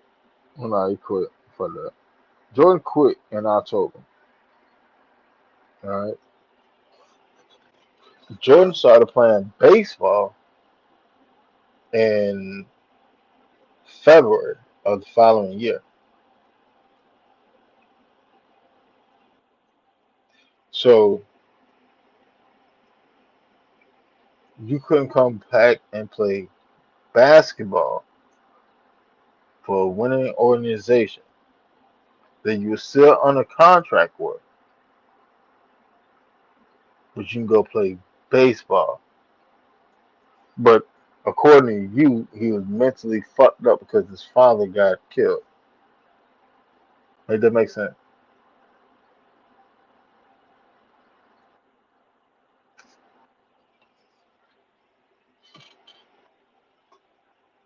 Now, the word is, I don't know if it's true or false, but the word is Jordan was about to get suspended for gambling, and instead of getting the suspension and to maintain his status as a golden boy of the league, he self-imposed the retirement and served out the sentence. But Jordan was still on the contract. So why would you go to professional baseball if you were so mentally distraught over the loss of your father instead of just going back and playing basketball? So I'm saying that doesn't make sense. You quit basketball. Whatever it was too much for you to sit there and deal with. You quit. Like there's no way around it. You quit.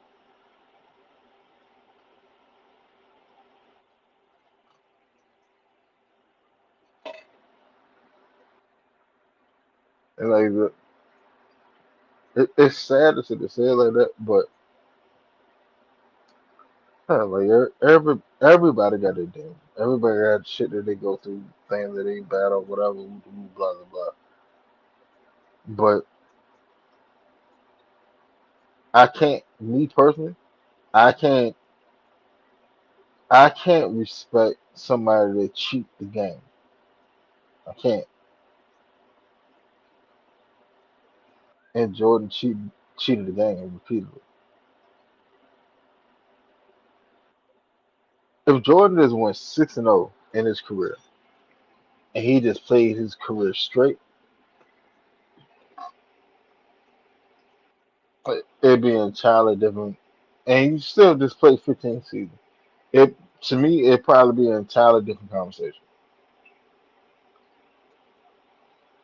It's the fact that he didn't. It's the fact that while everybody else was sitting there grinding, you you was sitting there chilling with your feet up, playing baseball, where you may only get shit 4 hits, 4 attempts at bat in a game. All right, no, nah, bro. Everybody else running miles, and then you sat there and saw what Scatter was doing, and you you know what? I tell you exactly what. Here's a present day comparison to what the fuck Jordan and Pippen went through. Jason Tatum, Jalen Brown. That is the perfect comparison to what he did. Jason Tatum, Jordan couldn't stand sitting there seeing what they presume second fiddle step up and lead the team the way that they did. This team ain't shit without me. Da da da da. Nah, nah, nigga, like we still good. We're still very good without you. You, in all actuality, you're really not necessary, but you're nice to have. So what Jordan do? Come back almost when the season is over.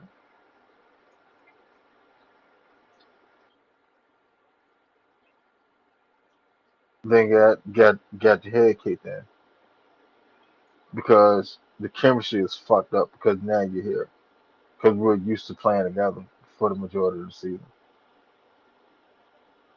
What did Jason Tatum do?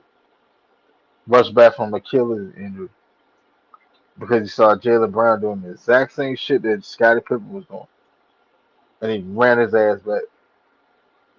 And then what happened? Got their ass bouncing what the first round? He fucked up the chemistry of the team because you could not stand somebody else getting the fucking uh spotlight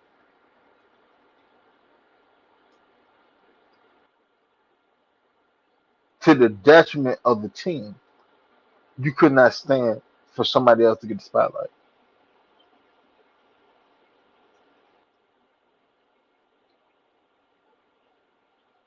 So you fucked up what the team had going. The city say, I'm here.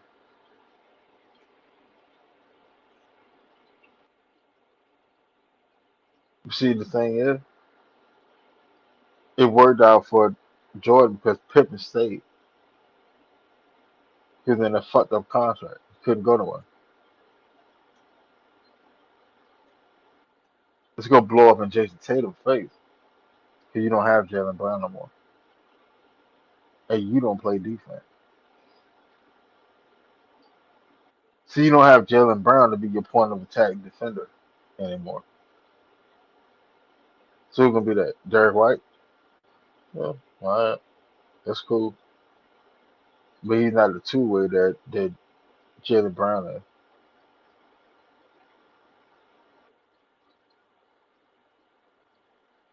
See that's the issue. That's where greed and ego fuck up a team.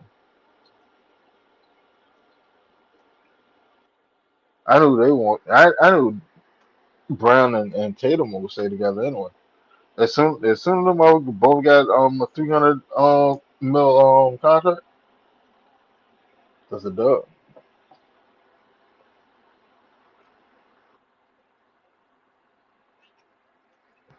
Well, I said that's your opinion because if they didn't want him back, they could have traded Jordan.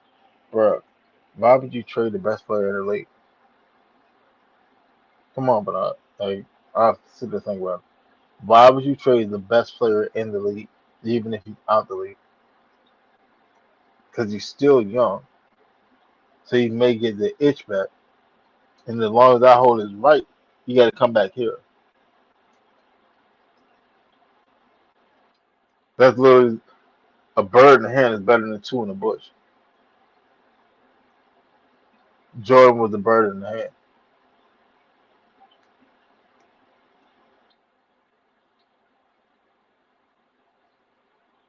Nah, bro.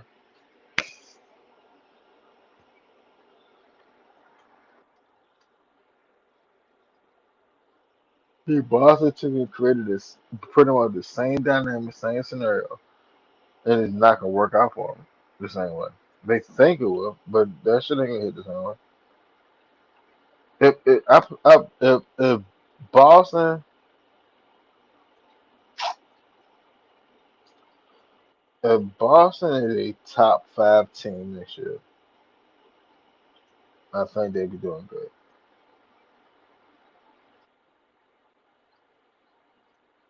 And hell, if Miami got an actual point guard and a shooting guard, Boston would still be good.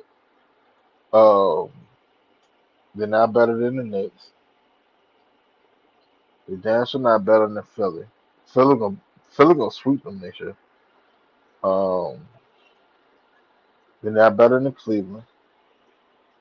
Miami get a point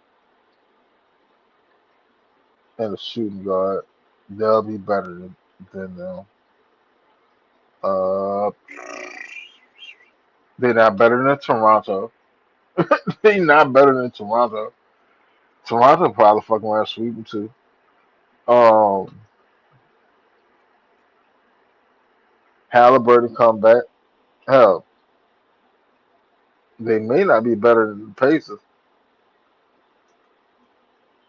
Shit, Boston could fuck around and be a goddamn play-in team this year. I don't think they'll be top six, bro. I ain't gonna lie to you. And it's not that I have a horse in the race. Because in all actuality, like I'm a LeBron fan, but like for a team, an NBA team, I'm a Lakers fan. Yeah, I go with LeBron wherever he goes. But as a whole, as a team, I'm a Lakers fan. But I just don't see it. I just don't see it, bro. Who else over there? Who else might get with him? Shit. In all actuality, man, And all actuality, goddamn, Charlotte might fucking around and get with him. But Canepa and what's that boy name? Brandon. The hell that boy name? Brandon something with a J. They might fuck around and get with him. Like people undervalue the value of a point of attack defender. Like, all right, here's a prime example.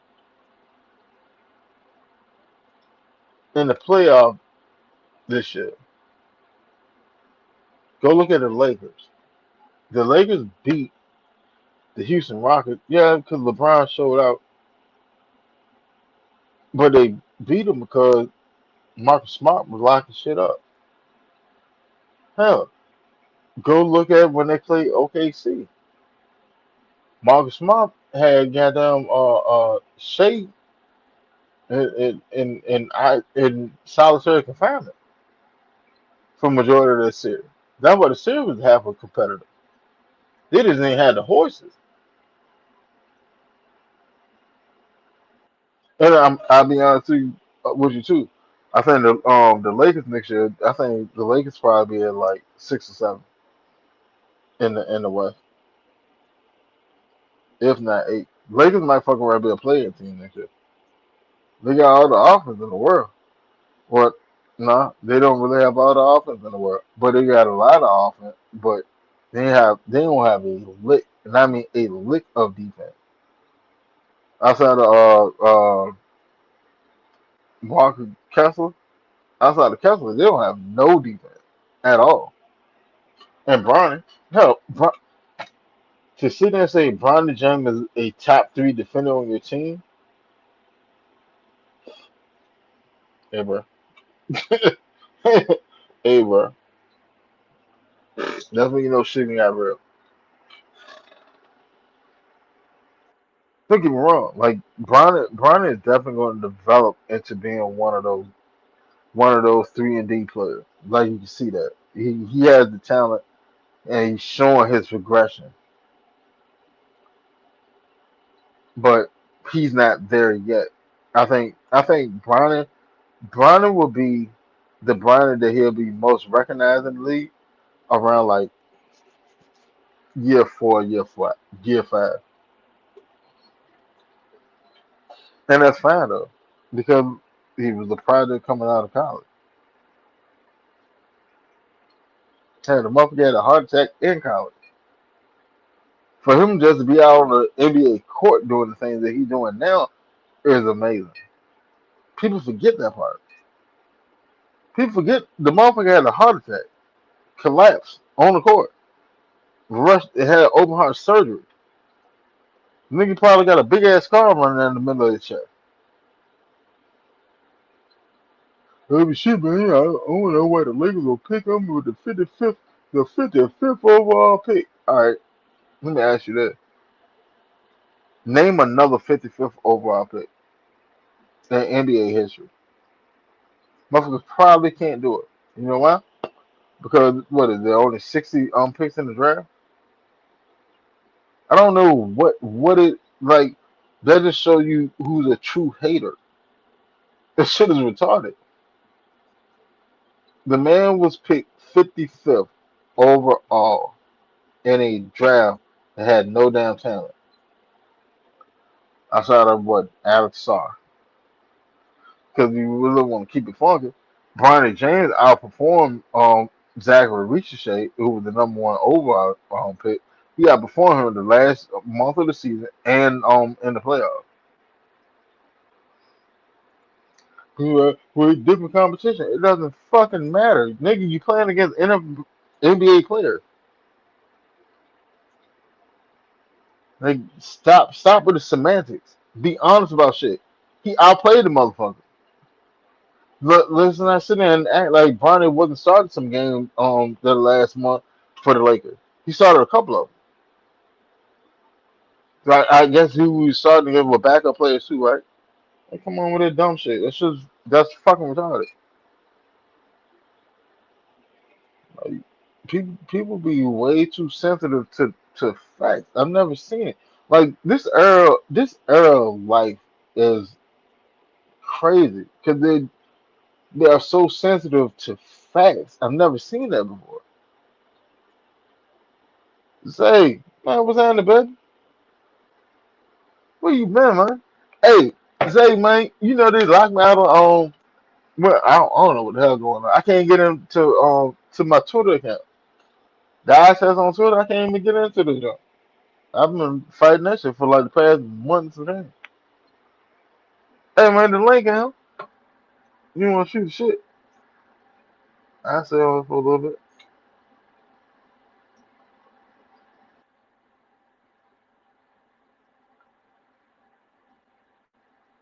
Yeah, man, they got me, bro.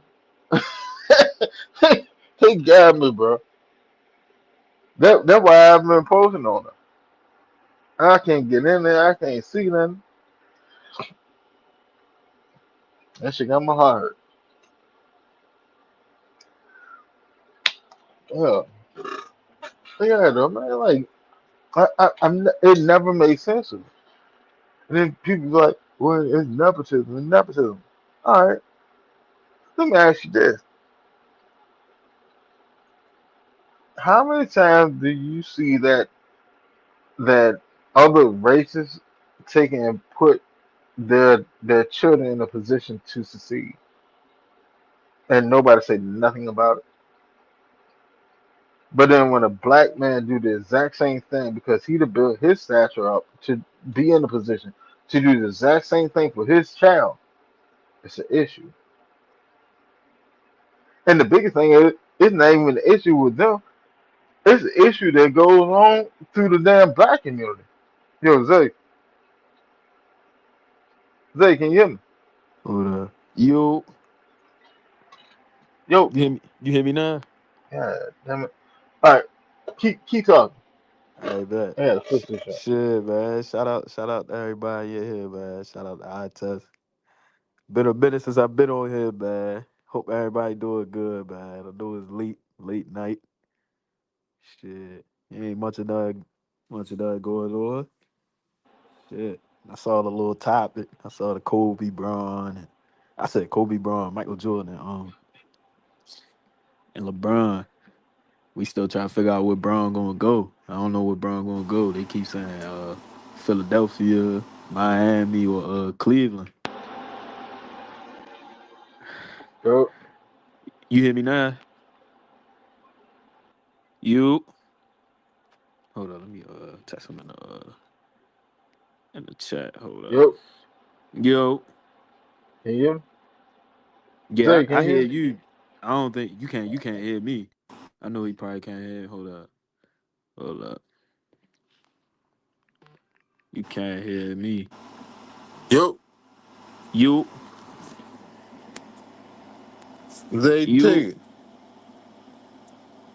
Hey, chat. Y'all hear me? Y'all probably can't. Y'all hear me? Probably Keep can't hear talking. him. I'm gonna figure it out. Keep talking.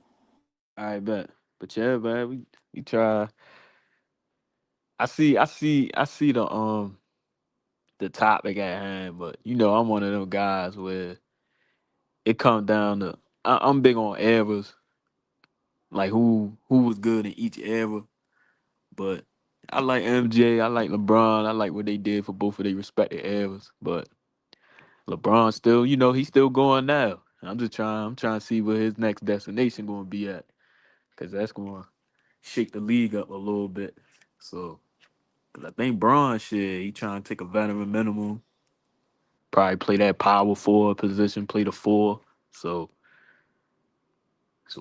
we gonna see where the hell we finna see Braun at, man. I'm mad as hell once it can't hear me. Hey, Yo, you want me drop in, drop back out? no, can you hear me? Oh shit. Yeah, I hear you now. There we go. All Click right, on bet, all agree. right, bet. My God, what's good? Man, what's happening, man? Shit, nothing, man. Shit. I just got on my phone and I looked. I was like, oh shit, Winston live. Like I had to Had to come tap in. I was like, shit, if he got some time, I'll tap the link, chop it up. Man. Yeah, man. Twitter, man, Twitter fucked me up. I know, yo, that app be fucking me up too, bro. Like that shit. They keep. I told you, bro, because I told you the other time they been deleting my logging me out that shit. I'm like, bro, I don't know. I don't know what the fuck wrong with that. Cause I just be trying to post my Falcon shit on there, but I don't know. Somebody hating. Somebody gotta be reporting my page or something. Man, that fucking Elon, man. That's why I don't try to be on that weird shit, bro. I try to keep the sports on there, bro, because that app is ridiculous, bro. It just, you know what I hate, Winston? I know this shit off topic. I hate that AI shit, bro. Like that Bruh, shit is so fucking weird, bro. Like how people be using that shit for certain shit. Like that shit got bad. that shit is fucking ridiculous. Like, But I mean, like on some real shit though. mm, Like, say, man, how old are you? shit, 23. Oh man, shit. Yeah, Hell yeah. man. You ever seen the original Terminator? Yeah, I ain't see that shit in a minute though. I ain't gonna lie. I've been a while since I watched it back though. I watched it though. Like the original Terminator is basically AI and machines take over the world, Yeah. and a lot of shit. I put it to you like, what is it? Terminator. What else? Total Recall? Might have been Total Recall. It was another movie that was like literally back in like the Hmm. '80s, and it was Yeah. sitting there talking about AI and AI taking over the world and being implemented sort just like it is now, and people act like it's Hmm. brand new. Like Fuck they was no. telling you this shit 30 something, 40 something years ago. People just ain't picking up on it. Exactly. Shit, even if you play the I ain't saying this it is AI, but when you play the video game, like you play Madden and shit, like that shit, that shit basically was AI. Cause cause you see the quarterbacks and shit, like how they. Cause I don't even know, like I don't know how the fuck they made them video games. 'Cause it's like it's a character throwing the ball and shit for real on the screen, but you gotta control. You feel me? Like that shit was already like a form of that shit. Like Well, usually, like with Madden and shit, they put the motion sensors on the player, and then yeah, they had the player go through a range of motions and shit, and mm-hmm, then dash out, and then they use like statistics and all that to project it out, so you be able to mm-hmm. control certain throws and run and all that other crazy ass shit. But yeah, but I Yeah, that's mean, like in all actuality, that is a form of AI though, mm-hmm. That shit and Madden been ridiculous. around since like the '90s. All right, that's why I was like, yeah. It just people ain't so new to that shit. It just oh that shit really ridiculous. Cause bro, I ain't gonna lie, I was watching a little bit. I was like, shit. I'm trying to see where LeBron gonna go. Where you think? Where you think LeBron might end up? If he's really about a ring, Right. carries that to Philly. If he go to Philly, it's a lot. They gonna win this year. If they stay healthy, if they stay healthy, he go to Philly, they gonna win the ring. But do you think if he go there, right? Who gonna fuck with him? But no. But my thing is how how it could work, cause Embiid, his play style, like Hmm? it just he needs the ball and he don't really, cause you seen how Carl Anthony Towns he sacrificed to Brunson. And I Yeah, feel but like if you also notice Embiid, that when yeah, when when they when New York was in trouble with the Hawks, and mm-hmm, that's hell. I said this shit on the show. mm-hmm, If New York really want to exploit the Hawks, they need to run the offense through Cat instead of yeah, running through Jalen Brunson. And when they started doing that, that's when they blew everybody out for the rest of the playoff. yeah, cause I'm like, even though sometimes like during Cat's career, I always question him because sometimes I'm like, is he physical enough to play? Because when he first got in the league, the big man was a little different. He was going against like the Cousins, all them niggas. Like it weren't no. He came in playing with some grown ass men. But compared to like now, I'm seeing like you see it's smaller bigs and shit like that. Especially against the Hawks, cause I'm like, if what's they center a Congo? Any like, ain't that they center? Yeah, in Chicago, Yeah, so I'm like, shit. double up. He- Yeah, cause that was the only way how they could have really beat them. Cause it's like they ain't really got no real, they ain't had no real center out there, in my opinion. Like, cause I'm like, shit, Cat can just exploit that shit. They just gotta move the ball around.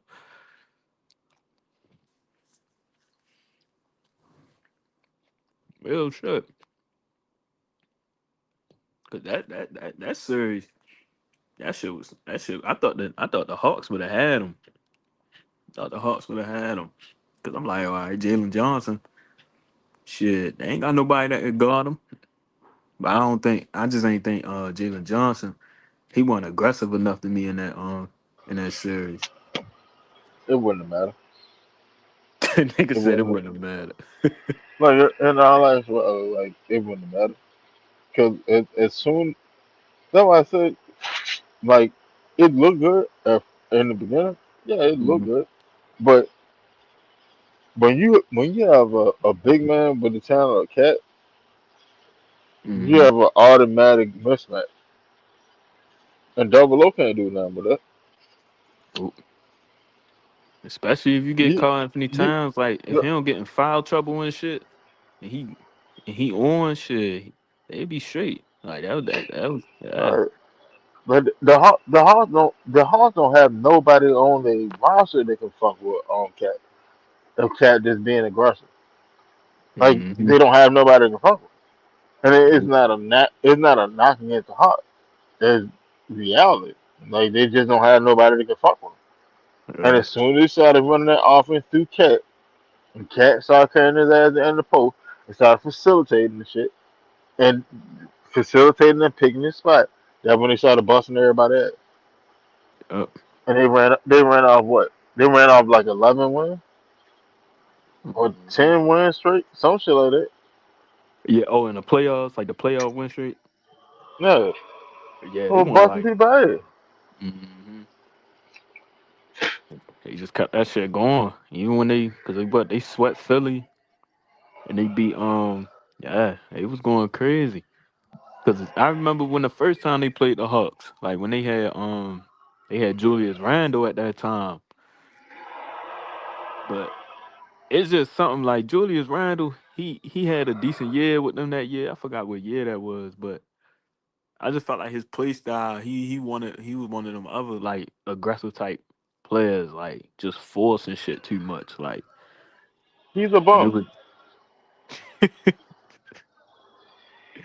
he Lance back can in hold you. He, yeah he back in Brooklyn. and that's go stash his ass in Brooklyn. Brooklyn. Like he's a bum.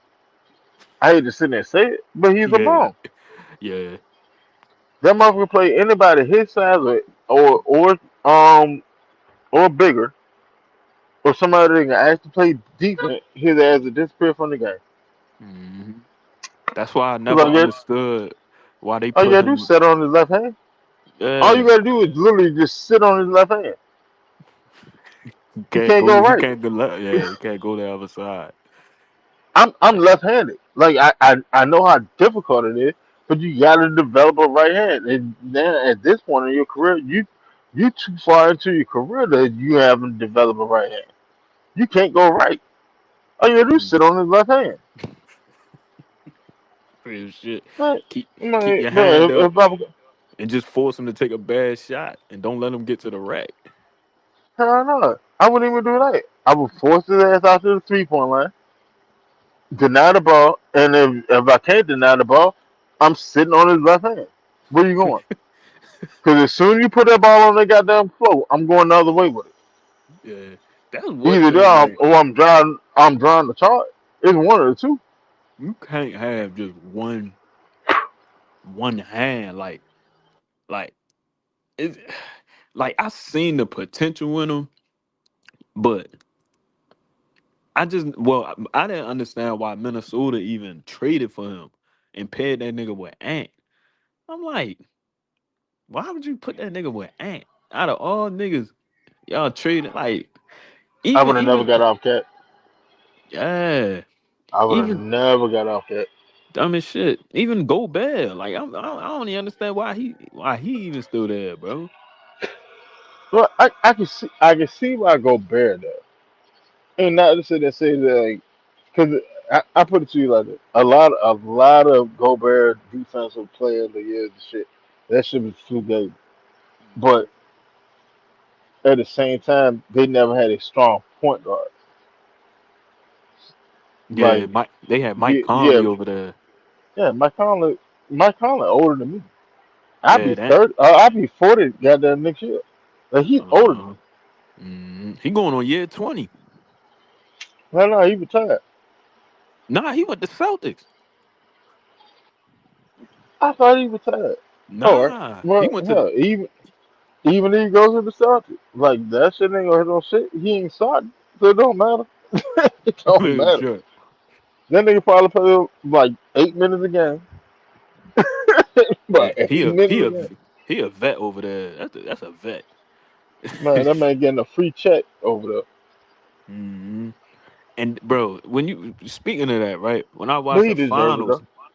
like with cause you seen like the Spurs, they had all them niggas sitting on the bench, like Biyombo, Old Lennox, and Mason Plumlee. I'm like, yo, them niggas should have been got. They should have got some burn in that They series. should Like have got some burn. they should have been fucking playing. Cause Cause that, to be honest, I would have took it in some lineup. I would have took it and put Wemby at the four.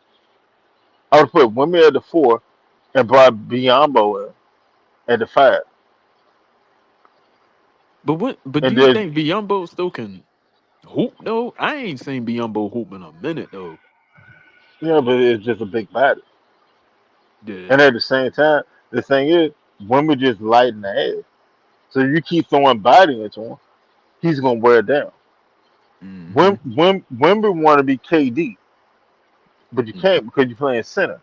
Can't So if you you can't playing play center, like you that. got yeah, you too light for it. Yep. And that's what it is. You just wear it down. Mm-hmm. But in all actuality, like I understand what the Spurs are doing because they got De'Aaron Fox coming into his contract, his extension. So you Mm-hmm. gotta have him out there. I get it, but fuck that. Like we got an opportunity to win the ring now. Fox should have been coming out the bench. Yeah, let Dylan Harper get that shit. Yeah, because like Fox just continuously did dumbass shit. Like they was up what like 28 points. Yep. Why are y'all still shooting three? That's where a true point guard comes in. Hey, fuck all that. Shoot one. You miss. Shoot another one. You miss. Shoot another one. We're gonna run some real offense. Mm-hmm. Be We're gonna out of run some there. real offense. Get an easy two. Break this streak up before it goes any further. We come back Yeah. down. We're gonna run another. Get another easy two. All right, cool. Now, if y'all want to shoot a three, all right, cool. But right now, we're gonna pound this paint. Either they're gonna foul us or we're gonna get two. It's one or two. Yep. Hell, if you miss a layup, I can live with that. I can live with that. But missing like Mm-hmm. 8, 10 threes in a row, fuck no, you Nope. can't win like that. Because a missed layup could be anything. Like you could be going up, laying that bitch up, and the ref might not call a foul. You get what I'm saying? Even though it was a blatant foul, but they didn't call that shit. But you wind up missing it. But you got to hurry up, run back, get back on defense. You get what I'm saying? But it's just. Well, you see, Oh, go like ahead. here's the thing. Here's the thing. So like there's good shots, there's bad shots. Hmm Missing a layup, missing a layup. in all actuality, if if if your team is defensively cohesive, that's a good shot because let's say like all right, let's say your point guard missed a layup. All Mm-hmm. right, well the other point guard is down there in the paint guarding him, and if he done drove to the paint with defense is now with his own defense, he probably done drew another defender to him. So Mm-hmm. there's two of them back there. All right, so there's not a leak out. If y'all defensively cohesive, there's not a leak out. You should have more numbers on defense than what you have than the opposing team offense. That's if y'all defensive cohesive. Right. You gotta know when to If run back. If niggas know to run back, then it wouldn't be no e- issues. exactly, but if you're not, then hell, you may have a goddamn small forward just shooting down the goddamn court. Somebody catch the junk and hit the outlet. Kev, Kevin Love Kevin used to Love. do this shit. Yeah, he Oh used to do God. this shit with Bron all the time. All the He time. used to throw that bitch from the He was killing. goddamn baseline all the way down into the other baseline, bro. Like, With a chest pass. He used to kill their ass with it. mm-hmm. But because the team is not defensively cohesive. Hell no. And offensively, they're just alert. Fire, fire, fire. Same thing like when a motherfucker get an interception in football. Hey, fire, fire, fire, fire. Mm-hmm. Go. Go block. Find somebody. Hit somebody. Real Hit shit. somebody. We, Like we, we going the other way. you guys say fuck that play, whatever happens, shit. You gotta go make a play. Like Yeah. you gotta go make a play. Cause that's why I like cause Winston, you know what I've been watching? Like probably like the last weekend. X And I know video. I was watching how what you say? X videos. Hell no, oh hell no, nigga crazy. Nigga crazy as hell. Nigga crazy fuck no. But I was watching I was watching Avion Terrell and I watched I watched a little bit of his 2020 what year that was. I think it was 2023. And it was one game that I watched. He was playing North Carolina. And so the quarterback that was there, I was like, all right, this game in 2023, because I was just watching all the games that he played. I was like, did he play in this game? And I was like, oh, Drake May playing. So I was like, shit, let me look how he was looking against Drake May. You get what I'm saying? Like how he, playing against a quarterback that's one of the top quarterbacks in that draft coming out. Yeah, I ain't gonna lie, Avion ain't really do that bad, man. He ain't do that bad. Man, I don't really think a lot of people know how good Avion really is and his potential. Mm-hmm. Like Avion, like legit, you got a shorter AJ Terrell on the other side. Like that's literally how he played. He played just like his brother. He just more aggressive than his brother. Hell yeah. And we all know how aggressive AJ is. He's more aggressive than AJ. Yeah. Cause he really going he hit. Like even Yeah, though like he'll smack the shit out your ass quick. yeah, I that's one thing. Like when I was watching a lot of them games, like cause I'm just skipping to watch his reps. I'm just trying to see is he standing in front of the nigga? Is the quarterback really throwing in his direction a lot? You get what I'm saying? Like I'm just trying to see if they really respect him. And then don't get me wrong, it was a couple plays I seen like he did have a couple penalties, like some pass interference penalties. It was like Avion, what the just stop holding too much. Now, I'm not gonna say the penalties is really an issue with him, but that shit gonna happen when you on another wide receiver, y'all hand checking, whatever that shit called, like y'all hand fighting and shit. But but he not that bad. I feel like he can transition over to the NFL for real. It's just I don't know why. It's just he little. He's still small to me, but sometimes he make me when I watch a couple plays I'll be like, all right, maybe the height ain't really that much of an issue. I don't know. Bro, like Avion is like 5'10", 5'11". You know who Hmm. was shorter than that? That was a dog. For us, Brent Grimes. Oh yeah, Brent yeah. Grimes won't. Brent Grimes won't number 5'9". He could jump like a motherfucker. I ain't gonna lie. Uh, That nigga could jump. Avion got some hot. Hmm. He got some hot. Like I put this together. Like and I say in the after somewhere within the next 2 seasons, why not? You know what? I do you one better. What's up? I'll say in the next 3 to 5 seasons, Avion will be the best corner on this team. You said the If we best? don't draft another one, he'll be the best corner. Mm, mm. Because this season, I really want to see. Because I ain't gonna lie, I'm not gonna say he gonna get tested, but it's just the schedule we got and a lot of receivers we play. I feel like it's perfect for him to because we go against the AFC North, NFC North, so we going against what Justin Jefferson, um, Jamal Chase, Zay Flowers.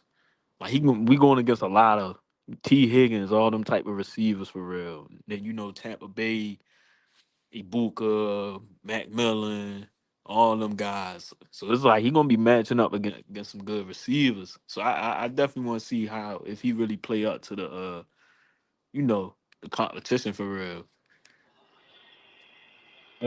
I say that I need people to be objective when you see him play, especially like his first year, Yeah, real shit. and actually take the time to see what you actually seeing instead of making a gut jerk reaction to the outcome. Because like all right, when Kobe Bryant when he got out there Mike Evans. and yeah, with Mike, Kobe played a hell of a game. And a lot of people are like, hell man, that nigga, he trash, he trash. Da, da." He's not trash. You just ain't know what you were looking at. Yep. Because in all actuality, if you looked at it, if you looked at it, you would see that the defense that we was calling by Rizada, he had Hmm. inside shape. He had inside shape. Now letting you ass come across the middle of the field, none of that, da. I break on the ball. Either I break the ball up, I'm making the tackle. Hmm. That's it. That's all. Like there's no getting around that. That's what happened. And that's what he did. Yeah. And so, because that's one outside of all the the skill positions, running back, quarterback, the regular shit Falcons fans just be talking about the regular positions, the cornerback room, and that and Caleb McGarry's replacement. Those are like the two like positions I'm really kind of like really keeping an eye on because me personally, a lot of people gonna be like, "Yo, you tripping?" But me personally, I think we should still keep Mike Hughes. I think we should still keep him. I I would keep him in all actuality. I would keep Mike Hughes, but Yeah. at the same time, I would listen to what's the motherfucker? Uh, where the boy play that? Ooh. Terry on the line. I would listen to a trade Oh, offer from the line. yeah, the one that got locked up and shit. Hell yeah, hell yeah. Yeah. They didn't need a corner. Here's Mike Hughes. Here's his number. Just shows that he's somewhere in the middle of the pack at corner, at a number 2 corner. He wasn't as bad as a lot of people still say he was. No, he just Nah. was injured. Mhm. Right, yeah. What you got? You got a third? Oh, bet. Here you go. Cause You can have. what you say? Hey, they come with a third. You can have. Hell, you come with a fourth. You still can have. Oh, you talking about a trade? Hell yeah. Oh yeah, but they released them though. They released the nigga from the No, no. Lions. Yeah, that's what I'm saying. They need a corner.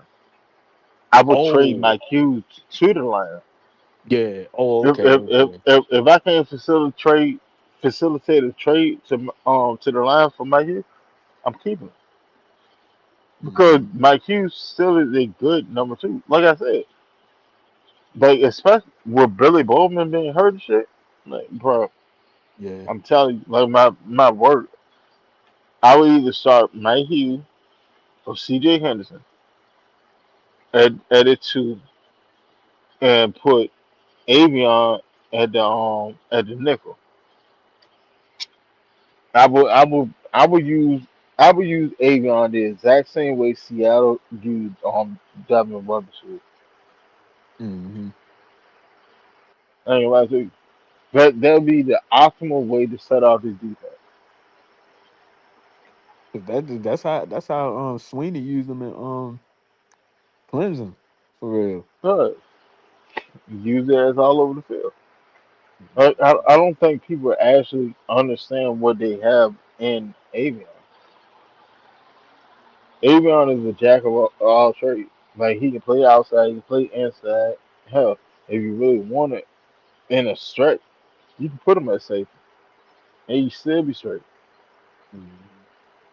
Like Billy, Billy was good, cool, but at the same time, Billy was getting burnt, and anything that prolonged him having to run, he was getting burnt. You Yeah. seen that? Anything close, short, quickness, yeah, he's on it. But at the same time, coming back from an injury, how long is it gonna take him to actually be back to himself? Ain't no telling. Mhm. So Yeah. Cause he hurt that shit. He hurt his Achilles. That shit was like on that was a walkthrough practice. That wasn't yeah, even like that shit wasn't even like in game or nothing. but he tore his shit up. What the game? I want to say it's the game after Penix went down. Yeah, I was I'm gonna ready to say say I was like, Mike. it was Penix, then it was Bowman, then it was Diablo. Mhm. That shit was crazy. Cause They like, ain't cause I'm won the shit out of them. yeah, cause I'm looking at that cornerback. That competition, that competition for that position gonna be crazy too. Cause even though you know who I always be bringing up Clark Phillips and shit, but I don't think he probably not gonna make it. But it's I we don't think got so. yeah, it's hella it's bro. I don't know how many corners we probably got like what like seven, Like 12. No, we got eight like of them. 12 of them over. Yeah, got You hella gotta think about it. corners. Yeah, AJ, Mike, Avion, CJ, Kobe, Clark, Billy, uh, Mike Ford. Mm, Uh, and nine, and like nine, eight, nine. no, you got a rack of corners, like Yeah, a rack of them over. You got what's the nigga name? Latrone Books, Home. Yeah, you got Brooks. You got Holmes that you got from the the Raiders. Raiders. Mm, Yeah, like you got a rack of corners. Ain't everybody gonna make it. hell no, that shit, bro. That position, I'm like, yo, it's gonna be some niggas gonna get cut. That I'm gonna be like, damn, I wish that nigga would have worked out with us. It's like, cause what training camp? That should start like 3 weeks, something like that. I think it start right at like my birthday for real, or like a little bit before that. Training camp start on the 26th. I want to say. Man, I'm looking for, bro, and I'm looking forward to see what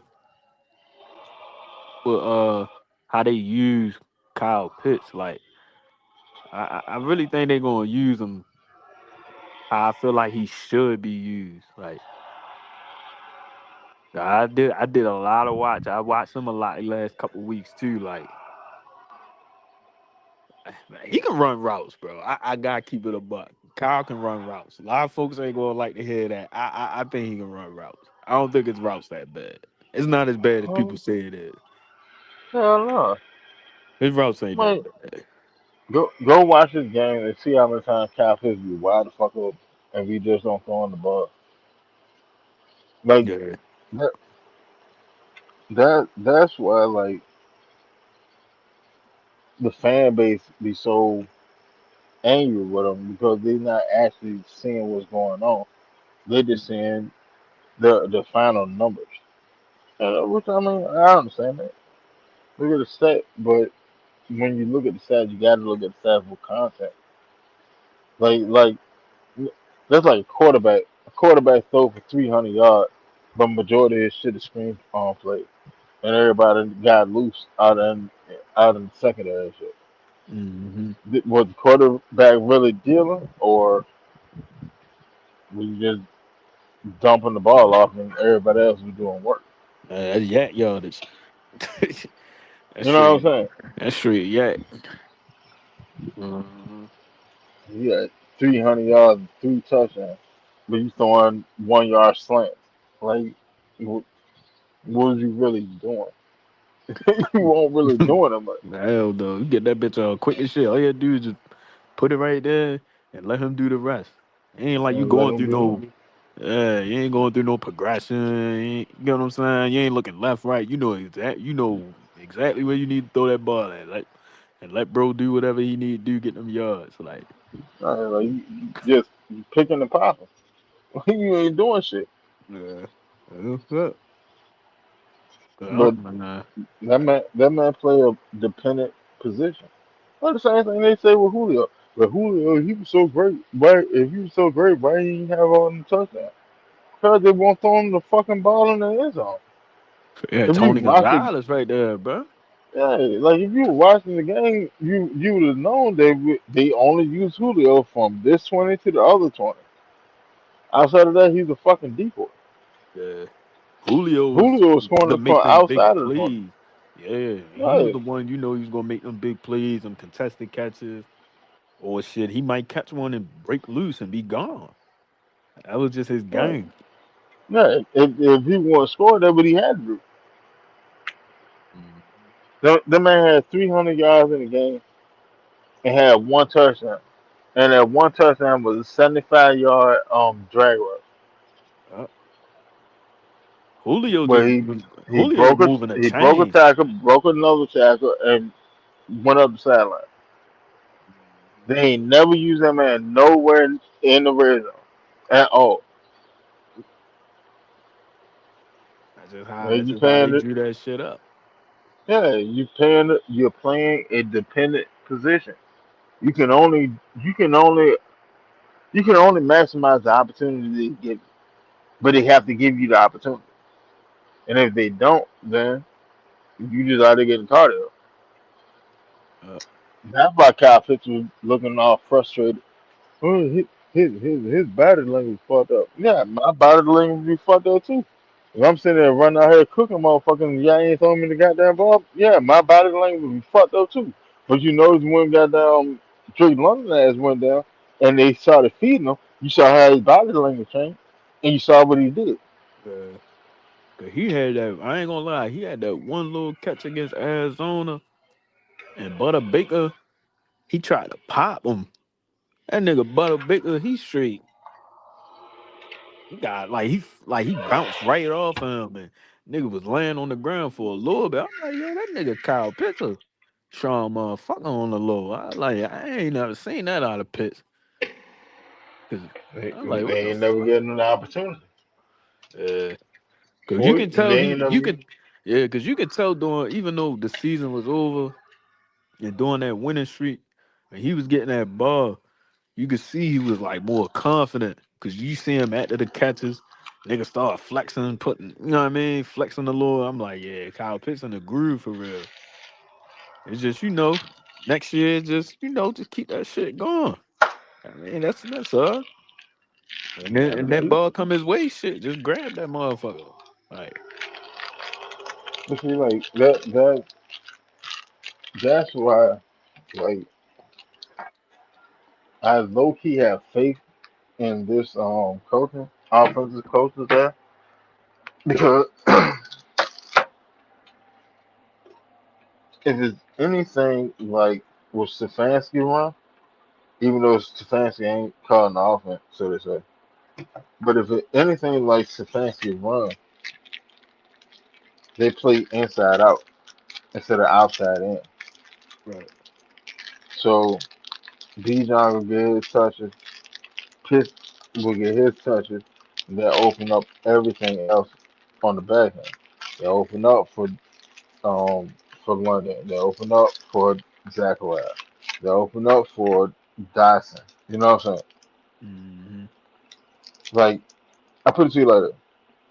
The way he run his offense is is somewhat similar to our 2015 offense, borderline of our 2016 offense. Hmm.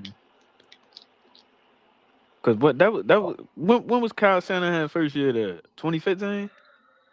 Hmm. Yeah, that was Shanahan first year. Cause like Tommy Reed's, I feel like that, bro. They got some better weapons. Like we still gotta see it, but I feel like what we got compared to what when they transferred the play calling to him, I don't like. It wasn't nobody like because it was still you still had a young quarterback at the end of the season, Shador. You still had you had Jerry Judy and then Isaiah Bond and some other guys for real that I can't really name up off the top of my head, but they wasn't really that. You knew that offense really wasn't going to really do much of nothing, bro. Like, like I don't know what Browns fans expected. Like, I don't know what they expected. But they were cooking when they had Amari Cooper and got down OBJ. Yeah, that shit. Even Jarvis. Yeah, like they like the Browns had an offense, but then like Andrews ended up fucking them up, and then they started jettisoning our players. Okay, they Yeah. got rid of Baker.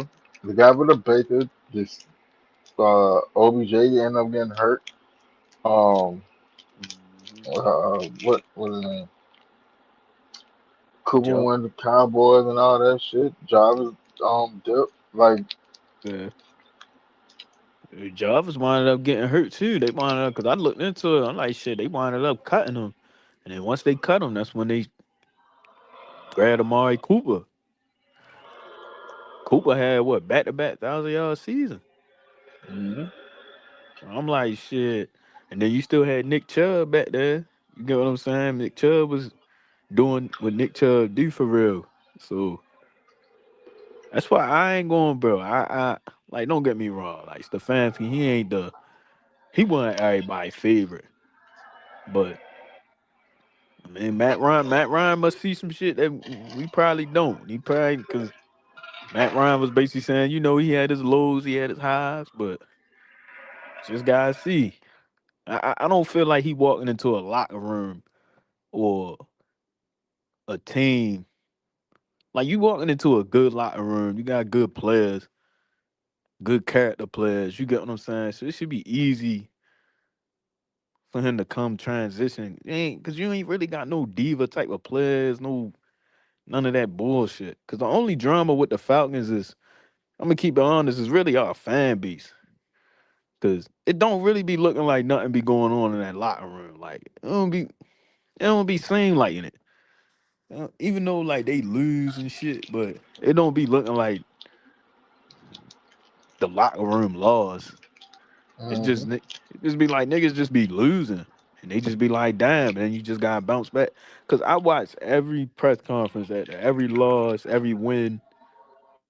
It's really the team about same, even kill. It's not like they you don't really see nobody crashing out. Only motherfucker that was really like off the hinge was probably Ray McLeod. That was probably the only motherfucker that was like doing some extra shit for real. But I don't know.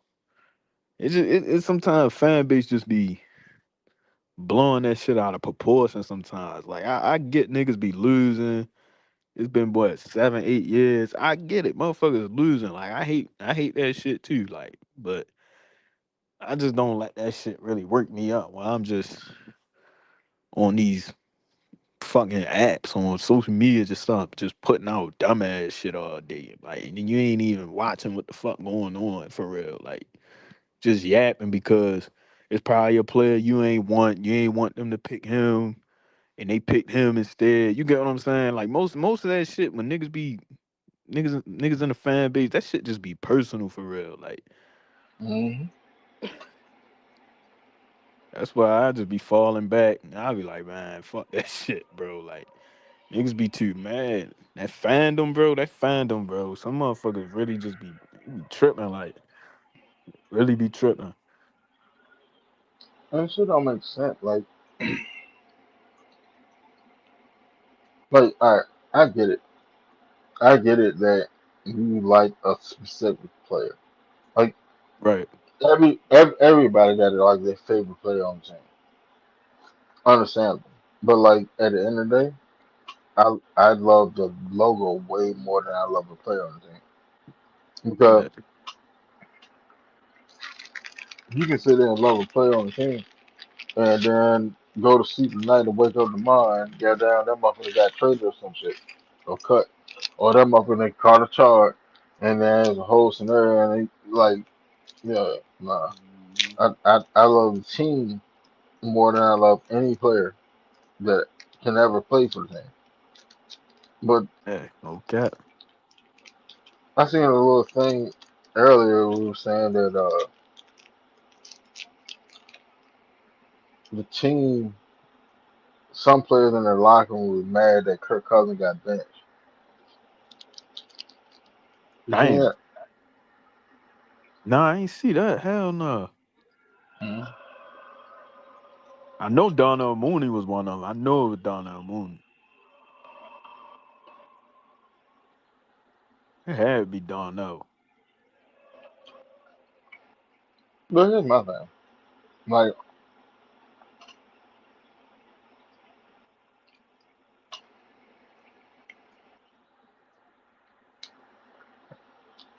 Kirk had us going in the right direction for a minute. Mhm. Then the bullshit happened, and then we lost four straight, and damn near lost a fifth game to the Raiders, led by Ritter. Real shit. And, Real and shit. motherfuckers mad that Kirk Cousins got benched. That shit don't even make sense. Mm. And you know I'm what? sorry, like And you know what I probably think they was thinking, like on a deeper perspective. I really think they was looking at it like, in a way, why the fuck did you bench him? But then they probably looking at it like, all right, you going to put in Mike, but they probably like, how you going to throw a nigga that we ain't get no reps in with throughout the whole season? You get what I'm saying? We ain't really got no work with his quarterback. He working with Chris Blair and Casey Washington and them the whole off season. You know when he got drafted because he weren't really working with the first team, and then you throw him out there when playoffs is on the line. You get what I'm saying? Like so, it's like they probably looking at it like that. I get what you saying, but they probably like what the fuck like that shit.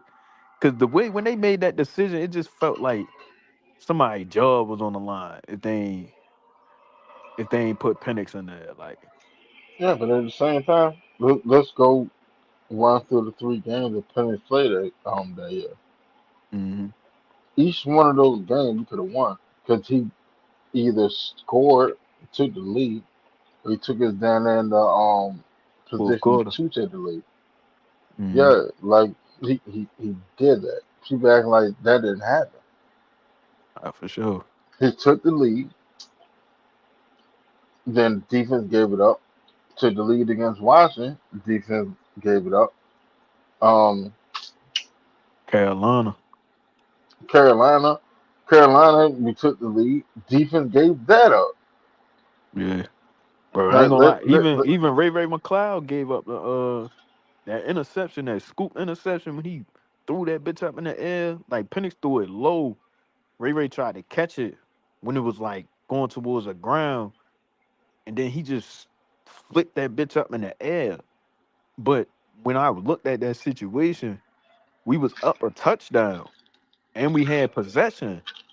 So like if that play ain't happened, you get what I'm saying? Even though you know it's hypotheticals, but you may never know because the way how Penix was dealing that game probably would have got down there. We'd at least got a field goal or a touchdown. We'd have been up two possessions. And that shit could have changed the whole, the whole game because the Panthers playing from behind. see so what I'm saying? See, so like it's crazy. if you really want to be honest, Penix played very well in those starts. Mhm. Like if somebody in the organization, excuse me, or a player in the organization, sit there and try to point that out, they really seem to trying to deflect all the shit they did. Mhm. I'm sorry, like that's just what it is. You're trying to deflect off of what you did instead of, hey, you know what? We got a young quarterback in here, and I fucked up on my assignment on here, this, there, and there, da da da. Da. We should have did more to uplift him. We should have made the play. Because I'm sorry, like the man led three either game winning or game time goddamn drive, and y'all fucked them all up. Shit, shit, crazy. Cause Be cause that honest, man. that's my thing with Penix. Like, cause even though like I try to not like make it just about him, cause it's a whole team at the end of the day. You get what I'm saying? It's offense, defense, special teams. You got the O line, receiver, O line not holding up, receivers not getting open. You get what I'm saying? It's a lot of shit that come with football. But it's just like when you watch him in his rookie year, it's just like you can't really like even in that Washington game, he had some shit that he missed. Don't get me wrong. Like he had the one throw to B John, one throw to Drake. You get what I'm saying? Some throws he missed. He still made up for it. Fourth quarter, what that last drive, that Kyle Pitts touchdown and shit, completed like what 2 or 3 fourth downs to Drake to get down the field. But it's just his situation just been I never seen a quarterback in a situation like this, like in a way. Just like how his shit even started. Like I never seen a rookie quarterback get thrown out there last 3 games of the season with the playoffs on the line. Like I never seen that before. I never did. Like Uh, ever. that that li- that literally show you bad organization, Never seen and that. and Which and that's why I be on a lot of fans so much because they're so quick to point to the player, and you're not acknowledging how the organization fucked them over. mm, Right? Let's be honest. uh, And I said this back when we first drafted Penny. You play Kurt this year, win, lose, or draw. Because the moment that Pennis get on the field, you have to start him real from shit. there on. But you can't go back to Kurt. You can't. Nope. You can't. 'Cause, yeah, Kurt got the money, but Pennis is the first over a first round pick, A top a 10 a, pick. a top 10 pick. Like Yeah. you can't go back to the old guy. So study wrong, study wrong. But goddamn. if you put Penix in, Penix can't come out of the field no more. Penix, the only way Penix can come out of the field is if he get hurt. I said that shit a long time ago. Mhm. But that shit just cause to where we at now, like, don't get me wrong. When we picked them, I actually like going into that year. I did want a quarterback coming out that draft. As crazy as that sounded, I did want Drake May, but I'm like, I know, and then I know we couldn't trade up, and then we seen that Terry Fontenot interview, and he brought up like he couldn't, like they wasn't Washington, New England, and Chicago. They wasn't moving out them spots. Like they made that clear they wasn't moving out them spots. So you had to, you evaluating every quarterback, like what quarterback still gonna be left, and they went on and took them. A lot of niggas wanted Jared Verse, a lot too. It was just that shit. His everything for that guy just been crazy, and I feel like that's why the fan Mhm. base really root for him because niggas know that shit really not all his fault. Like it's really not. But see, and on the flip side, that's why a lot of the fan base don't root for him because they don't acknowledge those parts. They don't Yeah, acknowledge everything he done went through. They don't acknowledge that you had a you took and paid this motherfucker 100 million, then you drafted him right after, and then you tell him, hey, guy, you know what? We believe in you, but we're gonna sit you, and we plan on sitting you for 2 years. So go and get comfortable, and then this motherfucker get out there and he low key cook, and but then he just fall off a fucking cliff. And then it's hey, you know what I said I told you back in the spring. You know what? Don't even worry about that. You gonna start this week. Well, coach. Yeah, I mean, the playoffs on the line. I don't even know my teammate. I be practicing with the practice squad all year. exactly. Oh, it's all right, buddy, man. Go out there, give me the good old college track. Like, come on, like that's some herb shit. Yeah, you I'm really sorry, thought like you, I ain't expect him. y'all low key try to derail that man's career. Yeah, because I did not expect him to come out on the gate ripping that bitch like he going against Oregon in the fucking in the Hey man, Pac-12 hey, championship. hey. I'm more Oregon Duck fan, man. Calm the commentary. My fault, my fault. Niggas out here shooting daggers and shit. It's too late Chill. in the night for that. Nah, I ain't gonna do your ducks like that. I ain't gonna do your ducks like that. Nah, man, you already did it. It's all right. Carry I on. ain't gonna lie. When you watch Penix last year beat Mariota, did that kind of be hit you a little bit too? Like what the fuck? This nigga beat another Oregon quarterback. Hey man, you know what? I'm, I'm gonna be honest with you. I was at that Washington game. I, Which one? when Penix first started against Washington in Washington, Oh I yeah, was at the game. I was there Like too. B John took and scored. B John scored right there in front of me, and then Kyle Pitts was like I was right there in that corner of the end zone, Yeah. and B John scored right there at the power line, and then Kyle Pitts scored in the middle of the end zone. But Uh, like that was like right there in front of me. Like I yeah, like that shit.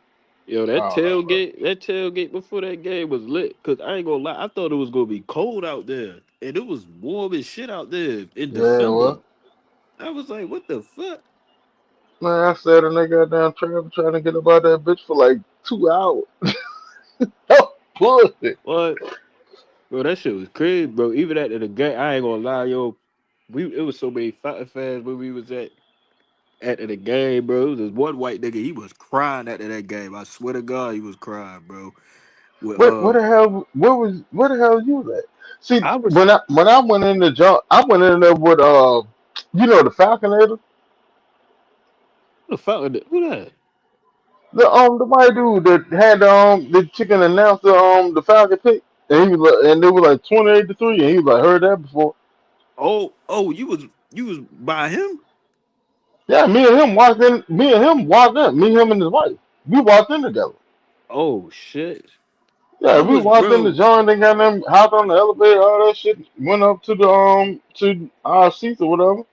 I Yeah. got split away. But yeah, Cause I was sitting like behind the well, you was on the other side of me then because with Pitts and them threw that touchdown, I wasn't behind that field goal. I was behind the other field goal. you was on the other side. You was on the other side of the Yeah. field. Cause at halftime they switched the they switched sides and shit. Like the team Yeah. go. Yeah. See, I was Halftime. over there.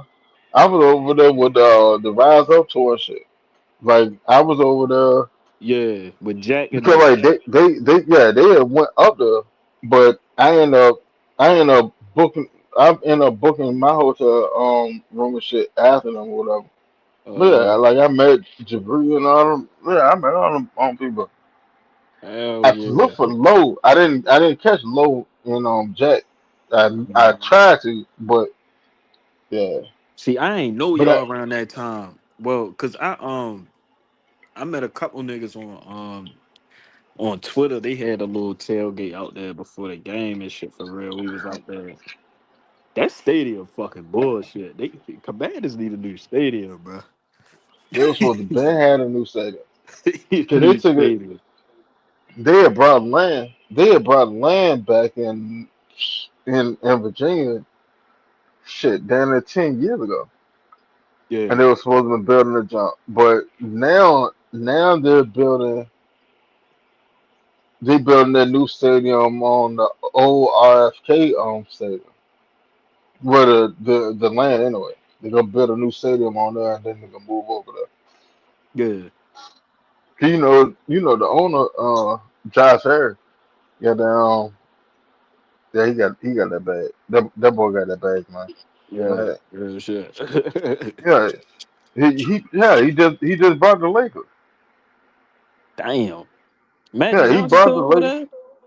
Yeah, him and Magic part owners of the Commander. Uh, them niggas, Yeah, them niggas might get them niggas. You think they still gonna get Brandon Ayuk crazy ass? nah, Yo, that nigga and tripping, bro.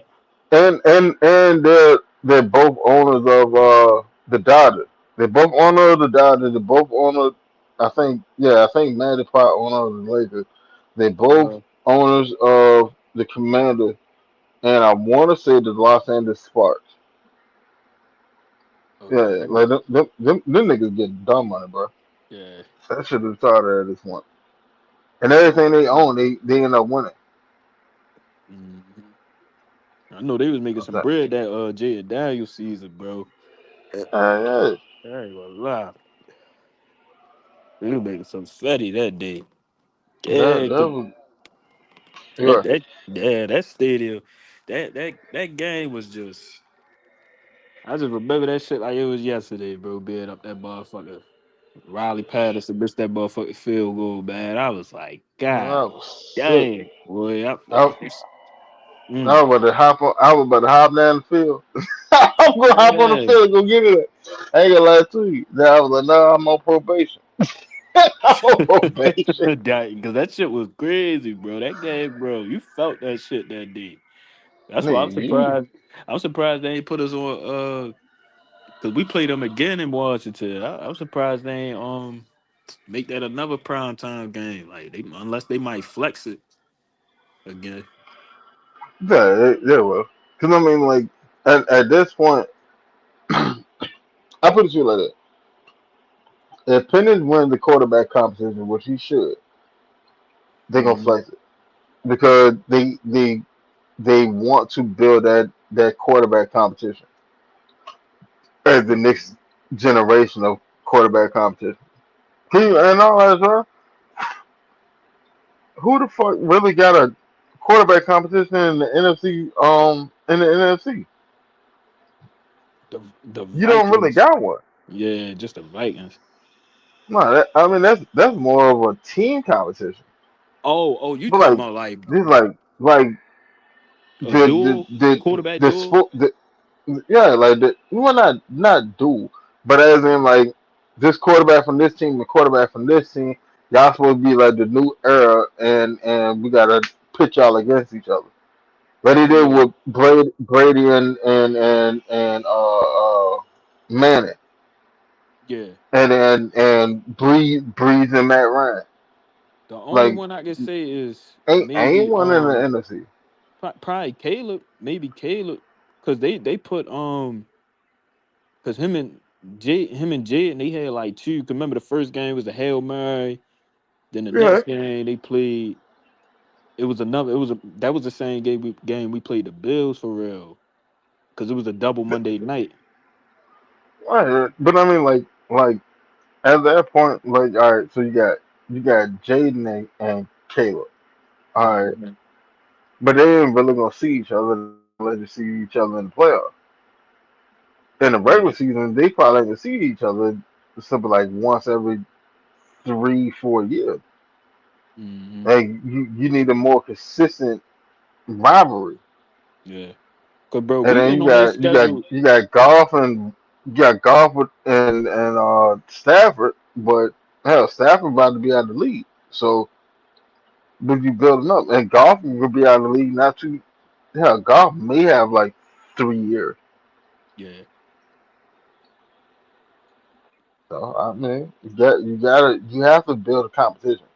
Yeah. It gotta be cause bro, we be on the bro. This is like the fifth year in a row, fifth, sixth year in a row. We play the Commanders, and they not even in our division. See what I'm saying? We been playing them every year, every year. That shit crazy. All right, they're trying to push the issue. Yeah. Yeah, the Commanders didn't have a quarterback. B didn't have a quarterback. Commanders get a quarterback. Yeah. B got a quarterback. All right, y'all go to head to head. Let's push that. Yeah. Cause I know, Then you got bro. Tyler Shuck. You got Shuck down in with the aim. Then you got Baker bum ass. I'm just saying, bro. Bigger man. I want to see what, bro. Cause they I heard they ain't even I don't know if he gonna get something long term there yet. They still ain't lock him in long Shit. term. I don't see the purpose in Yeah. Especially at the last year. Nigga, bro, that nigga went from MVP conversation. And then, I guess Levante David was saying, yo, he was playing through injury, man. He was playing through a lot last season. But we Nah. gonna see. We gonna see. We gonna One thing see. was sure, two things was certain. Yeah, we definitely won't see. Like, Uh, I mean, like Baker's okay. I yeah. think Baker Baker is a product of the system too. Baker is a product of the team that's around him. Hmm. Don't get me wrong, like he's not a bad quarterback. You definitely can win with Baker. Hell, if Baker was over here, we could do some things. Oh yeah. It's just more to the point of like Baker have his moments, and then his aggression is bad. Like Yeah. it's bad, bad. Cause we didn't And seen it. We played them, bro. Is even though Kirk Cousins was getting his 500 yards, he was looking good against them. You look at how many games we played against Baker, and how many like we got a few interceptions on that nigga. Like we picked that nigga off a few times, bro. Like we be getting you that know what I'm nigga saying? because he be throwing Like some stupid shit sometimes. Like because exactly. like that one interception he threw to Jesse Bates, he threw it up. He threw it up to like a second string tight end. That wasn't even K. Arden. And I'm like, bro, you gonna throw that bitch up with Jesse Bates right there with a second string, second, third string tight ends? You fucking crazy? Like I'd have looked at that nigga like he crazy for throwing that shit up, bro. Oh damn well you know that nigga ain't getting that over Jesse Bates. You know what I'm saying? Burger just be out there. He just be doing shit. And in Yeah. all actuality, all Tampa really did was go and brought in a lighter complexion James Winston. If you really want to be funky about it, that's literally all they did. Hmm. because he played just like he's the gunslinger that don't give a fuck, careless of the wind. And people are like, well, James is the bomb. Well, no, James, really, in all actuality, James not a bad quarterback.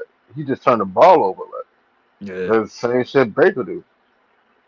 Hmm. It's the exact same shit. And that was his Cause problem. That was his problem in Cleveland. Even when he was with Stefanski and shit, bro. Like he had that one. Like when Stefanski got there that first year, he lowered his interceptions down. Like I was looking at his interceptions. Like the year before that, what he had like 19. Then there 20 something. I forgot how many picks he had. Like the year before Stefanski got there, had hella picks. And then the year after they made the playoffs with him, interceptions went right back up again. You get what I'm saying? But don't get I'm me saying wrong. Yeah, so it's just like Tampa Bay, don't get me wrong, they got they that helped this game a little bit more. Like he kind of like because he wound up being a little bit more consistent in yeah, Tampa we than he got ever was. dogs around him. Yeah, See, Mike that's the thing. Evans and shit. You got Mike Evans, Chris Godwin, K.I. What's the other tight end they had? Who the hell? What Cool. Scotty? They had Scotty Miller back then. Like when he Yeah, got up. Scotty Miller. Yep. Like he has a bevy of talent that just make your job easier. But in all that well, like him and James Winston, in my eyes, are pretty much on the same because James can do the exact same shit that he do. Hmm. If James just cut down on the turnover, James get a bad rap because of the goddamn 30 and 30 season he had. But Yeah, people that's still forget when he had that 30 and 30 season, he still threw for 5,000 yards. yeah. He can sling a rock. He just be goofy with it sometimes. Sometimes don't get me wrong. I know probably majority of them, some of them interceptions probably weren't his fault. Probably tip passes or whatever. You get what I'm saying? But that's still hella picks. Cause Baker, That's a whole lot of 'em. yeah, that's too many. That's definitely too many. That's a lot of picks. You shouldn't even be cracking over 15. Like you shouldn't even have that many. Like, oh shit. Cause like Yeah, Jameis, he was James like Baker probably got a little bit more. Cause I don't think Jameis made the playoffs with them niggas. I don't think they even made the playoff. oh, I don't know they did. yeah. Nah, I think. Hold on. They might have. Hold on. Let's see. Let's Cause when he first got Google. there, cause he was there when Matt, Cam, and Drew was in there.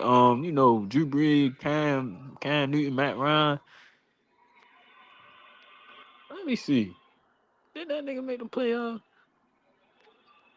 Hold up. Did Jameis make the postseason with Buccaneers? Nah, they other don't. They didn't make it. They were Damn. 7-9. Damn, them niggas ain't cracked a playoff with Jameis. Sheesh. Uh,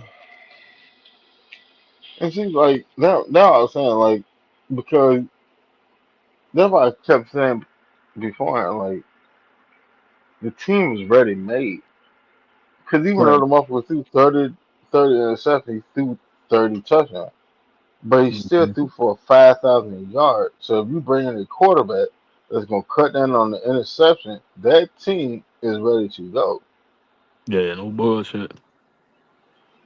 You know what it is. And hell, like the Bucks defense that year, I want to, if I remember correctly, their defense, I want to say is like was like top five, top seven.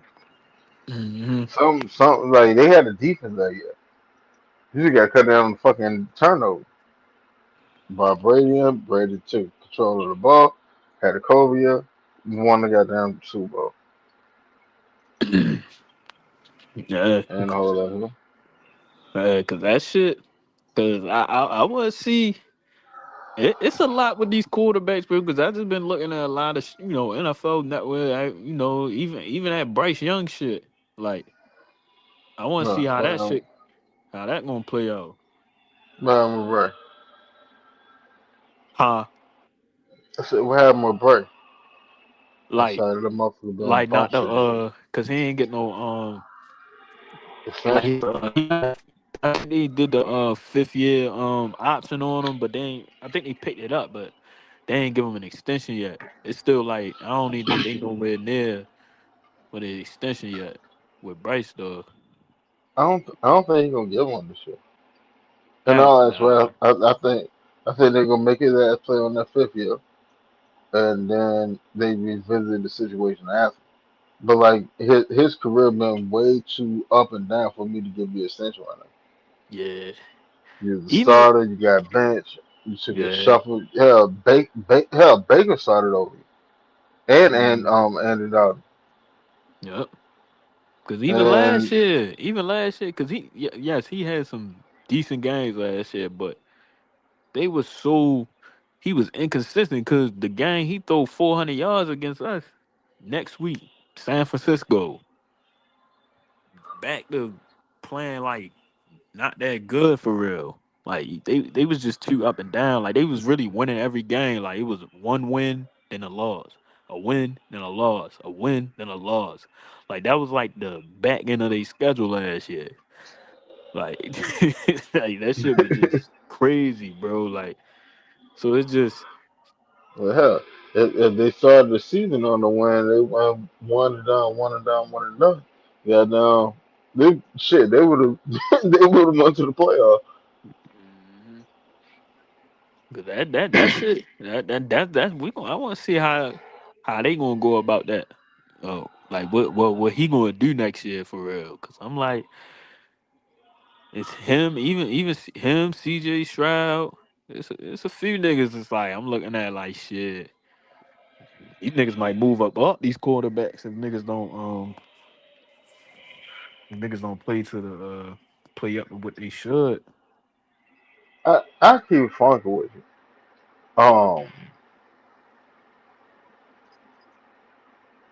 I think I think that structurally wise, Hmm.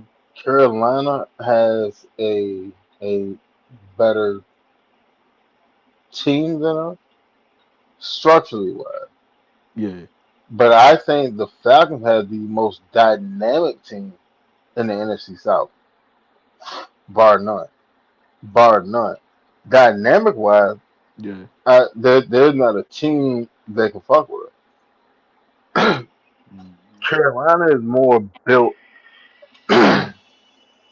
on Carolina is more built on being great at what we can do, which is stopping the Hmm. run the ball, shit of that nature, like basic fundamental shit. They're building their roster to be great at that.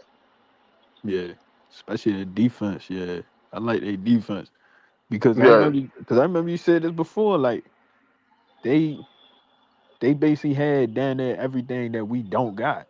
Like even they had like a number 2 corner, like that nigga Mike Jackson. Like a lot of niggas ain't really, some niggas ain't really like him, but he was decent for a Mhm. number 2 corner, and Mhm. and I think he up to get paid. So they might not even stick with him. So so it's just like they got that. Then they got the nigga Lee Hunter with Derek Brown, and you know they Yeah, got some they got some niggas over there. I ain't gonna lie to you. that's the issue. That's the issue. Like I ain't gonna hold you. That's the issue. What? Lee Hunter and Derek Ryan Yeah, together. bro. That That's a shit. fucking issue. Bro, they traded up right at because what? Once they see we ain't take Lee and took Avion, they straight traded up right after that and took them. I was like, yo, these niggas really watching what I we ain't playing. doing. Like, I don't know because they ain't playing though.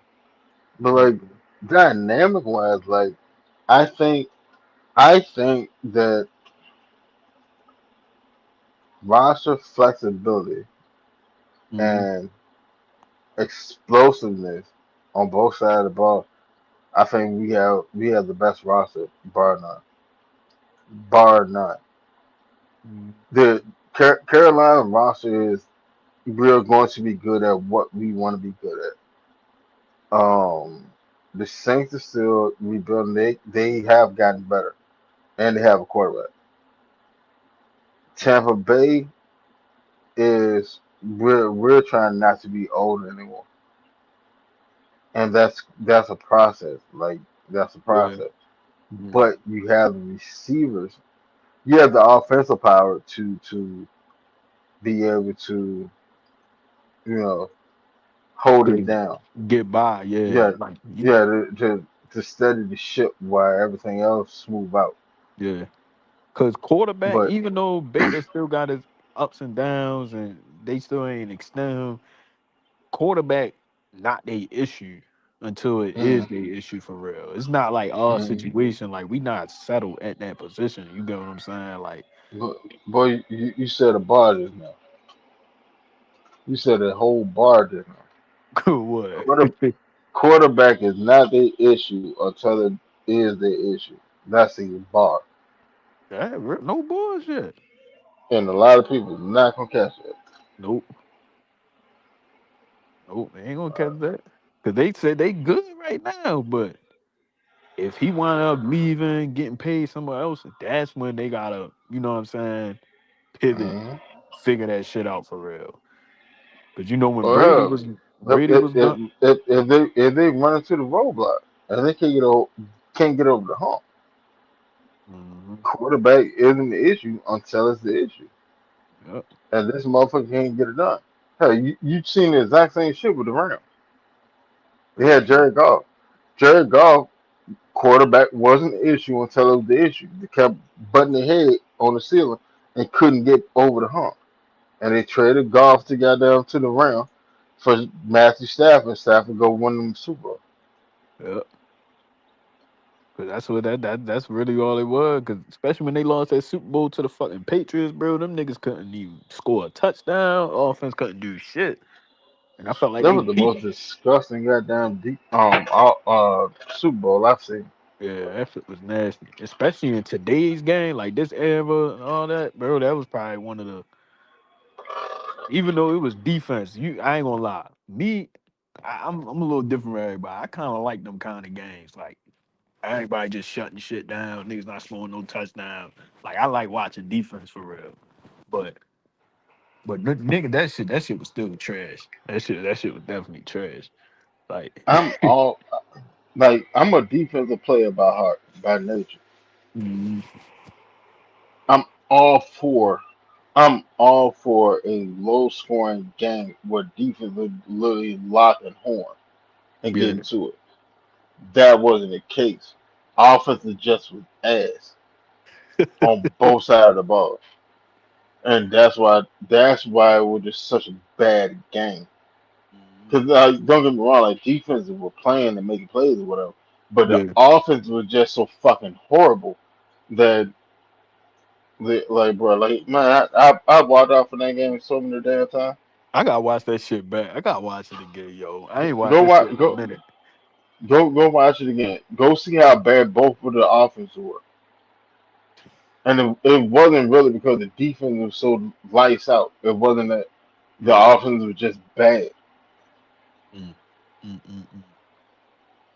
I gotta watch that shit. I'll probably watch that shit what tomorrow when I go on break and shit. I'll probably watch a little bit of that. Like what? Shit. Cause I'm like, bruh. Cause yeah, bro. Some niggas really in positions like you good at that position until you not. You get what I'm saying? Cause it's like yo Baker, like with the button there shit. We got Baker right now. We got some receivers. We still trying to they defense. They trying to get a little younger on their defense. Like they trying to fix that shit up a little bit more for real. Cause what they grabbed Bane and Keontae Scott. So they grabbed both of them niggas. So I'm like, all right. And then they still got Diaby, still Vita Vea. He's still playing at a decent level for real. Zion McCullum at the corner. I don't know who they second corner is. I think it's that guy Morrison that played with Watson, Notre Dame. I think that's their second corner. You still got Winfield. but they still working. They still working on some shit over there. But that shit, man, the South, I don't know, cause they got this division being one of the worst divisions in the league again. They got they still got Tampa winning it. I think still got them winning with like 9 games or some shit like that. So Them up with drunk driving. I You know. got like the way I see it, you got to win double digits to win this division. This Got year, you know. yeah,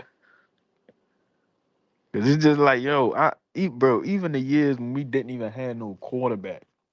Even though I mean, even right now, we still don't know what the quarterback position is. But like when we had Ritter in them, we still had a chance to win it. It wasn't like we was far off from the division. Like niggas just like middle of the season, niggas start losing games that you shouldn't lose, and then that shit backfire at the end of the year. Like that be us every year. Like you can't lose this game and lose this game, win this game, and then think you expecting to come out at the end of the season division champs. Hell nah. Like we just never really like cause B John was still young. Drake was still young. Kyle, them niggas was still young for real. So you just gotta see. They trying to keep the core together and everything. They trying to keep Pitts, Drake, and then whenever his extension coming up, whenever it's time to pay him for real. So they just gotta make this shit work. You got the players. It's just you know. B John get paid for the end of the month. Oh yeah, Winston said before training camp. So shit. He'll get paid for the end of the month. Like I'm very very high on him getting paid somewhere within the next 2 weeks. Mm, Hell, it might be one of those scenarios where B John reported to training camp and then the next day he ended up getting paid. yeah. Some shit like that. Like Like right at the we beginning of camp for real. right, because vets come in what a day later, 2 days later, some Mm, shit like that. So yeah, if if he's not paid by the day he come in, he'll probably get paid like that following day.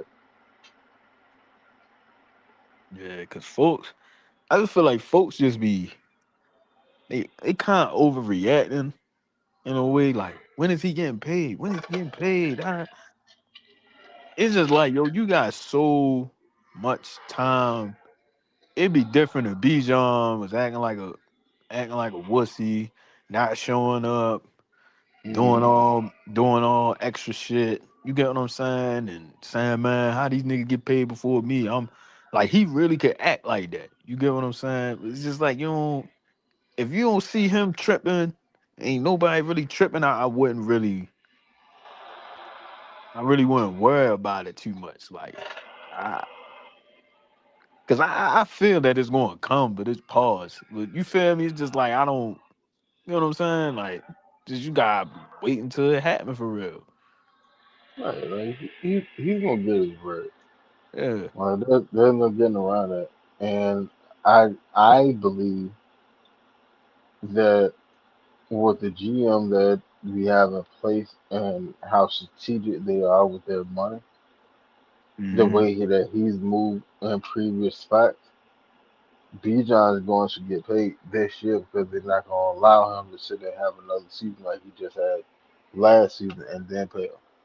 Yeah.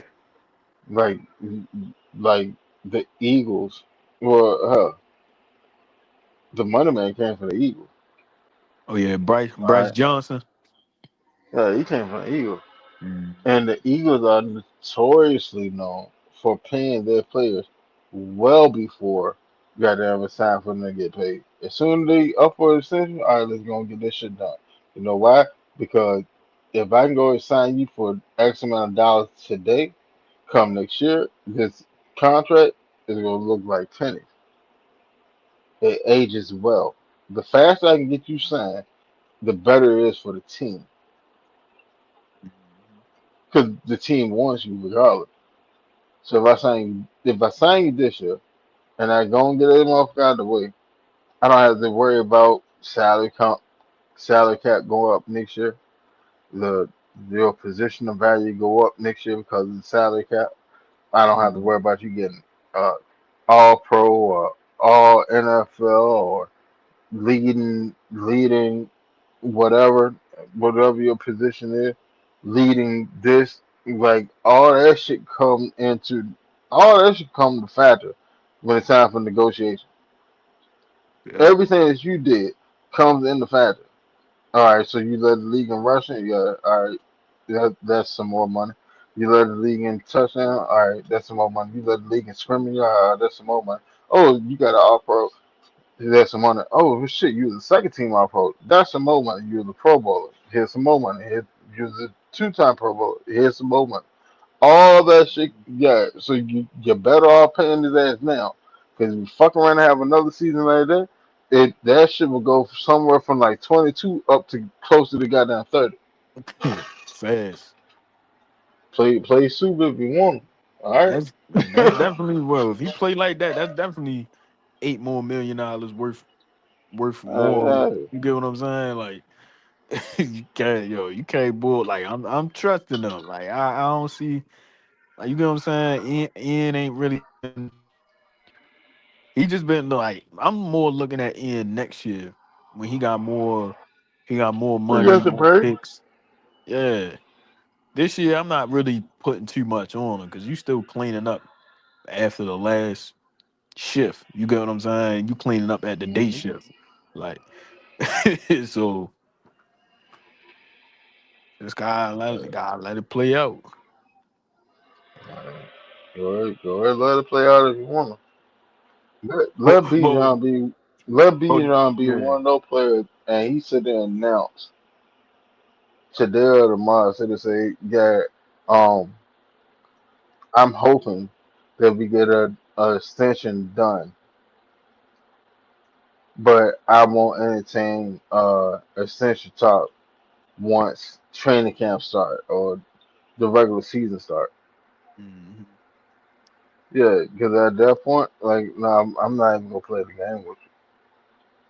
They're gonna get this shit together now, or it is what it is. Mhm. Because at the end of the day, I have y'all by the rabbit. I'm the focal point of your team. Like there's no ifs and buts about it. I'm the best player on your team by far. Yeah. You But know, you you like but you in know all B that's what John, the B the John, I don't I don't think he would say no shit like that in his man like shit. pitch. He Hey, probably look, would. He probably would. I don't know. you think about it like that. E- Even I put it like that. People that go to church know when they should be blessed, Right. and that's where he's at. That's what his timeline is. Like, but all right, I play in a position, and all as well, that have the lowest longevity as a player in the NFL. My prime years are few and like they're few. So why would I sit there and play around with a contract? And it's not even about me getting out of my character, it's just common sense shit. Yeah.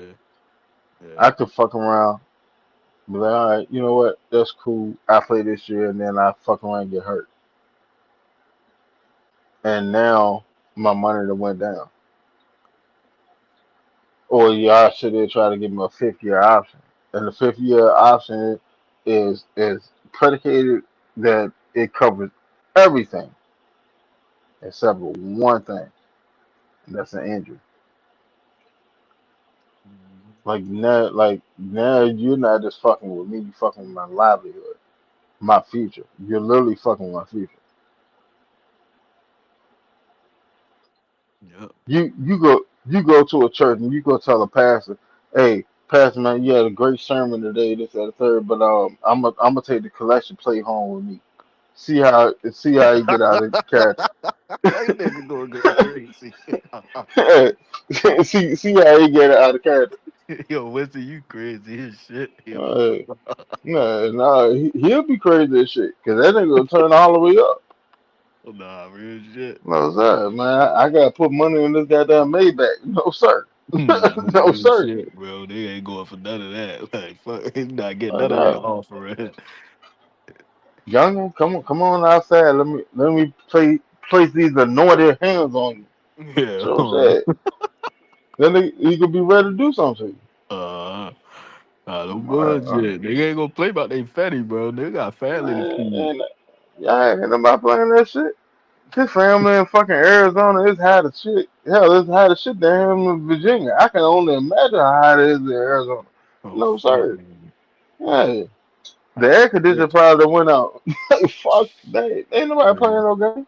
That's probably why, yo, cause a lot of niggas they be like, yo, that Atlanta Heat bad, but like B John don't look like he be phased by that shit, bro. 'Cause you know he already, cause they don't got no kind of no winter up there. Don't snow down that motherfucker. Don't snow They like don't have trees out there. real shit. They don't have trees.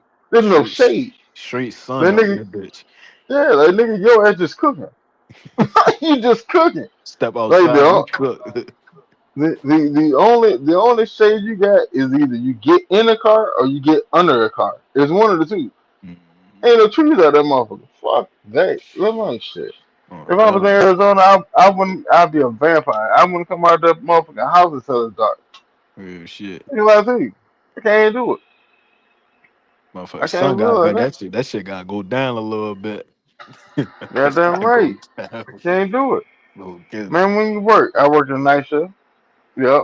I work the night shift because I ain't gonna be out here with y'all. Oh no. Goddamn backyard nigga looking like BDB. That shit Real blacker shit. than goddamn the fucking leather seat. No sir. All right, I'm gonna need some. Every No time I sir. step out of the house, I'm gonna need me some water. I had to take me a big old thing of water with me outside. I ain't doing it. I'm not doing it. Like Yeah. I don't, I'm a spring baby. I don't do well in the heat. Like me and the heat, we don't get along. Anything over like 90, 92, mm-mm, Yeah. you It's gotta worry about. crazy. I ain't coming outside. Yeah, it's crazy because bro, I was born in the summer, but I don't like the heat, bro. Like I can't stand the heat. Like I can't. Like I go outside and shit like that. You know what I'm saying? Go work and all that. But it be so, bro. If it's like overly 90, like high 90s and shit, and it's like the weekend, might have to stay in this weekend. I ain't gonna lie, I ain't fucking with it. It's too hot. We're like we like with my job, I got a whole bunch of motherfuckers that work on leave, so I ain't really gotta go to work. I'm a director. I get Yeah. paid out what they do. Right. So I'm not like I put myself in a position I don't have to work out there in the sun no more. Fuck Mm-hmm. that. I'm not going out there. I'll sit at home. Oh, Real you got shit. an issue? Yeah, go ahead, call me. You got my phone number. You can call me. I can help you. But I'm Real not shit. going out in that shit. Yeah, FaceTime If me or something like yeah, show me what's hey, going if on. if it's 90 something degrees and above, yeah, all right. Yeah, it'll be out there by yourself. I'm not doing it. Okay, Unless we're that, going on vacation. But just for me to just be out here to roam around the city, man, fuck that shit. nah, I promise you, it'll look the exact same when it cool off. nigga crazy. Real shit. Shit ain't gonna change. That shit gonna be That right shit ain't there. gonna change. Shit It'll always be the gonna be there. same. I promise you. Yeah, That shit. I haven't seen a city yet that where the goddamn buildings move. No sir. Yeah, I ain't playing that game. No sir. Real shit, bro. Cause Arizona, I heard it's nice out that bitch though. I did want to go up there, motherfuckers. You talking about taking a trip down there for real? Like they say it's cool down there. Nice little couple of little spots down there. I gotta look forward to it. But they said Phoenix, Arizona, all right, they said it's cool. It's just too hot. Hot as shit I down mean, that bitch. I can't do it. Real I shit. think I think I think Arizona got a dome stadium now. Dang. Well, they about to go on. What? So yeah. Shit, I want to see what LG. Shit, Bijan probably got LG a crib down that bitch. Hell, I just probably saying with B. John family. Real shit. Probably Hey all. man, look, I ain't gonna be here long. I'm not gonna Yeah, be here long. definitely not finna be that long. Definitely Uh, not. I'll be here 1 2 years. Let me go ahead. Let me get the little room the little Mm-hmm. room above the garage. Oh, they be there 2 years max. What? Cause motherfucking Yeah, I especially he not even a especially if Jeremiah Love really be nice as a motherfucker, he probably already knowing like, yeah, this nigga nice as shit. I ain't finna be here that damn long. This his team. exactly. But I feel like I get B John. I mean B John. I get Algier leaving, but it never made sense to me because like I knew he was going to Arizona. I knew that, but then I look at the draft position, and I was like, that ain't gonna be it. Cause they gonna fuck him. They gonna fuck him, and then Real lo and shit. behold, they cooked his ass. We got down Jeremiah Love. Bro. I thought Sean Payton was gonna take that nigga. I ain't gonna lie. I thought he was gonna go to the Broncos. That was one team I was like, yo, he might Mm. go to Denver. I like, yo, either Denver or Seattle. I like shit. He could have went to one of them spots for real. Nah, he wanted to go to Seattle because Seattle got Charbonnet, and then just move off of Walker because they didn't want to pay Walker.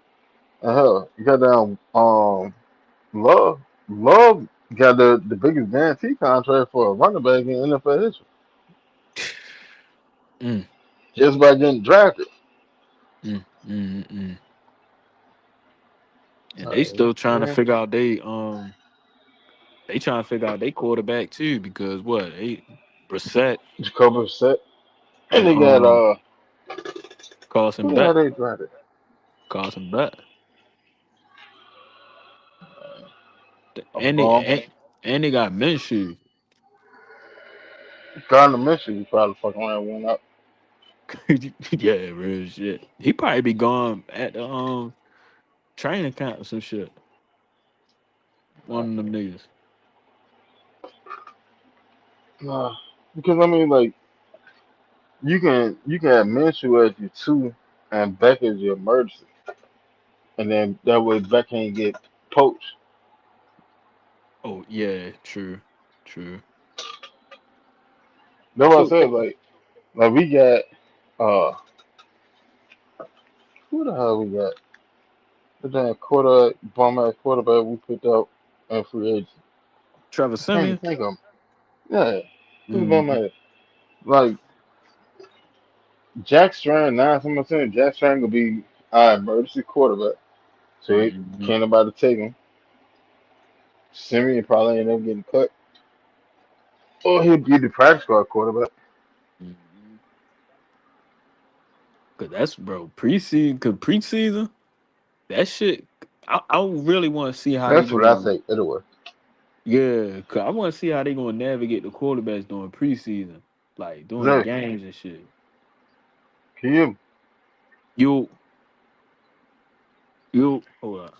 I probably gotta go back Oh, and go bro, back. I can't hear you. Hold on. I knew you couldn't hear me. Hold on. You Yep. you hear me now? Yeah. All right, good. I forgot what the last thing you probably heard me say. Cause I forgot what the fuck I was saying. I was saying, I what was was you talking talking about about? Jackson and Trevor Simeon. Yeah. Cause I was asking. Cause yeah, you definitely probably ain't hear me. Cause I was like, I wanted to see how they was going go about the quarterbacks in the preseason, like Tua, Penny, Strand, and Simeon. If Simeon even make it to preseason game, if he make it to the preseason. I think he will, just because they want to, allow him to get some tape out of. Yeah. But I don't see him making the 53. Mm-mm. Hell no. Cause Simeon, where he was at last? He was in Denver. He in Denver last year. Yeah, Denver took in. I want to say Denver signed his ass. I mean, drafted him. Oh hell no. But like, I don't know. I'm gonna be honest. Like, I think he was more so brought in. Well, no, because he was brought in before they got Strand. But from then, like it's just more like mentorship towards for Strand. But I mean, at the same time, like, bro, how much can you actually mentor him? Because you Yeah, can play like shit in your career. real shit. And I don't Really. want Strand to get down and develop bad habits from your side. Cause that's how I be looking at that shit. Like that's why I feel like certain it's just people. You gotta have the right people in the quarterback room, bro. Like don't get me wrong. I like the quarterbacks we got, but it. I ain't gonna go that far, but I'm gonna just keep it on Trevor Simeon. I feel like the only thing Simeon could probably really show Jack Ryan is just probably maybe a little bit how to maneuver in the league, how to even though like he ain't really had no starting time in the league. When he had his chance, fucked it up, became a backup quarterback. That's about as much experience he can really tell him like shit, how to stay in the league, stay ready. But other than that, yeah, I don't think Simeon can like it ain't really too much he can really too much game he can really give him. It ain't no game he can get that nigga.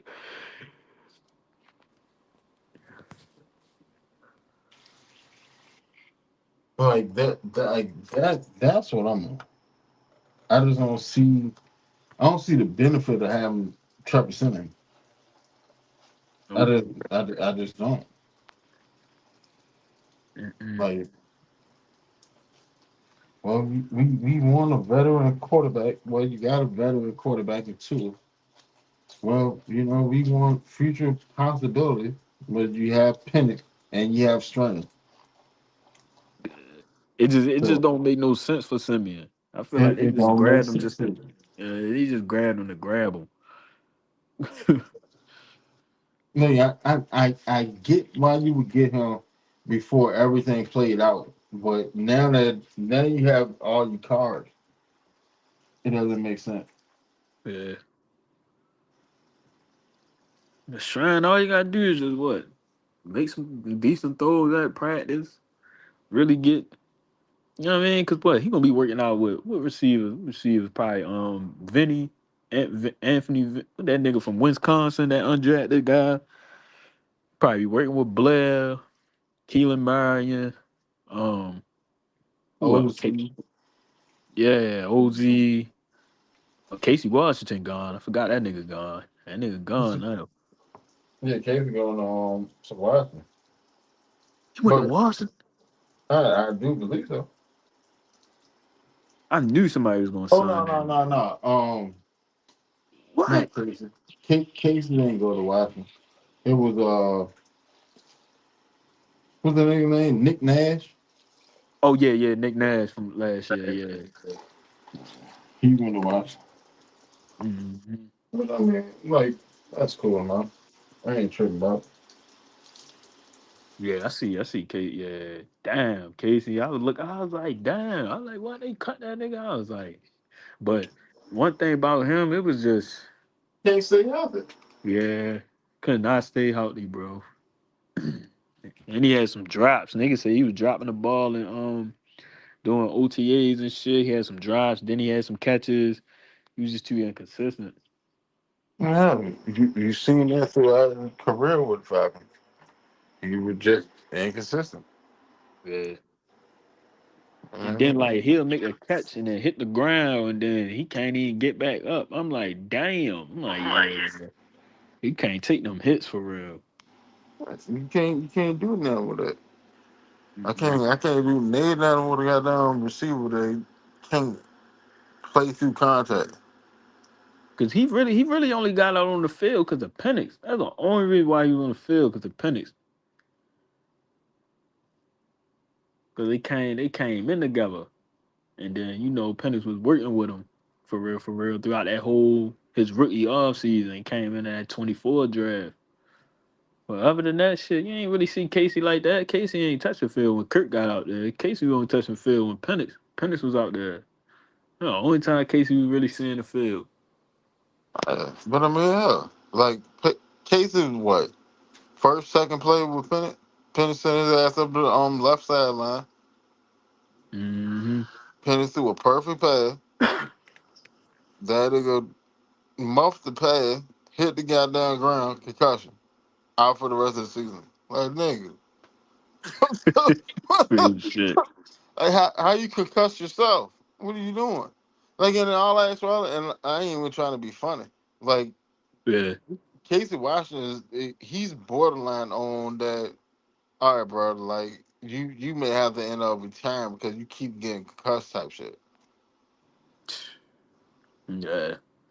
That nigga. He done had like 2, 3 of them motherfuckers with the Falcons, Yeah. And and like especially 2 seasons. yeah, and especially he ain't even getting that many fucking targets. He ain't even getting that You many ain't getting targets. hit. That's the thing. Like you're not getting hit. The worst injury you can get is a non-contact injury. Mm-hmm. That just means shit just gave out on you. Yeah. That means you gotta sit that shit out. You Yeah, gotta like sit that you shit gotta out. you gotta train yourself entirely different from that. Your rehab is entirely different. Like your contact injury, all right, when you got your bell run, all right, cool. Let's get you back to your baseline, da da da da. You just concuss yourself. All right, so hey, bro, like what the fuck are you out there doing? Like in all Yeah. words, like what the fuck are you out Shit. there doing? Because I don't even know how to rehab you. Like if Only thing that if I don't only know what the thing hell you're that doing. yeah, only thing them niggas can say is like you taking your time, you get what I'm saying? Like, cause it's just like how the fuck you getting hurt and nobody hurting you, like you hurting yourself. Like, are you being extra cautious? Like you not aware? Like you get what I'm saying? Like Just out here being a goddamn crash dummy. Nah, bro. Oh shit, man. It's 3:05. Shit, that's oh what I yeah. got to be at work at 6 o'clock. Oh shit, bet I ain't even peep the time yet, cause I gotta get up like 10. So shit. Good chopping it up with you, Wiz. Man, Appreciate you having always, me bro. on. I'm gonna come back on Saturday. I'm gonna come back on Saturday. Saturday? Bet. Yeah, Saturday night. All right, bet. Shit. Appreciate you. Shout out to the chat, man. Shout out to everybody. Rise up, man. Uh, Shout out to everybody that came through tonight. Chat. Uh, Bernard, Zay. Hey, Zay, let everybody know where they can find you, at, bro. Oh yeah, y'all can add me on Twitter at Free Games A. Shit, Instagram Zay in the bag, YouTube Zay in the bag. And yeah, y'all can find me. You see this logo, you already know it's Fountain Business. You already know what's going on. Free game. Come on now. Yes, sir. Appreciate you. Alrighty. Y'all can find us right here on YouTube. Catch us on Facebook, 2 pages, VI test. Um, Still trying to figure out how the hell to get back in goddamn my ex account. Damn. Shit, bro. Yeah, man, this hurt my heart. Um, uh, Guess I'm gonna end up building the thread account though. But man, shout out to everybody that came through tonight. Bernard and Zay, you know what I'm saying? So, Uh, Catch us here on YouTube every Wednesday night. Start at 10 p.m. We can start out with Falcon Talk. Ain't no telling where the conversation gonna go, but you enjoy the ride along the way. We will be doing a show on Saturday night. This show was supposed to be an impromptu show. That's why I came on the junk early. I had planned on being done by like 11 o'clock, but that shit ain't work. damn. That shit ain't work. But But yeah, I'm definitely doing a show Saturday night when I got some more free time. We can chop it up. But with that being said, catch y'all on the flip side. Yes, Peace. sir.